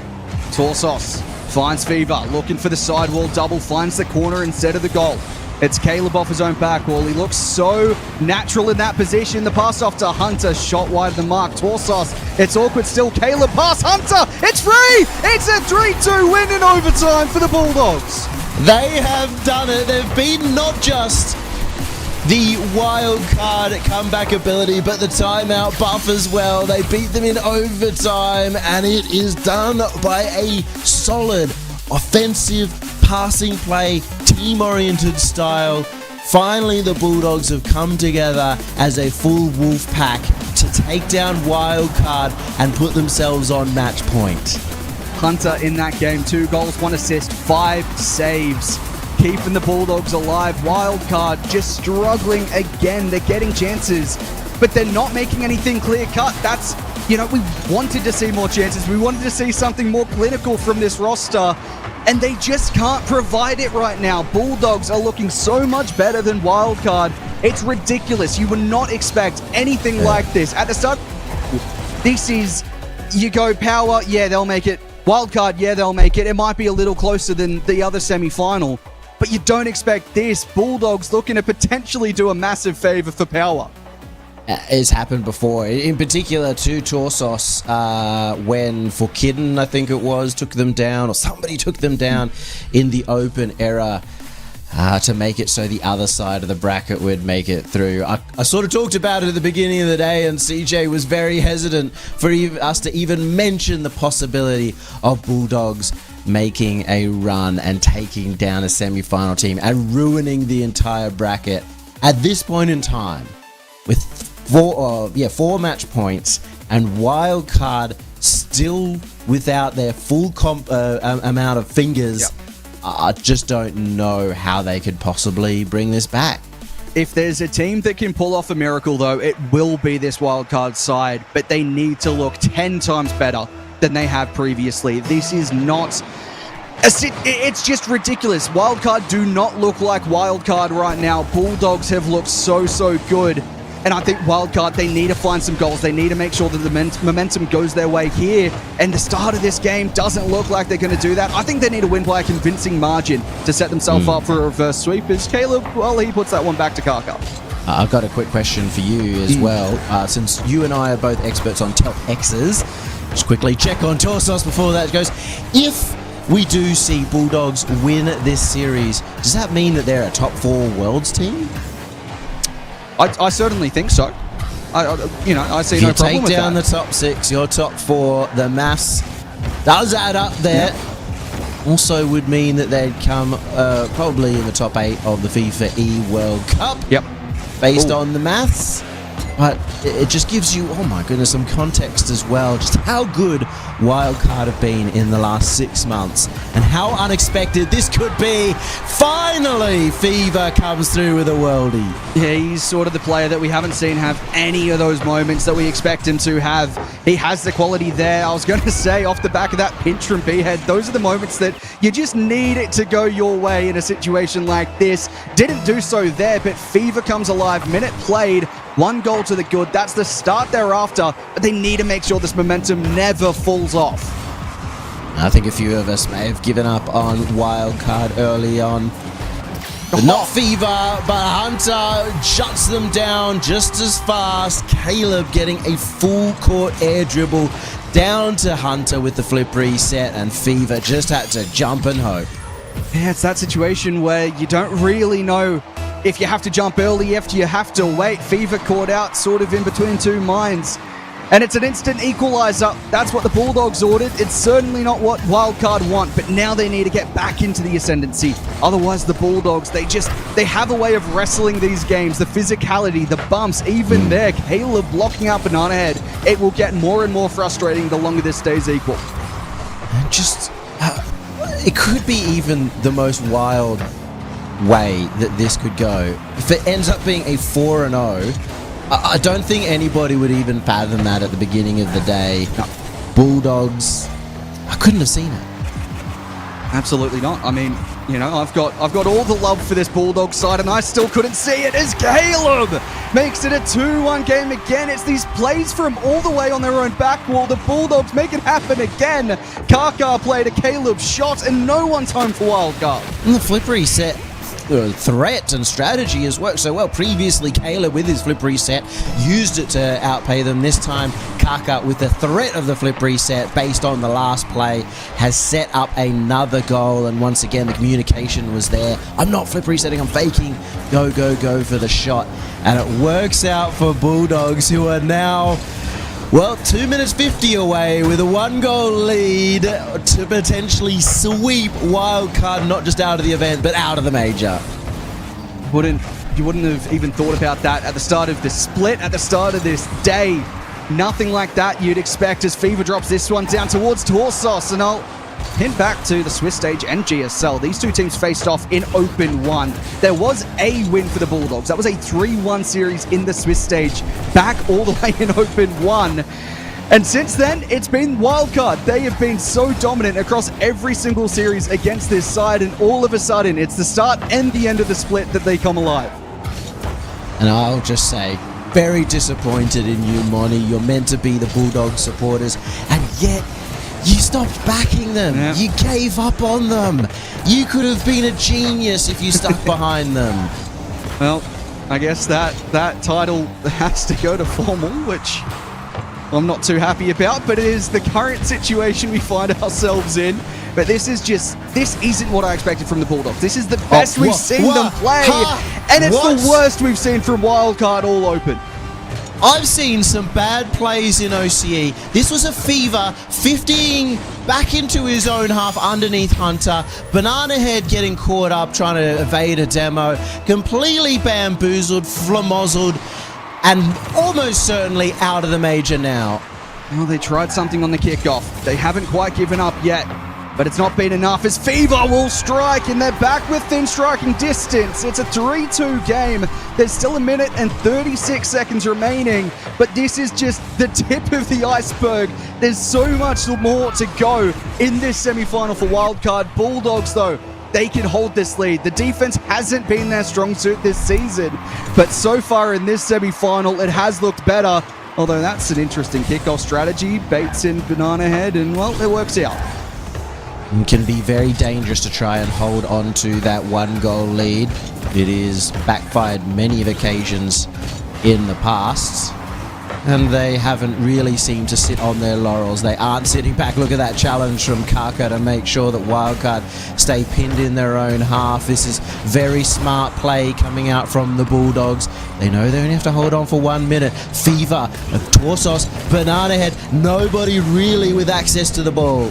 And Kaka now gets cut out by Fever, drops to Caleb. They need to go forward. Torsos with a challenge that looked good momentarily, and he never really followed it. Now he does. Good touch towards the back wall. It's building up, the pressure building for Wildcard. Fever running low on boost, tries to find the bump, and Hunter evades. And Wildcard were playing so aggressive for that. Fever stayed rotationally forward, looking for bumps for ages. They're desperate for this goal with 35 seconds. Good pass infield. Kaka will cut it out still. It's Torsos. 30 seconds, as you said. It drops towards B-Head, but it's great speed again from the defense, and Hunter breaks free. What a touch. It's an open net. If Hunter can get this across to Kaka, Torsos races back, saves it momentarily, and Caleb hammers it home. Caleb has sealed the deal off a play that, well, it was desperation from Wildcard. They needed to score. They couldn't. And everybody stand up for the Bulldogs. They're taking down Wildcard. And none will be giving more applause than Power. You know what this means. It's another one. Caleb, 5-2. This is a massive win for the Bulldogs, and Power say thank you very much. Boston is getting booked. Power to the Boston Major off the back of the team that they took down yesterday, and maybe that is a little bit of poetry because Bulldogs gave them a scare in the upper bracket with a potential comeback, potential reverse sweep, showing the potential of the Bulldogs, and now they have reached that full potential. They have swept Wildcard out of the competition. That in itself is ridiculous. A sweep. It's Wildcard. They do not get swept, but they have done so here in one of the most meaningful semi-final matchups. It was going to be the most meaningful grand final in almost OCE history. But this semi-final, it's OCE. It's always the semi-final. We should have known. I wish Bulldogs did this yesterday. We could have had the Power versus Wildcard semi-final instead. We could have had the matchup that was purely for the Boston Major. But we've talked about this throughout the series.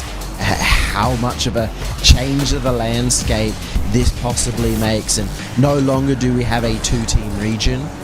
We now have a much closer battle for Worlds, but Power, they are going to be so far ahead now in terms of not just the Boston Major, which they've qualified for, but now they're going to get an extra step up to Worlds points. Yeah, I mean, we sort of kept speaking about it in terms of making that grand final. It's also critical for the entire season, like you said there, to make World points as well.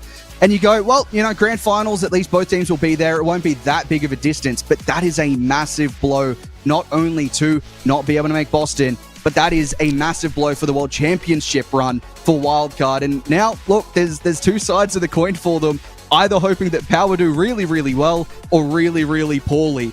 And I don't think they like to be in this position. And hell, they really, weirdly enough, now need or want Bulldogs to take down Power in the grand final too, to not let Power get too far ahead of them in terms of their full seasonal points. And we've talked about this, there's only one spot in OCE right now. There's only 2 splits that you get to qualify for Worlds these days as well. So just the sheer importance of every single event is tenfold. But have a look at Bulldogs. They had the players. We knew they had the players that could take down the top 2. They could potentially making majors. They've finally found out a way to put this all together. They take down Wildcard. They put in a showing yesterday against Power. What a turnaround in this split from them. Yeah, and they did, as was dubbed by producer Hazard, the funniest thing, as Bulldogs take that one. And I think we should go to a break so when we can come back with everyone just to dissect what just happened. That is ridiculous, but there is still more Rocket League to go. Grand Final is up next.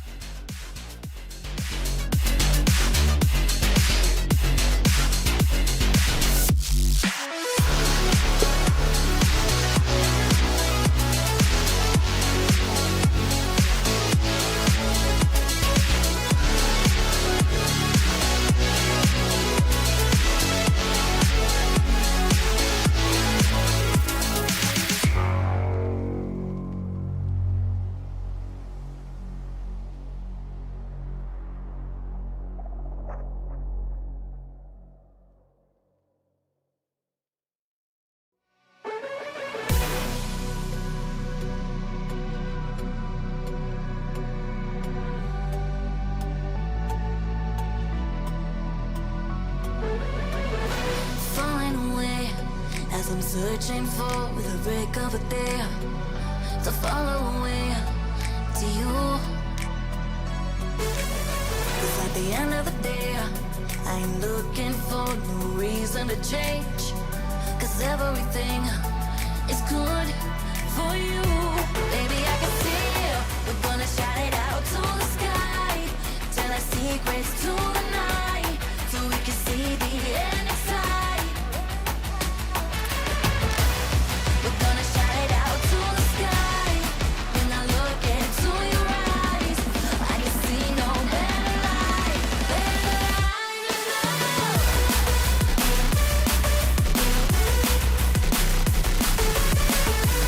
We're gonna shout it out to the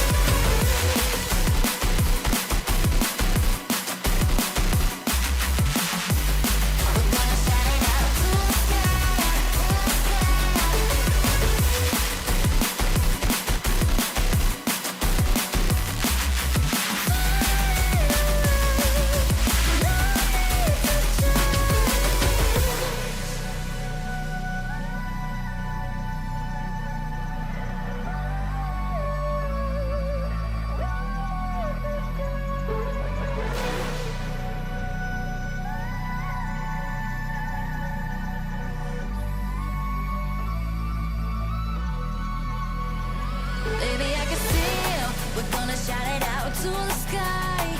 Tell our secrets to the night so we can see the end inside. We're gonna shout it out to the sky. When I look into your eyes, I can see no better light, better light than love.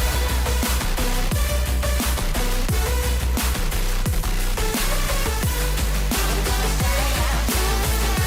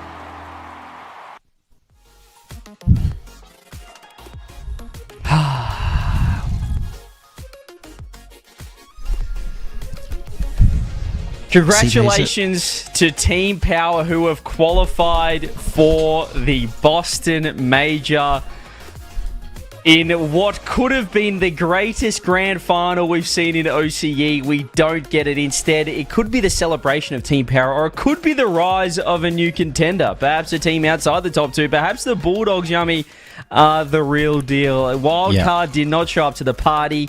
And actually, I was just chatting to Hunter in the break. He said pressure is crazy.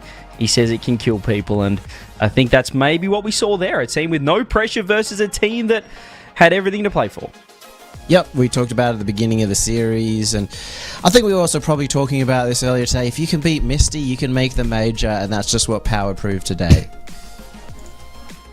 I do also want to give a shout out to Gus. Again, first major, has finally done it. I think he's had like 3 opportunities where he's come up short in a win and in situation.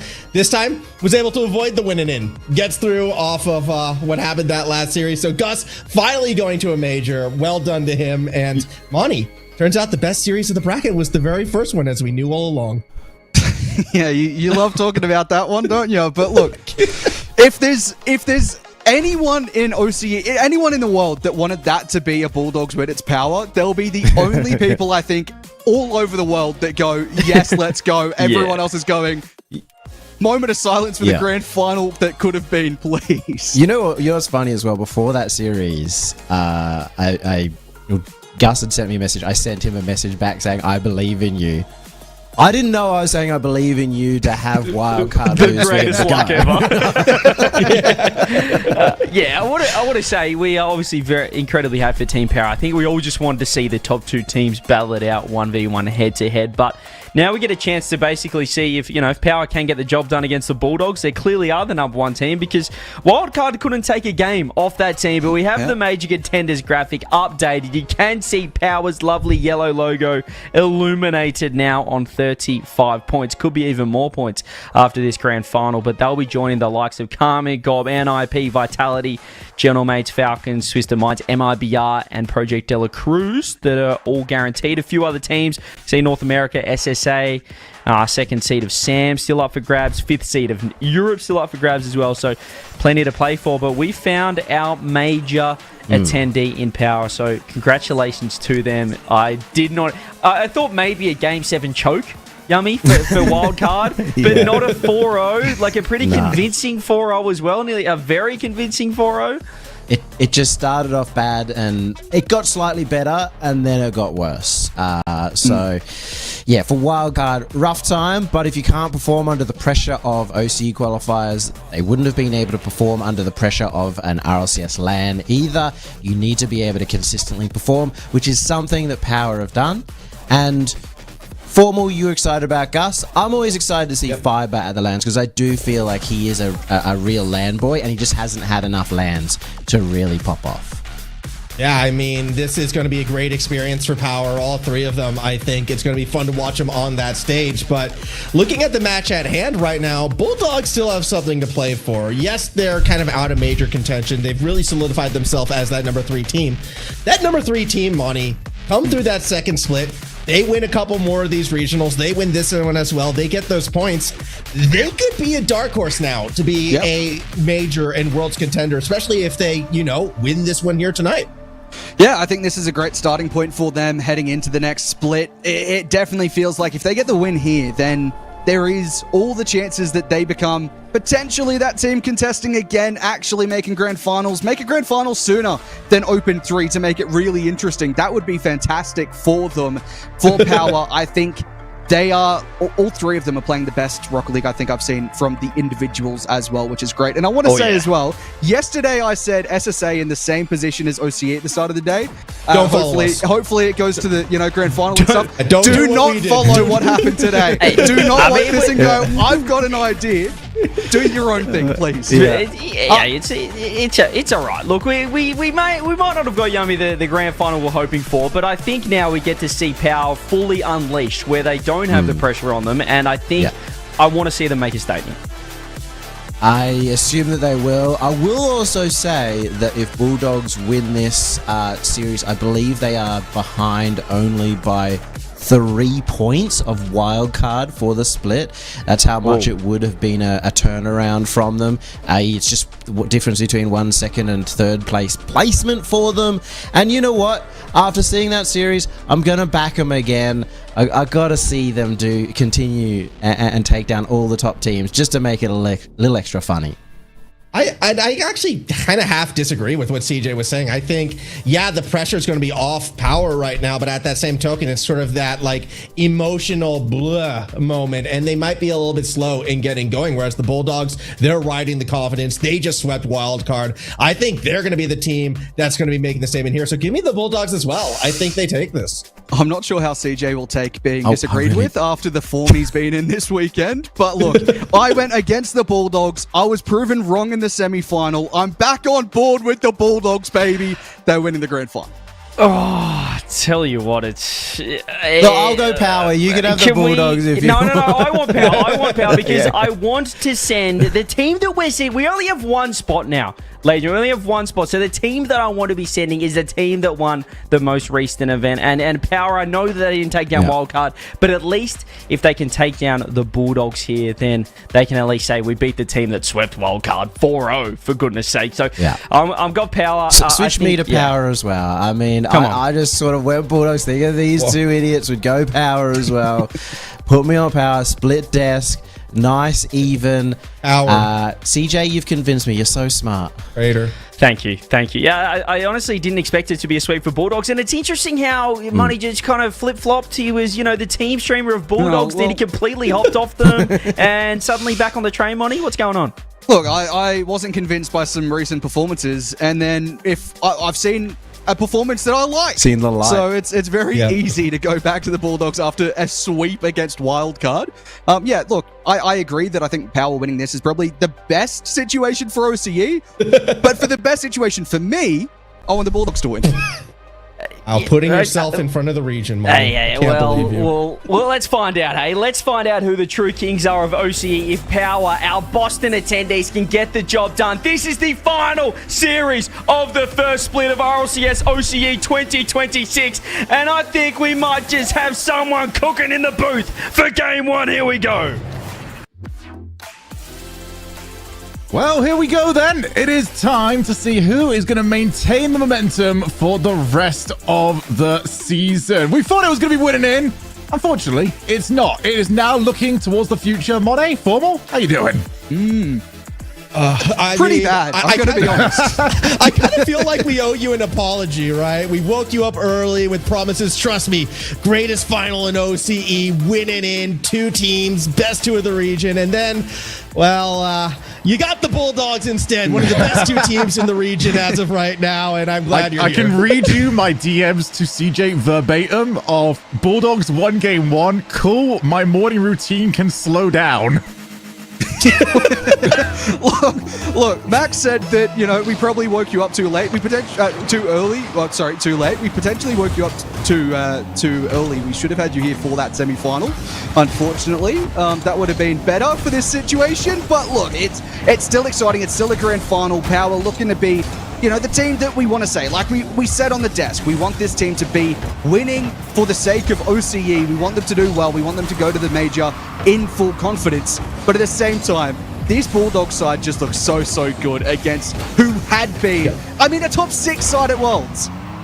Yeah, but at that same token as well, we saw what Power could bring. We had the goal of the season so far out of Gus, and we want to see more of that moving forwards.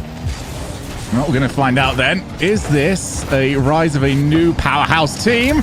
Well, right now, it's looking like it's not a fluke. Yeah, this is pretty similar to what we actually saw in that previous series where it was a capitalization on a mistake. That's another one where Kaka just goes, well, you've given away possession, I'll take a shot. That's how Bulldogs scored a lot of their goals against Wildcard. They do it again. Yeah, they do it again early, but still plenty of time. And I imagine Bulldogs are going to be motivated. They're hungry. The dogs got to eat. And they do find that first goal. It's whether or not Power stays hungry after knowing they have their trip to Boston locked in, after knowing they're already through. It's the demo game right now for the opposite side. Not going to result in a goal just yet. Ball middle of the field. Caleb up for it. Anything across the middle, any pass to be found. Fiber runs disruption in the corner. That's where the ball stays for now. It's not camera shake, people. It's your tears. The fact that we've not got the final that we were expecting. But Power are here to try and do the work that they knew they had to do in this finals anyway. And that's a good infield from Super Lucky. Hunter just too slow off the mark to get there, and it's really good placement from Fiber. I said these three players are in form at the moment for Power. It didn't look like they were in form at the start of the game, but they're coming around now. And here's the thing too, I'm just piecing it together just because this isn't like that big dramatic win in we all wanted to see. Last time we had Shogun here, it was the Shogun buff, right? We went 7. We can still go 7 again in this final. We definitely this could could. still be something special. So I have faith that we are going to get a fun series nonetheless. We are investing in our futures, okay? Yes, sure. Exactly. We didn't get the immediate, catharsis of a great winning in final, but just think towards open qualifier number 6. Imagine it. A big run to try and get there. We've got a third team entering the fray. Wildcard, Power, all of them trying to get there. Both teams knowing that they've got to try and make that second major.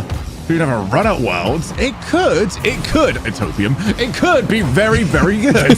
So much hope. You could also have the Bulldogs in there, making it interesting if they do well in this one. I feel like they haven't really hit the form that we expected from them in Open 1 or 2. They come alive in Open 3. I said I hope we see more from them earlier on in the split, so that the grand final, the last Open isn't just this 2-horse race, because otherwise, look, that semi-final would be awesome if there's still a chance for the Bulldogs. This would be awesome. Well, yeah, it just falls flat.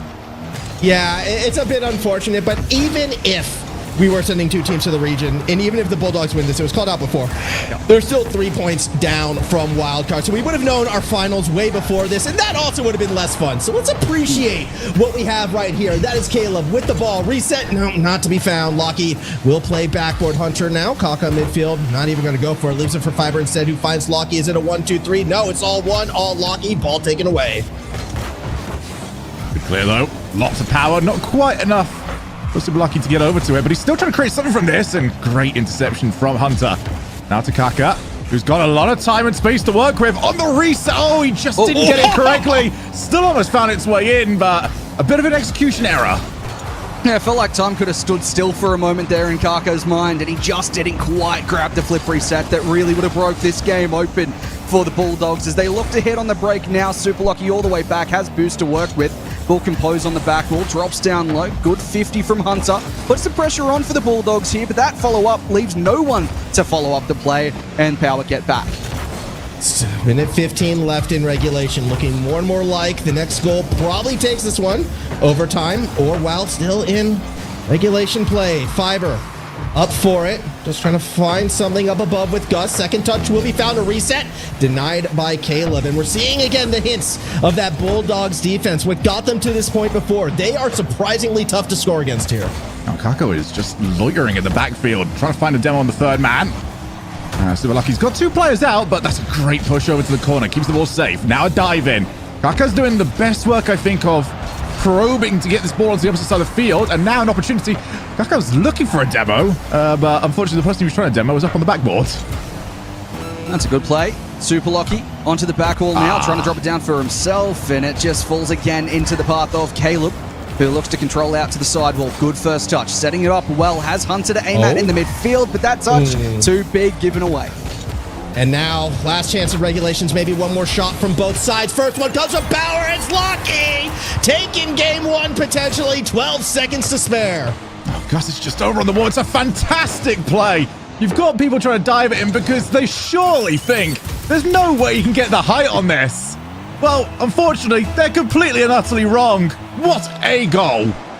We've seen some incredible goals from Power so far today. None more than really that Gus goal in the semi-final, but the quality shines through again in the grand final here. And Power look as though, at the very least, they're not following in Wildcard's footsteps and getting swept. They're doing something. They're keeping it together. They're running it right. And Power keep the momentum going. 5-0 on the day. Closest match yet for them, admittedly, but this team, how can they not be on cloud 9? Yeah, I mean, it's going great for them. I gotta say, Gus did a phenomenal job of just keeping that game going for them whilst Super Lucky and Fiber really found their feet. I wasn't overly impressed with them for the opening 3 minutes, but after that, they were just so good. So hopefully more of that. But Bulldogs are showing that they can hang in this. I mean, not that that's really much of a surprise. They've always been able to hang. It's just not been able to get it across the line, usually. And they would have, even been in the lead if that Kaka chance could have been capitalized on. That flip reset just not found. And the defense wasn't there. They had a long time to potentially find that goal. It just fell flat mechanically, and that's something that potentially, off the hype, maybe with that calming down now, they might find something again as they build up in the grand final. Yeah, I mean, you said you weren't impressed with like the first 3 minutes out of power. It wasn't really that impressive from either side for the first 3 minutes, to be honest. It felt like a feeling out process. A lot of that ping pong back and forth. You have a team happy to be there. You have a team just happy to exist right now, looking ahead to their future. Everything's bright. I'm not saying this is going to be a scrims final. I think as the series progresses, people are going to, settle in, realize, hold on, this is still, a regional. We'll see how we go. But I think I want to take a break. I think I'm tired, Monty. I'm going to go rest. I'm going to go rest. 5 minutes work. 5 minutes work, and you want to go. All right, fine. You know what? Both of you go away. Toodaloo, CJ. You and me, oh my goodness. 5 minutes. Come on, you guys can give it a help out. Is that all they got? That's all they got is one game of Rock. 5 minutes. Well, that is despicable from those two. I tell you what, it's been a great start from Power, but not in game 2. Yummy cheese, man. It was also only 5 minutes of Rocket League for Power, apparently, because the kickoff immediately going Bulldogs' way. Formal giving up, and so was the defense for Power. And Shogun, it's good to have you here. Glad we could ruin the event before you showed up. It was a daunting sense of dread as I was eating my breakfast. But I guess that is a feeling that has become very, very familiar to Wildcard during that semifinals. Not familiar feeling though for Power. It's got the first win. Oh, it's a great setup. Oh my goodness, what a touch. They were in absolute all sorts here because of Fiber, who just he jumps out of the ground, gets the bump on Caleb. Kaka doesn't know what day it is. 18 seconds in. It's an absolute goal fest, Yummy. And, well, Fiber's the man who's been stepping up, but bravery from Super Lucky as well. Trust in his teammate. That's what he's been known for. Throughout his history, he hasn't been that guy to necessarily want to be greedy, to be selfish, to take over a series by himself. He's always been just such a really good part of every team. Just shows it once again. Super Lucky again, diving forwards. Up to Hunter. Double commit as well, so if Kaka can get to this, they can try for the breakaway. That's a fantastic cut of rotation, though. Just get rid of that before the danger really forms. Fiber looking for a way out here. Super Lucky, I don't know, it looks like he's trying to park up at the Tesco parking lot. Really not looking comfortable at all. Explain Tesco's, please. Just where you get a meal deal. Oh! Meal deals. He's got Gus got right there with that pass, Shogun. Goodness me. Caleb's thrown it off the wall. It's nearly a 3-man pass play, but Caleb's on the wrong team. Gus gets the absolute opening, and Power get a freebie. Once again, the passing play fed this time by Super Lucky. A 2-1 lead after giving up the first kickoff goal. Maybe a chance of a kickoff goal of their own, as Kaka now has to get this out and may even get something. He's got the flip reset. Fiber caught backwards, beaten. Gus has to do work, and he does. Gus trying to get rid of it. Caleb immediately meets him. Super Lucky sticking with it. I do like the way that Super Lucky's just been happy to dive in on these challenges. Wait downfield if needed. He's already around. 0 boost, though. Caleb, oh, that's awkward. Kaka does get rid of it. I've just done my research. I should have gone for Woolies or Coles. I'll remember that next time. Yes, Wooly.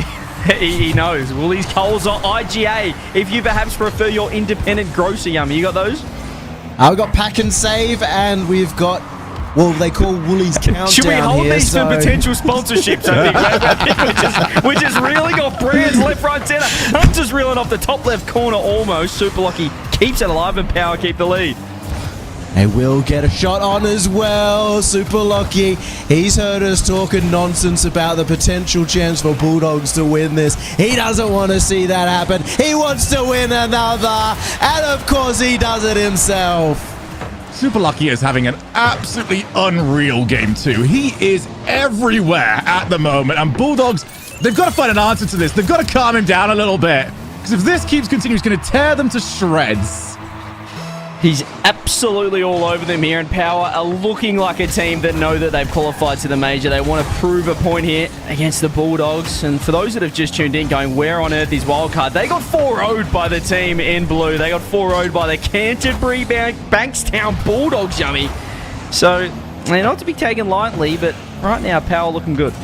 Unbelievable. Power went down the Audi budget aisle and managed to snag a win without paying for anything. Wait, we have Audi as well. We have Audi as well. This is good. Already. I know these words. I know some of these words. Hunter's going to try and get over the top. Super Lucky, again, jumping up to try and meet him. Gus's first touch. Bates and Caleb.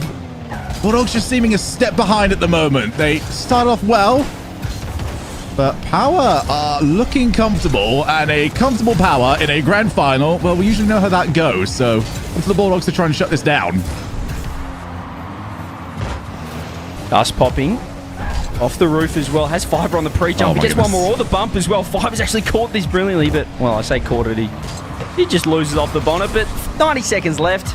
It's not looking too threatening right now. Hunter downfield. Power seem just ready. They seem aware of what the Bulldogs game is. I'm sure they would have screamed many a time before, yummy. Yeah, not much time for the Bulldogs. And Power, well, they've been in this situation many times as well, being in a 2-goal lead, knowing they can just hold on to it for quite a while. And for any team that has ever had Super Lucky on it, always good at playing a 3-man play, and Super Lucky just cannot be stopped. He's the juggernaut. Oh, he's too good. He is just far too good at the moment. This is a warning shot, not just to OCE, but to the world itself. Super Lucky is coming to Boston. Has he been going down to Costco because he's scoring goals in bulk? He's certainly... No, I'm not even going to go there. We're just moving on. Yummy's got to keep sticking to it. I think we're just going to put the Q in the rack there, just as... Well, we hope the Bulldogs aren't putting the Q in the rack, because Power all over them. Here he is again. This is... Oh, what a save that time from Kako. But Super Lucky, you mentioned him putting in a fantastic performance. He's got himself a hat-trick and 625 points to his name as well. It has been a superstar game too. Yeah, it's looking almost sure that you've got to get the timeout. If this is going to continue like this, Yummy, you've got to start talking to each other, because it's one thing, especially when you win a match like they did against Wildcard, but they are getting dismantled now in the grand final. It's got to feel like such a crash down to earth. Yeah, that's the thing though, Shogun. These guys aren't going to call the timeout. They're not. Are they not? Have I missed this part of the law? Have I? Timeout when they're 2 games down. They'll wait till they're about to be swept. You think we're scared? We don't call timeout. We don't push that button in OCE. I don't know what you guys do over in Europe. I saw a timeout earlier. Yeah, only when they're 3 games down, mate. Backs against the wall. It was just unlucky, you know? It was just a fluke that they lost those 2 games. Oh my God. Well, I'm not seeing a timeout called either, so this is really worrying. You might be completely right. Yeah, flukes entirely, apparently. I mean, right now, the answer is simple. Super Lucky. You've got to do that, because right now he's running the field. Yeah. He is all over this Bulldogs team, who perhaps played their grand final in the semi-final. I don't know what they have against the Wildcard, Yummy, but they looked unstoppable in stopping their well, did they look unstoppable, or did Wildcard look very stoppable? That's now the question I'm starting to raise. They looked very stoppable. They couldn't shoot. They couldn't hit a barn door. Shogun, I'm not sure if you were watching as you're having your breakfast, but it looked like a team that knew that Boston was on the line, and unfortunately couldn't get the job done. I was watching whilst waking up, I was watching whilst getting my breakfast, and then I was watching on my phone as I ran to the bathroom to go and actually get myself sorted out, knowing that I was running out of time. And I mean, Bulldogs are running out of time as well in this series. They've got to get something going. Yeah. Hunter's had a decent game, but they've got to find some more on top of this. So lads, apparently I'm the stopgap on this. So you're saying that they need to go to IKEA and assemble I'm getting rid of him. I'm getting rid of him. CJ, I'm getting rid of you because you're just associated with him now. I've decided, money, formal. Yep. Come back to me, please. Yeah, we're here. Look, I just got back from the Easy Mart. All right, picked up some caffeine, some hype drinks. Let's get going. You made that one up. That one doesn't exist. That does not exist. You cannot just say Easy Mart Easy is Mart. a thing. It is all over Brisbane. It is taking it No, over. There's no, like, you can't. Okay, I can't just say there's a British institution called Quick Food. All right, get a hold of yourself. Stop lying to me and cast the grand finals. I can't wait to lock in homemade meals as the sponsor for the next split. We'll find out. But I do want to point out as well, I did read a chat and it's absolutely superb. The only timeout we get in OCE is when Guru forgets to change the map. Super lucky. He keeps on going. He's got another one. My oh my, he's had a good grand final. That's the secret is having a coach. In OCE, Shogun, what you have to understand, we need a dedicated role to push the timeout button. If you don't have that, no one's going to push it. So the top teams, they have their dedicated timeout button pusher, Jimma. You've seen him. I'm sure you've met him. That's his only job. What is my purpose? You press timeout. I'm fairly certain. Yeah, you could find some ways to do that, but apparently not. Oh, that's a big miss from Gus, and he's managed to recover it. That is an unbelievable cleanup on aisle 9. Gus spills the milk and then gets rid of it. Well, talking about these coaches having only one goodness. job, it does remind me. Just got that. You shoot anywhere else. He pre-jumps you. Just don't hit it there. It does remind me, Freaky, of course, in the last, I think it was Open 2, didn't press the timeout in time. So the one job that the coach for power, and he forgot to do it in time. So that's potentially something to look out for later on if the Bulldogs find their way back into this. It's a big if right now. I'm going to be honest. With some of the shots we've been seeing, with some of the play, it's very loose out there on the field right now, and how can it not be either way? It will be super lucky with the next series attempt. Full tank of gas up to the roof. Has fiber deep. Can he redirect it? Yes. Is it on target? No. We've got to the silly stage at the moment. Power are playing for clips, and it is all entirely down on the Bulldogs to try and actually wrestle some respect back at the moment, because they're getting pre-jumped. They're getting across-map ceiling plays, and we've got Fiber on his way over towards Hunter. Caleb does take it. I mean, this is just... Power would have woken up today expecting a maul in the grand final to really have to go for it. Right now, they are playing with their food. Yeah, and you can tell that the entire of the pressure is just completely gone now. They are having fun. I think it's a similar case for the Bulldogs as well. I think someone mentioned, potentially playing their grand final in the semi-final, getting that big upset is already something that they just wanted to do. Now it's a grand final. It's a little bit, more relaxed, but it is clearly just Power having fun. And it is so enjoyable to watch. I hope we see something similar to what we saw Gus score earlier. Having said, Hunter getting some shots here, and the Bulldogs trying to scrap back. Yeah, I mean, they are trying to create some sort of pressure right now. The Bulldogs. Taka has a chance, but super lucky out of net. Has a chance himself midfield, slowed down by Caleb, yet it's Power who is capitalizing on the play. Power putting pressure on the net. Demos on the right side of the field. Should be midfield staying within. Nope, Kaka underneath, and you're saying we're looking for clips here. I mean, at the moment, we're just kind of handing possession back and forth and not doing much with it. Yeah, Bulldogs really, they're playing like they're expected to be challenged every single moment of every single time on every single play. They gotta really stop fighting the Ghost, because this Ghost got hands. And unfortunately, as we do see Super Lucky on his way, good block from Kaka. Should be playable, but where are they at the moment? Bulldogs are just a step behind. Yeah, they simply aren't up to par at the moment as Caleb. He's just had his boost stolen from his teammate, so he's got nothing to move into the midfield. Forces a 50, and Super Lucky takes over. Fiber's already pre-jumping that play, but it's a clearance away from Kaka. Caleb throwing it backwards, and Lucky almost there to punish. Rear wheel got hooked, and a bit of relief maybe there for the Bulldog side. We're not done yet. Gus down, setting up Fiber. A chance for a second goal, denied off the backboard, and it's a lot of pressure. Nothing too threatening. Good defense holds, and now we go back the other way. I think Kaka just spotted Super Lucky a little bit late to try and get that bump.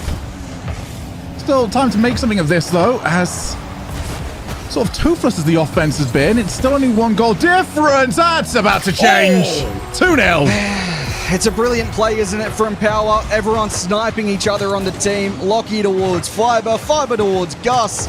and a 139k shot to the back of the net. No keeper inbound, and Power, I mean, you said they're playing with their food. They've done it again there. Exactly. They're playing with the food that they're going to be getting at Trader Joe's in a couple weeks' time, on their way to Boston. Caleb now to the backboard. Fiber already getting in the way. Game 3 looking mighty done and dusted here, as it is. Surely we don't go 4-0, 4-0, 4-0 to end the first split here in OCE. I mean, come on. Was there a 4-3 earlier on? Probably at like 4 a.m. my time. But Yesterday. I saw that was on the graphic. Yes. Oh, okay. Oh, dear. So Caleb's going to try and get one back. But, I mean, how do you play this guy? How do you play Super Lucky at the moment? There's nothing they can do about him. Yeah, he's simply in form right now. I said that they're looking as 3 individuals the best they've ever looked, and it's so apparent, especially with Super Lucky. The best, by the way, just to clarify, we've had a 4-2 today. That's all we've had. Just flashbacks to CJ's intro of going 4-1, 4-1, 4-1. Well, it's been 4-0, 4-0, 4-0 at the moment. It looks like it's going to be another one. I mean, hey, 4-0s are quick series is a good series, right? You know you're the better team. You should win every single game. Really, any series that goes 5, 6, 7, it's just a poor testament on the team that's winning, in my opinion. It's disrespectful to everyone's time. Exactly. I mean, we might be speed running today, to be honest. I think I was here at like 11 a.m. last time. It is 9:30 for me at the moment. But Power, they've apparently got places to be. They've got something to go and get done. But, I mean... go celebrate. Yeah, apparently, they've got a Boston to go to. Yeah, we normally we wrap up normally about 10 p.m.-ish. It's currently not even 9 p.m. So oh wow, yeah, I'm done. It's very I'm early. done. Oh, it's he's over. done. I got another job to get to. All right. But wait, He's putting on doesn't his really work with the green invisible screen. how is his high visibility jacket completely invisible? You're defeating the purpose. It's how we work it. All right. But I got to get to my next job. You guys have fun. This series done. I'm calling it here. Goodbye, everybody. Have a good one. He's very lazy, isn't he? Have you had many casters just leave mid-match like more than you does? think, less than you'd hope, and I might be about to add another one to it. Monty, it's been an absolute pleasure. Hopefully we'll get a cast again in Game 5, but we've got to get to it first, CJ and Yummy. And Yummy at the moment, it's not looking good. Formal's performance review is going to look terrible in the break. And Shogun, you have made 2 ventures down to OCE, and we are seeing both sides here. You're a 2-headed beast. It's either a Game 7 or the worst grand final ever, and we've got both of them with you so far. I haven't seen a team get this smashed in a grand final since CJ was playing like RLCS Season 5. It is looking rough. Your Bulldogs, you've just got off the high of 4-0ing the big team, of doing what you want, and then you go, oh, I have to follow it up, I have to play another. Yummy, that one on CJ was such low-hanging fruit. I'm surprised you didn't require a shovel to get to it. That was unbelievable. And where do I buy that shovel? No. But seriously, if there's any organisation that'd like to sponsor this broadcast, let us know. So We've named every single one. We've named every large-scale company that involves any food, any equipment ever in Kaka. Hang on a minute. Now, I mentioned before, Shogun, there's 2 versions of you. There's 4-0 and a Game 7. Do we see a reverse sweep here? I've casted 2 already this season, I think. I know I've definitely had 1, so I am more than down for adding to it, but it is a very, very long way away. A goal like that definitely goes a long way to doing so, as we immediately try to go for the musty flick. Super Lucky on his way up, realizes the reset's out of his path. Good demo as well, actually, and maybe a chance to break away, but that extra touch just removed it from Kaka, and the attack dissipates. Oh, I also realized we didn't have the timeout just then, did we? No, not even a 3-0. They actually just want it done. They can't find the button. They don't have the button, I don't think, this Bulldogs team. We'll see if they can find the button.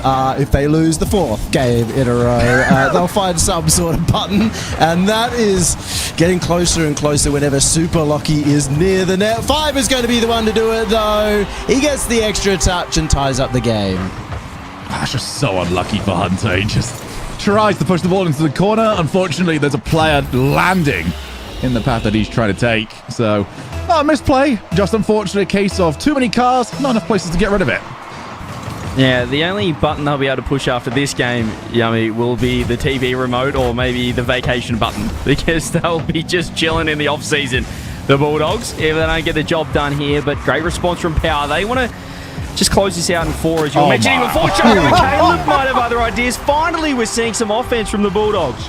This guy's so good off the wall. So many touches. You never know when he's going to execute that flip reset as well. And the 50 to finish it off. He's actually taken out all 3.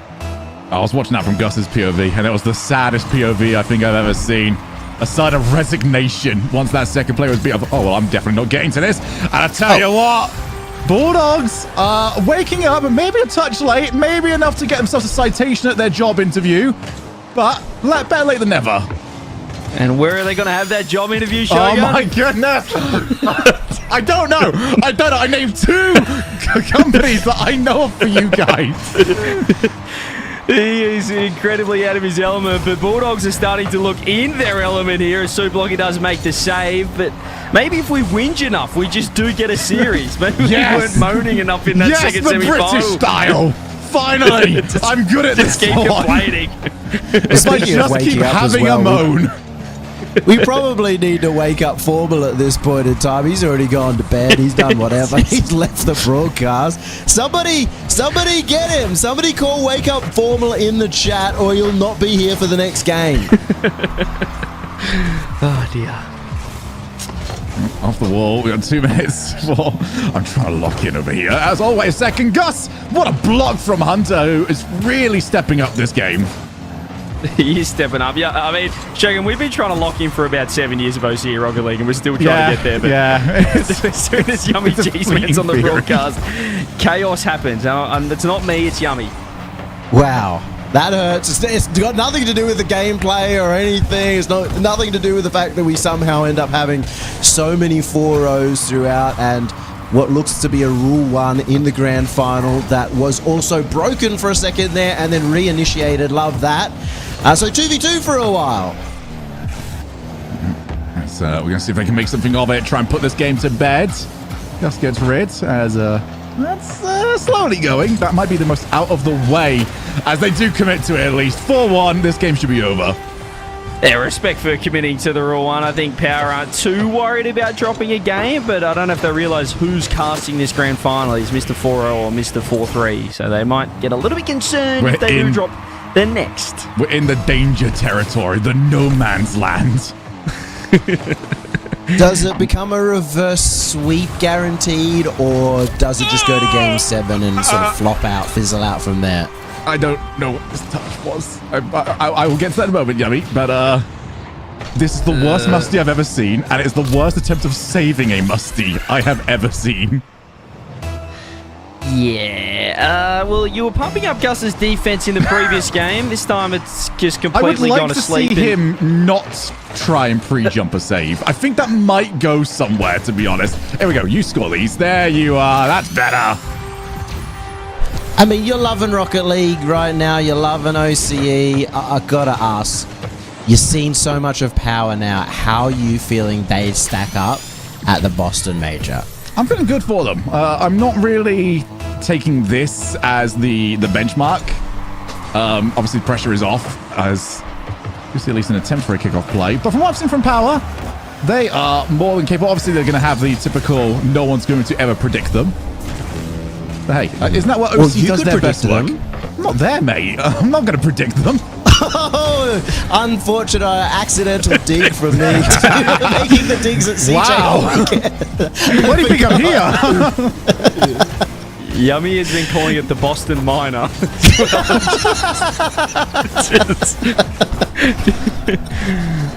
His words, not mine, but 30. 5 seconds left. He was the one who told me to call it that behind the scenes because he can't get in trouble. I just heard my ears blow up, and I think Formal might have picked up his headset from the depths of the ground in his office, in his construction site, if he's not fully invisible by this point, because I think he knows that this game is going a little bit longer than Game 4. Yeah, try and get a couple more goals. Okay, wait. Okay, wait a rootin', wait a tootin'. Let's consider this. Maybe some kickoff plays. You've got 2 goals, 9 seconds. All right, we need a call. CJ, what is the kickoff you see it as of now? I'm looking around and I'm spotting just a nice little fake back left or a little double kickoff. Oh, they went for the close cheat left. The KC kickoff didn't work though, and that's got to be game, set, and not match because they've only just won 1 game. Game, set, and we're going to game 7. That's the way it goes with Shogi and the Bulldogs.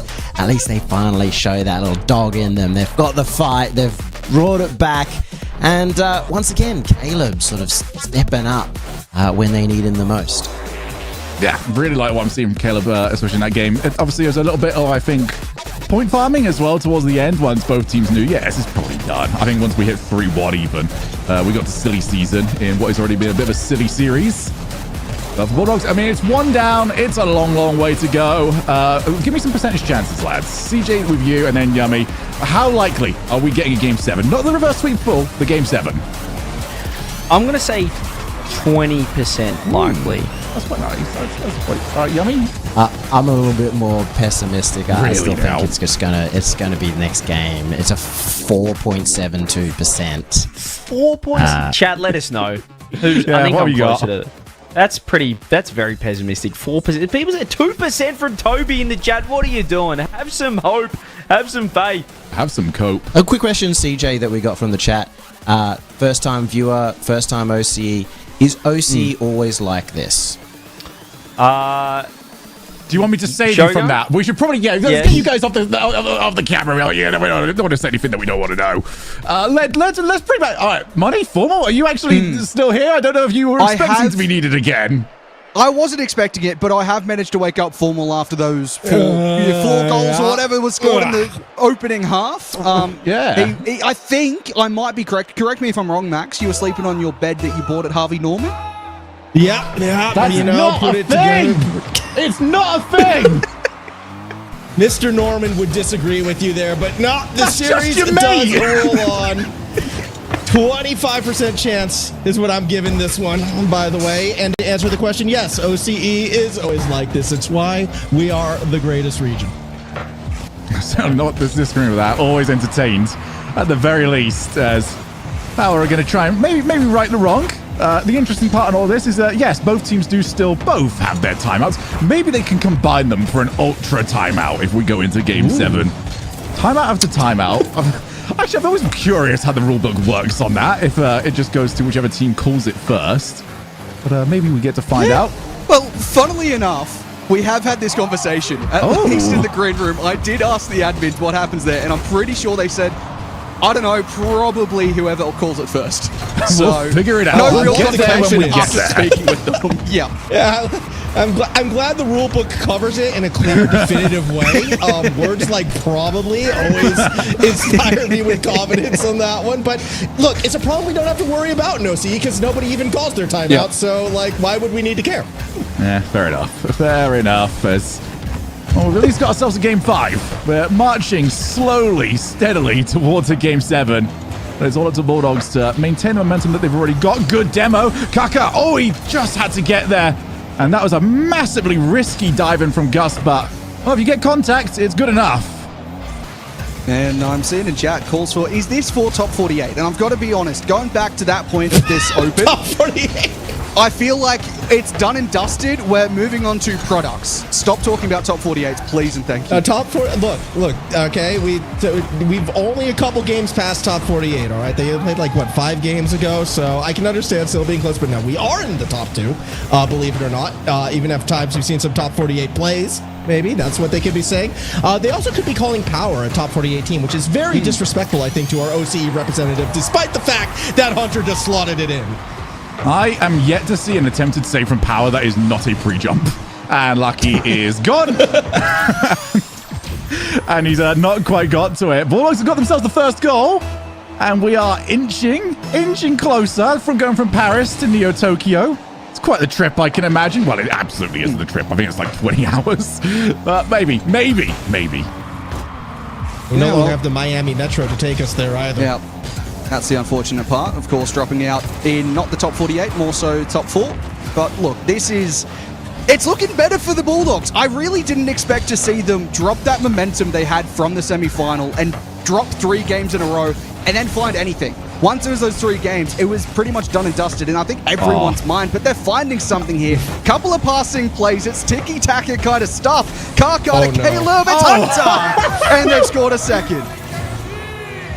When you have 2 people who can score easily with the net that open, something has gone terribly wrong right now on the power side. It's like they won 3 and they just were like, yeah, we're done. We made our point, and I think the reverse sweep is on. I almost don't even blame Power for that one going in, because Hunter played a master stroke on that 3rd pass. He's in a position where everything screams he's going to shoot, and he just backs away from it entirely, almost back passes. Everyone on Power thinks, oh, he's completely bottled that. Dive in. That is unbelievable from Hunter, who, you know, Super Lucky was the player of the series not too long ago. Hunter is dragging Bulldogs back into it. This is a phenomenal appearance in the grand final from Hunter, at least after Game 3 ended, at the very least. Super Lucky had sort of been the one in the driving seat across this one so far. It's starting to seem like it's a Bulldogs shift at the moment, as Gus will take a 50 at the halfway mark. But a minute 30 remaining, Max. It looks like we're going at least Neo Tokyo. And it is interesting, too, that you're bringing up Hunter being the one being that driving force. Because if you remember, last time Hunter was in a grand final, Caleb double gets denied. But yes, last time Hunter was in the grand final, it was that regional 6. It was Chiefs versus TSM. And Hunter had that catastrophic miss that sent the TSM through. He was the hero. Well, Super Lucky is the hero here. And they're going to keep Power in it. Oh, it's a domino effect of failure. A double commit. Caleb then tries to palm the ball to the side. Everyone made a whoopsie, and they've opened the door to Power. Yeah, there was a few miffs in there, Max, definitely, as this one's going to be Hunter. I mean, the Bulldogs, they get onto the offense very quickly. They'd love to make something happen. Caleb slows it down, 50 again in front of net. The defense is looking better from Power. It's not just pre-jump after pre-jump. That being said, it's so close from Hunter. Yeah, she's not lucky. Close, but not quite. Oh, what's that? Oh, what are you doing? What are you doing? Why there? No, no, don't do that. Perfect. That's what we needed. There we go. Cleaning them out like Jim's mowing, cleaning my yard. Gets another one down. 2-2. Next goal wins this game. Oh, no. Oh, I was praising him so much. And it is completely unforced. Now Super Lucky looking to try and get a 3rd one on the board. It's on target. Kaka has to go early. Bulldogs, after turning this around, have made such a hash brown of this. They have absolutely thrown away this lead. It's not looking too good right now for the Bulldogs, but they have a chance just to compose, and Kaka looks to go high. Good challenge, drops down towards Caleb! It's in off the crossbar! Baby! Just when you thought they had lost the momentum, the playmakers back. Caleb, magic touch, over 2, down and in, 2 seconds left. Does Power have the magic in them, Shogun? What can they do here? Well, they got to get something now, because it's not even a roller coaster. We're just getting slingshot from the ceiling back down to the ground. Fiber tries to get to it, tips it over the top. Caleb went early, and he got to it. What a pre-jump save. Oh my goodness, it drops on down for the Bulldogs. You said it's a roller coaster. It absolutely is. The Bulldogs might just be finding some tickets to Dreamland after this one, Max. Exactly. It's not a roller coaster. It's the giant drop. We thought we saw it before with Wildcard, but maybe we're seeing it with Power as well because they're losing 2 games here. And what?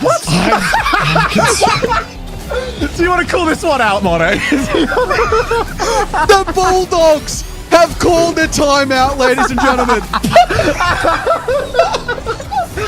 We're not misspeaking. The team that just won has called a timeout. All right, I want to say there might be a good reason for this, which is Caleb's ping did quickly shoot up to like 250 once the game was over. But, I mean, it also could just be that they feel like it. I don't know. I think that's entirely copium. I think they just felt like... I'm trying to find logic where there is none. Not here. Not tonight. We lost logic back in the semifinals, mate. It's over. They're taking their victory lap after winning 2 of 4 on the reverse sweep. They're coming in. Oh, this is just unbelievable at the moment. So yes, we've got 50 seconds now until we head into a game 6 that we were not expecting. Right, well, I'm going to throw the same question over to you guys on this one. You get a bit better odds now. If I hear a 4% after a game like that, then you're out of your minds. Reverse sweep. All right, we're gonna up the ante. Not game 7. Reverse sweep. What are the chances? Formal, start with you.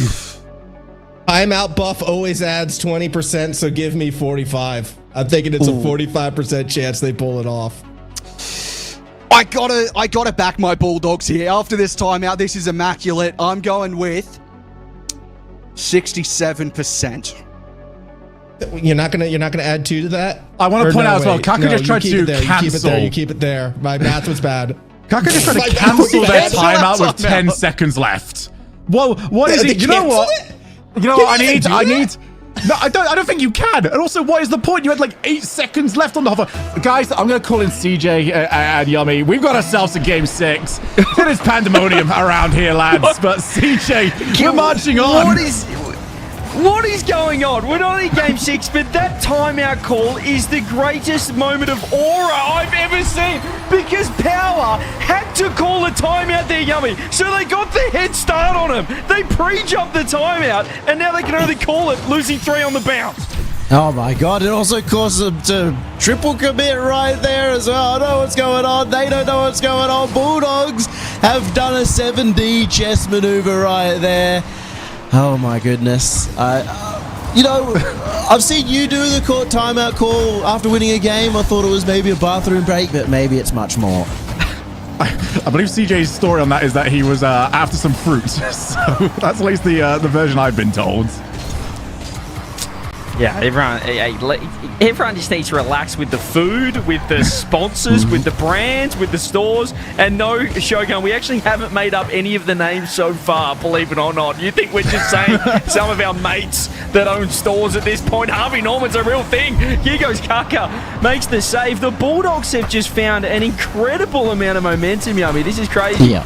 The Shogun definitely made up making a hash brown of something, so it's even at this point in time. I will say that this is looking a little bit repetitive too, in the fact that this exact scenario happened in our upper bracket final this weekend. Power won the first 3 games. Bulldogs turned it around with the next 2. They weren't able to close out the series there. It's looking a lot better this time. A good block. Hunter's on the way. Has to win the ball. Does do exactly that. Nelson claims the 100 boost, so opportunity to go over towards Gus, who realizes he's probably not getting there, but it's a great pass. Super lucky on the way. Good first touch. Now looking to try and outplay. 2 players committed, and it was enough. Oh, that could have been an own goal as well. He kind of used the teammate as a backboard there, I think, Kaka to help out. Still pressure on, and Fiber sticking around like a bad smell in this Bulldogs defensive half. They have the 1 goal lead, though. Need to keep holding on. They're starting to just maybe play a little bit more passive here, Yummy. Well, they need to sort of step up the gas a little bit. Power I don't know, there's just been getting shut down by Bulldogs at times. There's been mistakes from both sides as this series gets a little bit more closer than Power would have liked. It's like the power goes off on occasion. I'm not trying to make a pun there whatsoever, but just on occasion, the disconnect happens on the controller and people just miss the ball. I don't have anything for it. Are you new here? What I know, but it's weird being it's weird being involved in it. Okay, you get stuck in the typhoon. All right, now I'm in the eye of the hurricane and I'm scared. Yeah, I think you're gonna like it here. I think you're really gonna like it here, Shogun. Just as Kaga's gonna like the look of this double. Just does well to defend, but that's kind of all Power are doing right now. Is just playing a bit of defense. We saw one big mistake really from Caleb, but that was about it. Outside of that, haven't seen too many nerves here as Carl Hunter to make a huge touch and does so. And he's managed to plug the gaps a few times, switched on in the defense. It's been a real turn on for the Bulldogs as, well, they're going to have to hold on to that 1-goal lead. They've managed to do it for now, but this is where Power really start to step up. They've got the aggression going. They've got the boost steals. Super Lucky has to get a good challenge, and he does, over to the corner, but can't get the follow-up. Hunter saves it out. Yeah, that was really a case of just playing for the best touch rather than playing the touch that was available. It took far too long to get a hold of it. Gus, no boost, no real chance of getting rid of that one. 1:20. And the Bulldogs might be sending us all the way to Game 7. Outside of either a moment of magic or a moment of madness, here's Kaka trying to provide some of that magic. Must need for the top corner. And Super Lucky shuts it down. Great shot, even better save. A minute left. We mentioned it after Game 4. This is either a 4-0 or we're going the distance. We're 1 minute away from going the distance. Caleb throws it on net, and we're even closer now. Caleb, when it really matters. Gus, I don't know what happened there. He just didn't quite get behind that ball. He's ended up giving a golden opportunity to his ex-teammate, and Caleb has not been missing at all today. Oh, they tried for the kickoff play. It's not quite worked. What on earth is going on? You have to really write down how this series has gone. Completely written off. And then we've got a team that has called a timeout on themselves as Gus tries to redirect. That's not the worst attempt I've seen. Caleb gets rid of it. He's not going to land in time. Needs Hunter to get there, and he can't. The lead is down to 1. An incredible shot from Super Lucky. Had to be precise. Knew he only had a small window to shoot from. Caleb, he made the touch, he made the save, but just got too fine of a touch on it. Centered the ball to Super Lucky, who does the rest. 37 seconds. Here we go. It's not the situation the Bulldogs wanted to find themselves in. And this is the kickoff that might turn it around. There's been a beat on one. Super Lucky gets the bump, but Fiber gets bumped in return. Off the back ball as well. Kaka can just take his time. It was a really poor touch to hand it over to him. As Fiber's awkward as well.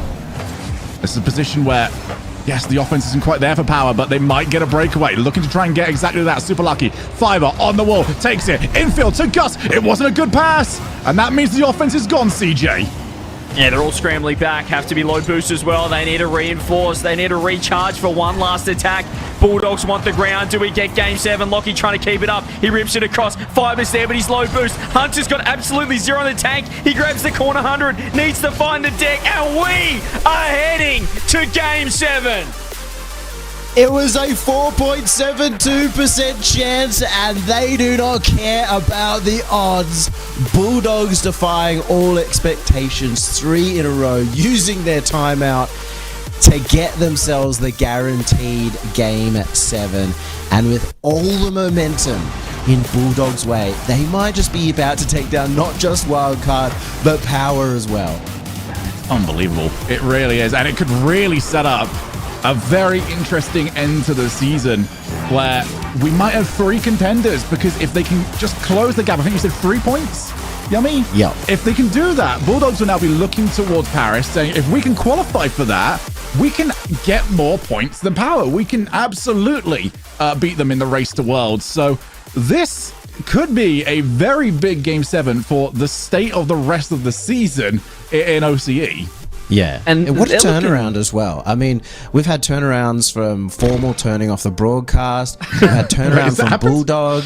And we've had a turnaround from CJ. He hasn't called chat poor once today. Okay, now that sounds weird out of context. The Shogun's going to think I'm a bad person. All right, I just said the poor people in chat, and I meant I felt sorry for the people in chat. I didn't mean the people in chat are poor. Shogun, take us into Game 7, please. Ladies and gentlemen, we have gone to Champions Field for Game 7. So if we're going to have 7 games, we might as well have 5 casters. Formal, Money, they're going to join us. And it's going to be CJ and Yummy as well. Yummy Cheeseman, let's get into it. Game 7. We were born for this, but maybe not for power. They've let in another kickoff goal somehow. Call Caleb a bake-up because he's having an absolute delight in this grand final. He gets another one in Game 7. Oh, you know, this could be one of the greatest reverse sweeps in history. That could be the goal that decides it. And you open with yet another pun. Well, Gus nearly responds in kind. That was going to be it, saved on the line. Play hopefully should start to settle here, but for the 4th time in a row, Power is on the back foot. I'm still thinking that Game 6 timeout call. It is one of the craziest things I've seen. And one thing we did miss as well with that Shogun is that halfway through, Kaka said, actually, we cancel it. We're ready to play. They just wanted to call it for the sake of it. What a save from Hunter. We thought we were being robbed. We thought that we'd lost out one of the greatest grand finals in OCE history. Bulldogs said bet. We are part of the greatest grand finals in OCE history. And what an attempt that was. Gus had to be aware of it. Hunter off the wall. They're not going to be able to create too much from that though, Yummy. Best of 7 reverse sweeps are a unicorn in Rocket League history. There have been so few of them. Best of 7 reverse sweeps in a grand final. I don't know how many, but it's got to be almost none. And it's just looking even more likely at the moment. The defense from the Bulldogs is looking much better overall. They've had pretty horrendous defense so far this split, but it's really coming alive when it matters for them most, where they can make this gap so much smaller for next split. And it might not be Boston on the line for them, but, you know, for players like Hunter, who is looking for redemption from last season, for Caleb, who always seems to be so close to putting these ones away, but never quite on that major threatening roster, never quite on that regional winning roster. This could be a big hallmark moment for him. Pressure coming on. Kaka's looking, but can't get there in time. And I was going to finish off today by making everyone in the OCE community, everyone in chat, apologise to Shogun for letting him down with this grand final. But I think we should be thanking Shogun because he's been in 2 grand finals and we've got 2 Game 7s in OCE. I love it. You're the best. Oh my goodness, and they tried for the pre-jump backboards. Well, it's got nothing to do with me. It's got everything to do with the players that OCE are developing. They are fighting and clawing for this spot. Hunter realizes he's not going to be able to get to that. Cuts on the rotation. Now super lucky. Bit of time. Gus looking for Caleb. Caleb gets to it in time though. Didn't get bumped, but now it's all panic stations. I love that CJ blames chat for the state of OCE Rocket League. And as we head to the second half of this game, we need to see whether finally Power can tie this up or if it's going to be Doggies taking it away. And Power might just be regretting not calling a timeout as the Bulldogs did as Kaka lights that one up. It's 2 for the Bulldogs. Ball set up right in front for him, and he's going to take it to the Bendigo Bank right here. Hunter off the roof. Kaka, bang! 2-point lead, 2-goal cushion, and the reverse sweep is looking even more secure. They just keep on cashing in the Bulldogs' power. Maybe that Rule 1 we saw in that nothing game of Game 4 can come back to bite him, but super lucky. He was the MVP early on in the series, Shogun. He needs to step up again here. Yeah, he's having absolutely none of it. Fibers pass on a dime, on a play, in the net. 2-1. This has not ended just yet. The Bulldogs have the momentum. Power have the legacy. He is the most experienced player on this pitch. Super Lucky has to be the one to take over, and he almost did it just there. But out of defense now, Power have to still find another goal. Fiber has the dribble, has got the bump support, but Super Lucky pulled out just before it happened. And it's a throwback to when we first went into the grand final. There was a moment of silence on the desk because of what had happened, what we thought we'd lost in a grand final. It's coming alive in the final 2 minutes. Yeah, I mean, look, it's why you play the game. It's why we're here. And now all the pressure on Power. They don't want to go into a major being reverse swept. That is anti-aura, anti-momentum. And yet they're kind of sitting in a spot where they need something. Maybe it comes from Fiber. Caleb, though, who has been the MVP in my eyes, constantly in the way. Hunter as well. Things are looking ever so close. Yeah, they're trying to go for it now. You can see the demos. Gus is just flat out demo chasing as well. He couldn't find Caleb, but he did find one. We've got a minute 15 left. Power, as you mentioned, they want to be hot moving into Boston. They need to be hot moving into Boston if they want a chance. But right now, the Bulldogs do not give a stuff about it. Cover off the wall. Good challenge immediately from Caleb, who is definitely not lacking for confidence at the moment. 1 minute, 1 goal. Super lucky didn't get the catch. Now drops down to Caleb. Top bins! Of course, it's Caleb again. Super lucky, had Fiber underneath him, but no trust anymore. Not with so much on the line. And Caleb, he has secured what might be the win and maybe even the MVP. And a mention has to be said about Hunter. 3 assists, the Playmaker medal in Game 7, really bringing this match to the Bulldogs. It was OCE Regional 5 last season where we saw 2 reverse sweeps in the semifinals, but never in a grand. Well, here we are, 37 seconds away, and Caleb wants more. What? They're actually going to do it. The Bulldogs, who looked completely out of this, have 4-0'd Wildcard in the semi-finals and have completed one of the rarest feats you'll see in Rocket League, a grand final RLCS best of 7 reverse sweep. What a tournament. All the eyes on Wildcard, all the eyes on Power. Nobody expected the Bulldogs. Well, expect them now. Expect them to be a threat and expect them to really be looking for Paris. OC, we lost out on all of the chances for an all or nothing grand final. But you guys got something so much more important. You've got the depth now and you've got 3 top quality teams. On the rise, these guys have been on the grind. The hard work has paid off. Bulldogs have completed the best of 7 reverse sweep. They take down Wildcard, they take down Power, and they take one more for the road. This just seems to be how Game 7s go in the grand final. Someone runs away with it. It was Power in the first one. It was Wildcard in the second, in overall the grand final, and now in Game 7 again, it's Bulldogs running away. I mean, speechless would be one way to look at it. People saying they never never believed in them. I never doubted them. The talent was always going to be there. You can check the predictions. More faith than Monty, way more faith than CJ. I've always backed my boys. You never, you walked away from them. You were not a believer, Monty, and yet here they are, regional 3 regionals in OCE and 3 different champions is how this split ends.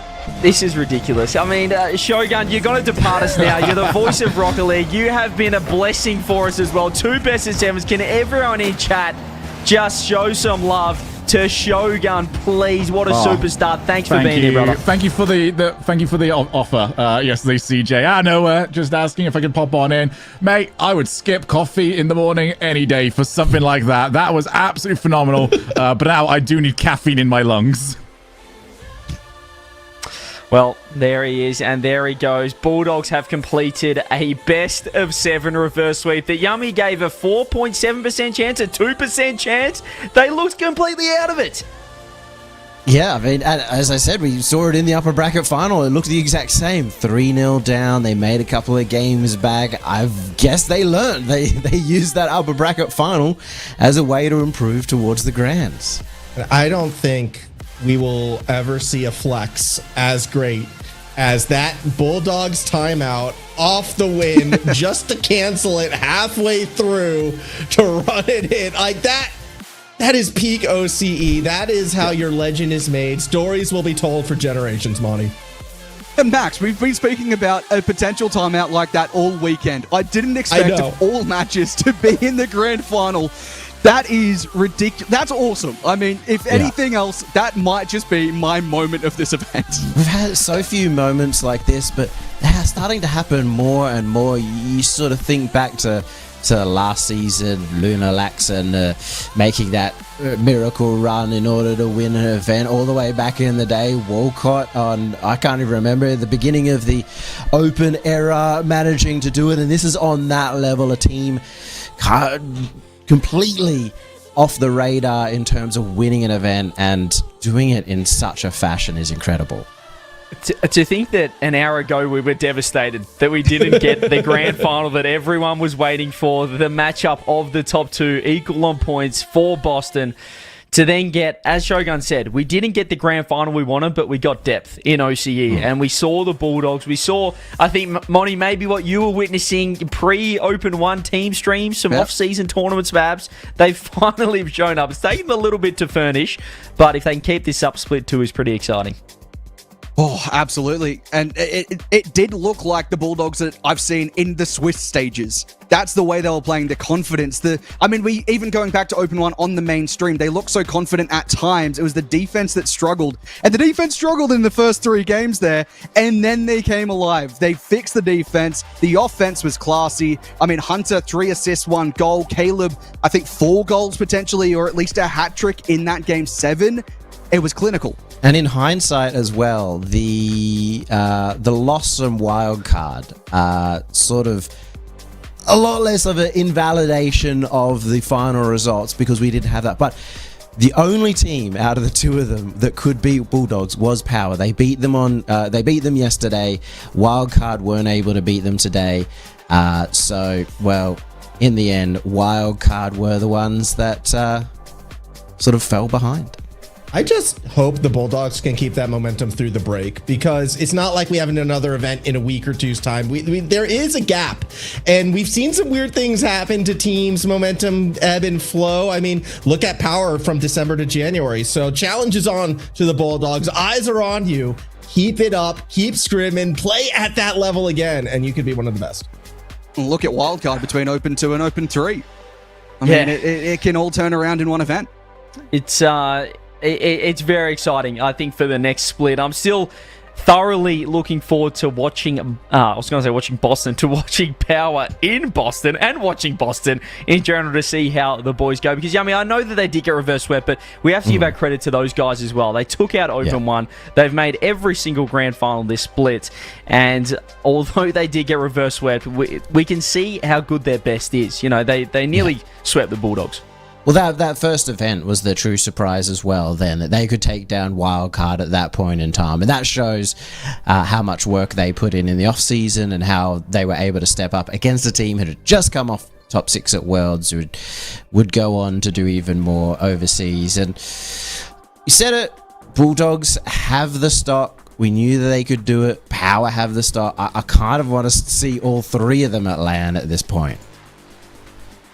Yeah, it'd be pretty. It feels like, one seed. I'm a little bit flat because I'd love to see at least a couple of our top 3 teams right now, especially with how the Bulldogs are now stepped up, which is very exciting. And speaking of the Bulldogs, I do believe that we have a member of the winners from Open 3. We've got Hans right here, ready to go. Mate, what's going on? You just play better with no pressure or something? That's exactly what it is, CJ. It's how it always is. So, well done, mate. A huge win from you. 4-0 over Wildcard in the semi-final. Best of 7 reverse sweep in a grand final, which is very rarely done as well. What was it about today for you guys? No, I think in the Wildcard series, obviously they're playing they're playing for a bit more than we were. So I think we jumped them and we ran the series from there. But the final, we've played that team like 5 times, it feels, and all 5 times we've lost the first 3. We've always won the next 2, so we just said we'll take the time out, after we win the next 2, and we'll fix up game 6, and then it worked. There's actually a master stroke from the boys, so it's nice. Nice, I love that. We haven't actually got to talk to you much at all. How did you guys form this team? Did you have the expectations that you'd be winning an event at the end of the split, or even at the beginning of the split, and it took you longer than you wanted? Yeah, we just formed, the roster shuffle. Whoever gets on whatever team, we're kind of the leftovers. Got together. Now we had high expectations. I think very high expectations. Sometimes to our own detriment, maybe. But yeah, I think we just worked really hard for this regional. With Worlds points on the line and whatever, and yeah, we played well. I'm glad you're bringing up the Worlds points as well, because we're about to enter another sort of mid-split thing. We've seen top rosters shift around, but you've now won this regional. You're chasing down Wildcard. You're making yourself in the hunt. Please promise all of us that this roster is going to stay together and it will still be these three split two still out there competing, because we want to see how far you can go. Nah, no promises. I won't lie and say there's a promise. Who knows what's going to happen, but we'll see. Hopefully. Mate, I am so in love with this roster. It's been phenomenal casting through the entire time. I've never stopped backing the boys. Don't look at do look at the semifinal predictions. Know who has your back. That's all I'm going to say. Look, all I'm going to say is I predicted in the grand final, but I just need to know what was the thinking behind that timeout. Well, it was just we've played that series many times. We've always lost the first three, so we thought we'd change something up. We actually tried in the Wildcard series as well. We tried a timeout after the third game. See, a third or second? I can't remember. See if we could break the rhythm. I mean, sometimes you get ahead of yourself when you're winning a couple games, but they beat us to the punch, so they got the TO. But, yeah. It seemed like even you yourself, Hunt's talking to you throughout the split after that first event, you were just it felt like the Bulldogs, you and the team took a back seat thinking, it's just the top two, we'll just let the other guys go at it, we'll just be the third string, we don't have an org, we're chilling. What does this win kind of change for you guys, do you think? Is it time to lock in and be that number one team in OCE? I hope. It'd be great if we locked in and built from this. I think the boys are keen. I mean, you can't ever be unhappy when you get a regional win, and I think we can take a lot of confidence from it. But we didn't make the major, so we got till next split.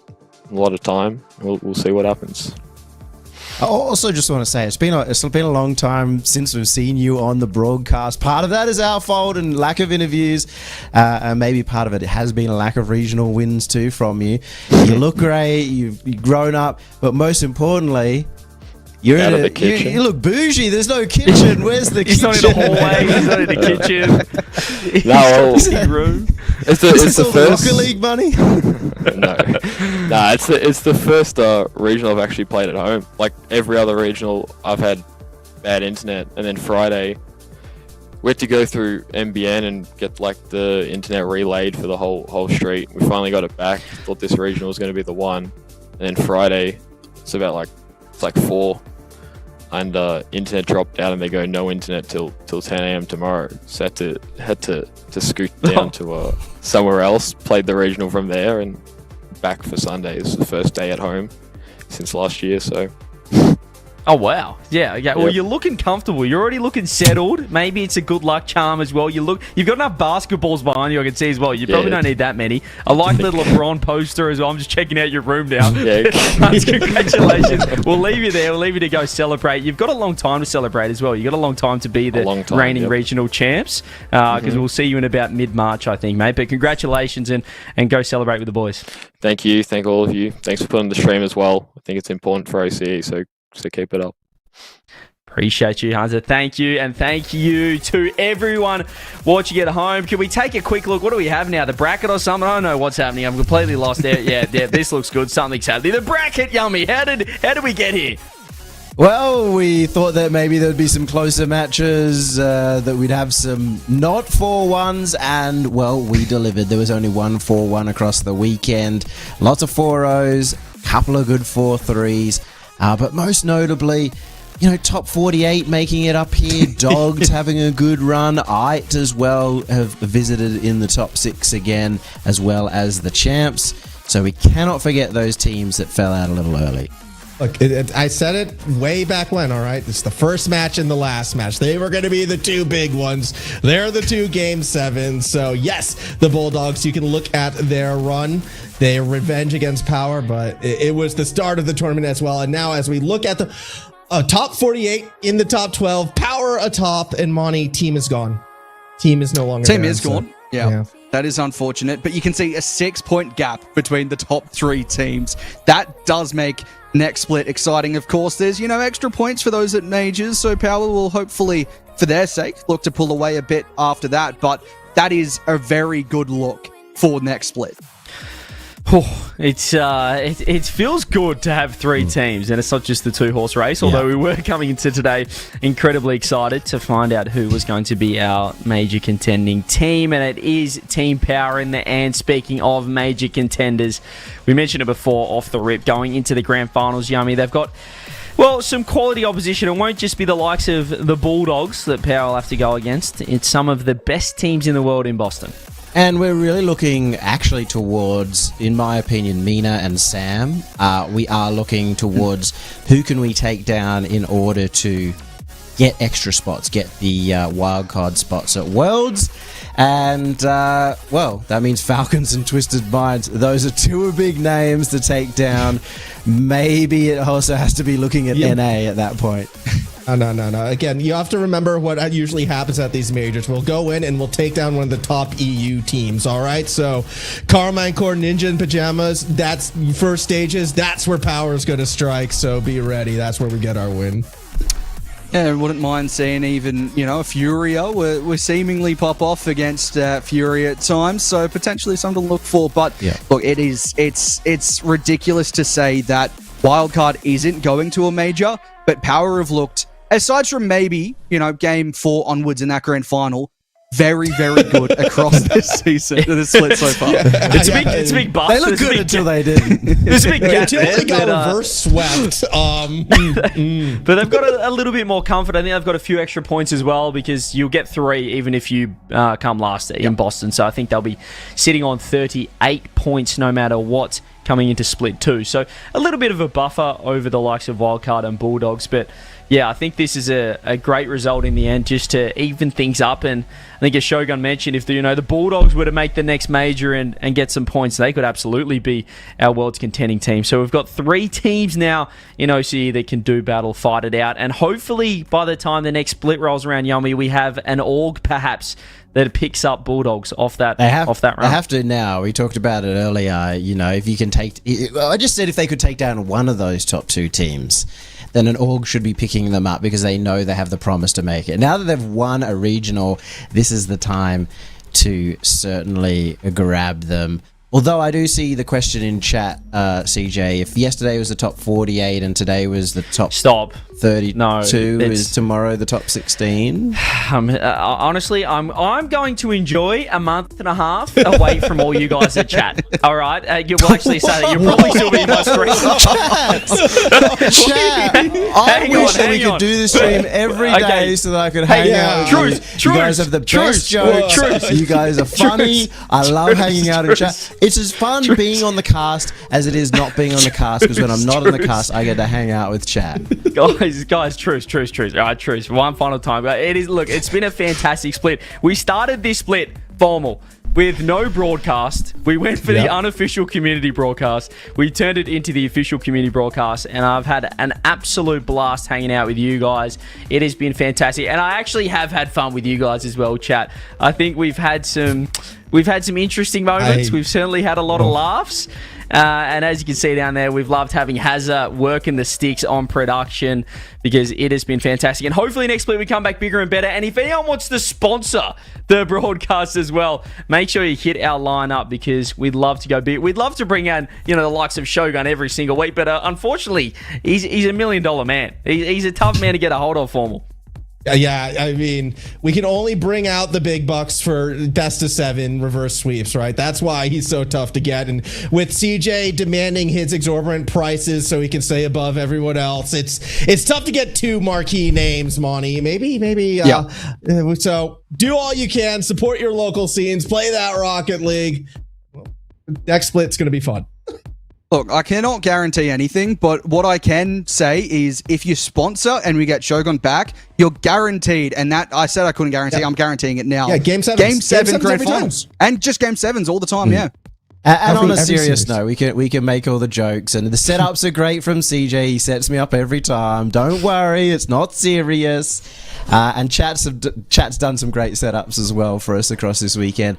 But this broadcast is probably as high, if not higher quality than any broadcast we ever have. I'm looking at formal, and it's hard to say that. But keep going. I'm not saying it's professional. I'm saying the broadcast quality is great. Yeah. The jokes are great. There we go. The broadcast quality is now perfect, and huge credit has to go to Hazza for that one, who's putting together all of these assets. I know CJ is a large part of getting it organized, but Hazza put this broadcast together. He's doing all the production. He's in on the jokes as well. All of these stupid, really terrible jokes that we have, he just leans into and gets it working. He's the GOAT. Make sure you guys all send Hazza some love, because he's up early in the morning getting this done on 5 hours sleep and absolutely slaying it. He's a superstar. He's on a global time zone, that man, and honestly, I do nothing. It is literally just Hazza on everything. We need to thank our admins as well, who I honestly think weren't too bad at changing the maps this time. Guru, Angry Man, Timmy getting to work.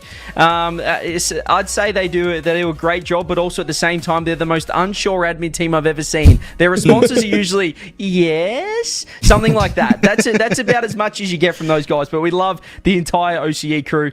But that is it from us from the first split. Hopefully we're back for split 2, bigger and better, and we are, ready to get to work. But we've had 3 opens. We've had 3 different champions here in OCE. Team Power are off to Boston. The Bulldogs are the reigning OCE regional champions, all on the line for split 2 as well. Make sure you guys are tuning in to the Boston Major and giving the Power Boys your love, because they need it. Let's try and get OCE a second spot for the LCQ as well. But it has been fantastic. I love you all, and we will see you in split 2. 24/7 pretending like I never met you. No, it's all for the best, 'cause I know where I'm at every time we're together. Going out of my mind, and I wish I could lie, tell you that it gets better. Now that you're gone, they say time should heal, but it's been too long. Couple months where I can't seem to move on. I can't seem to move on. I can't seem to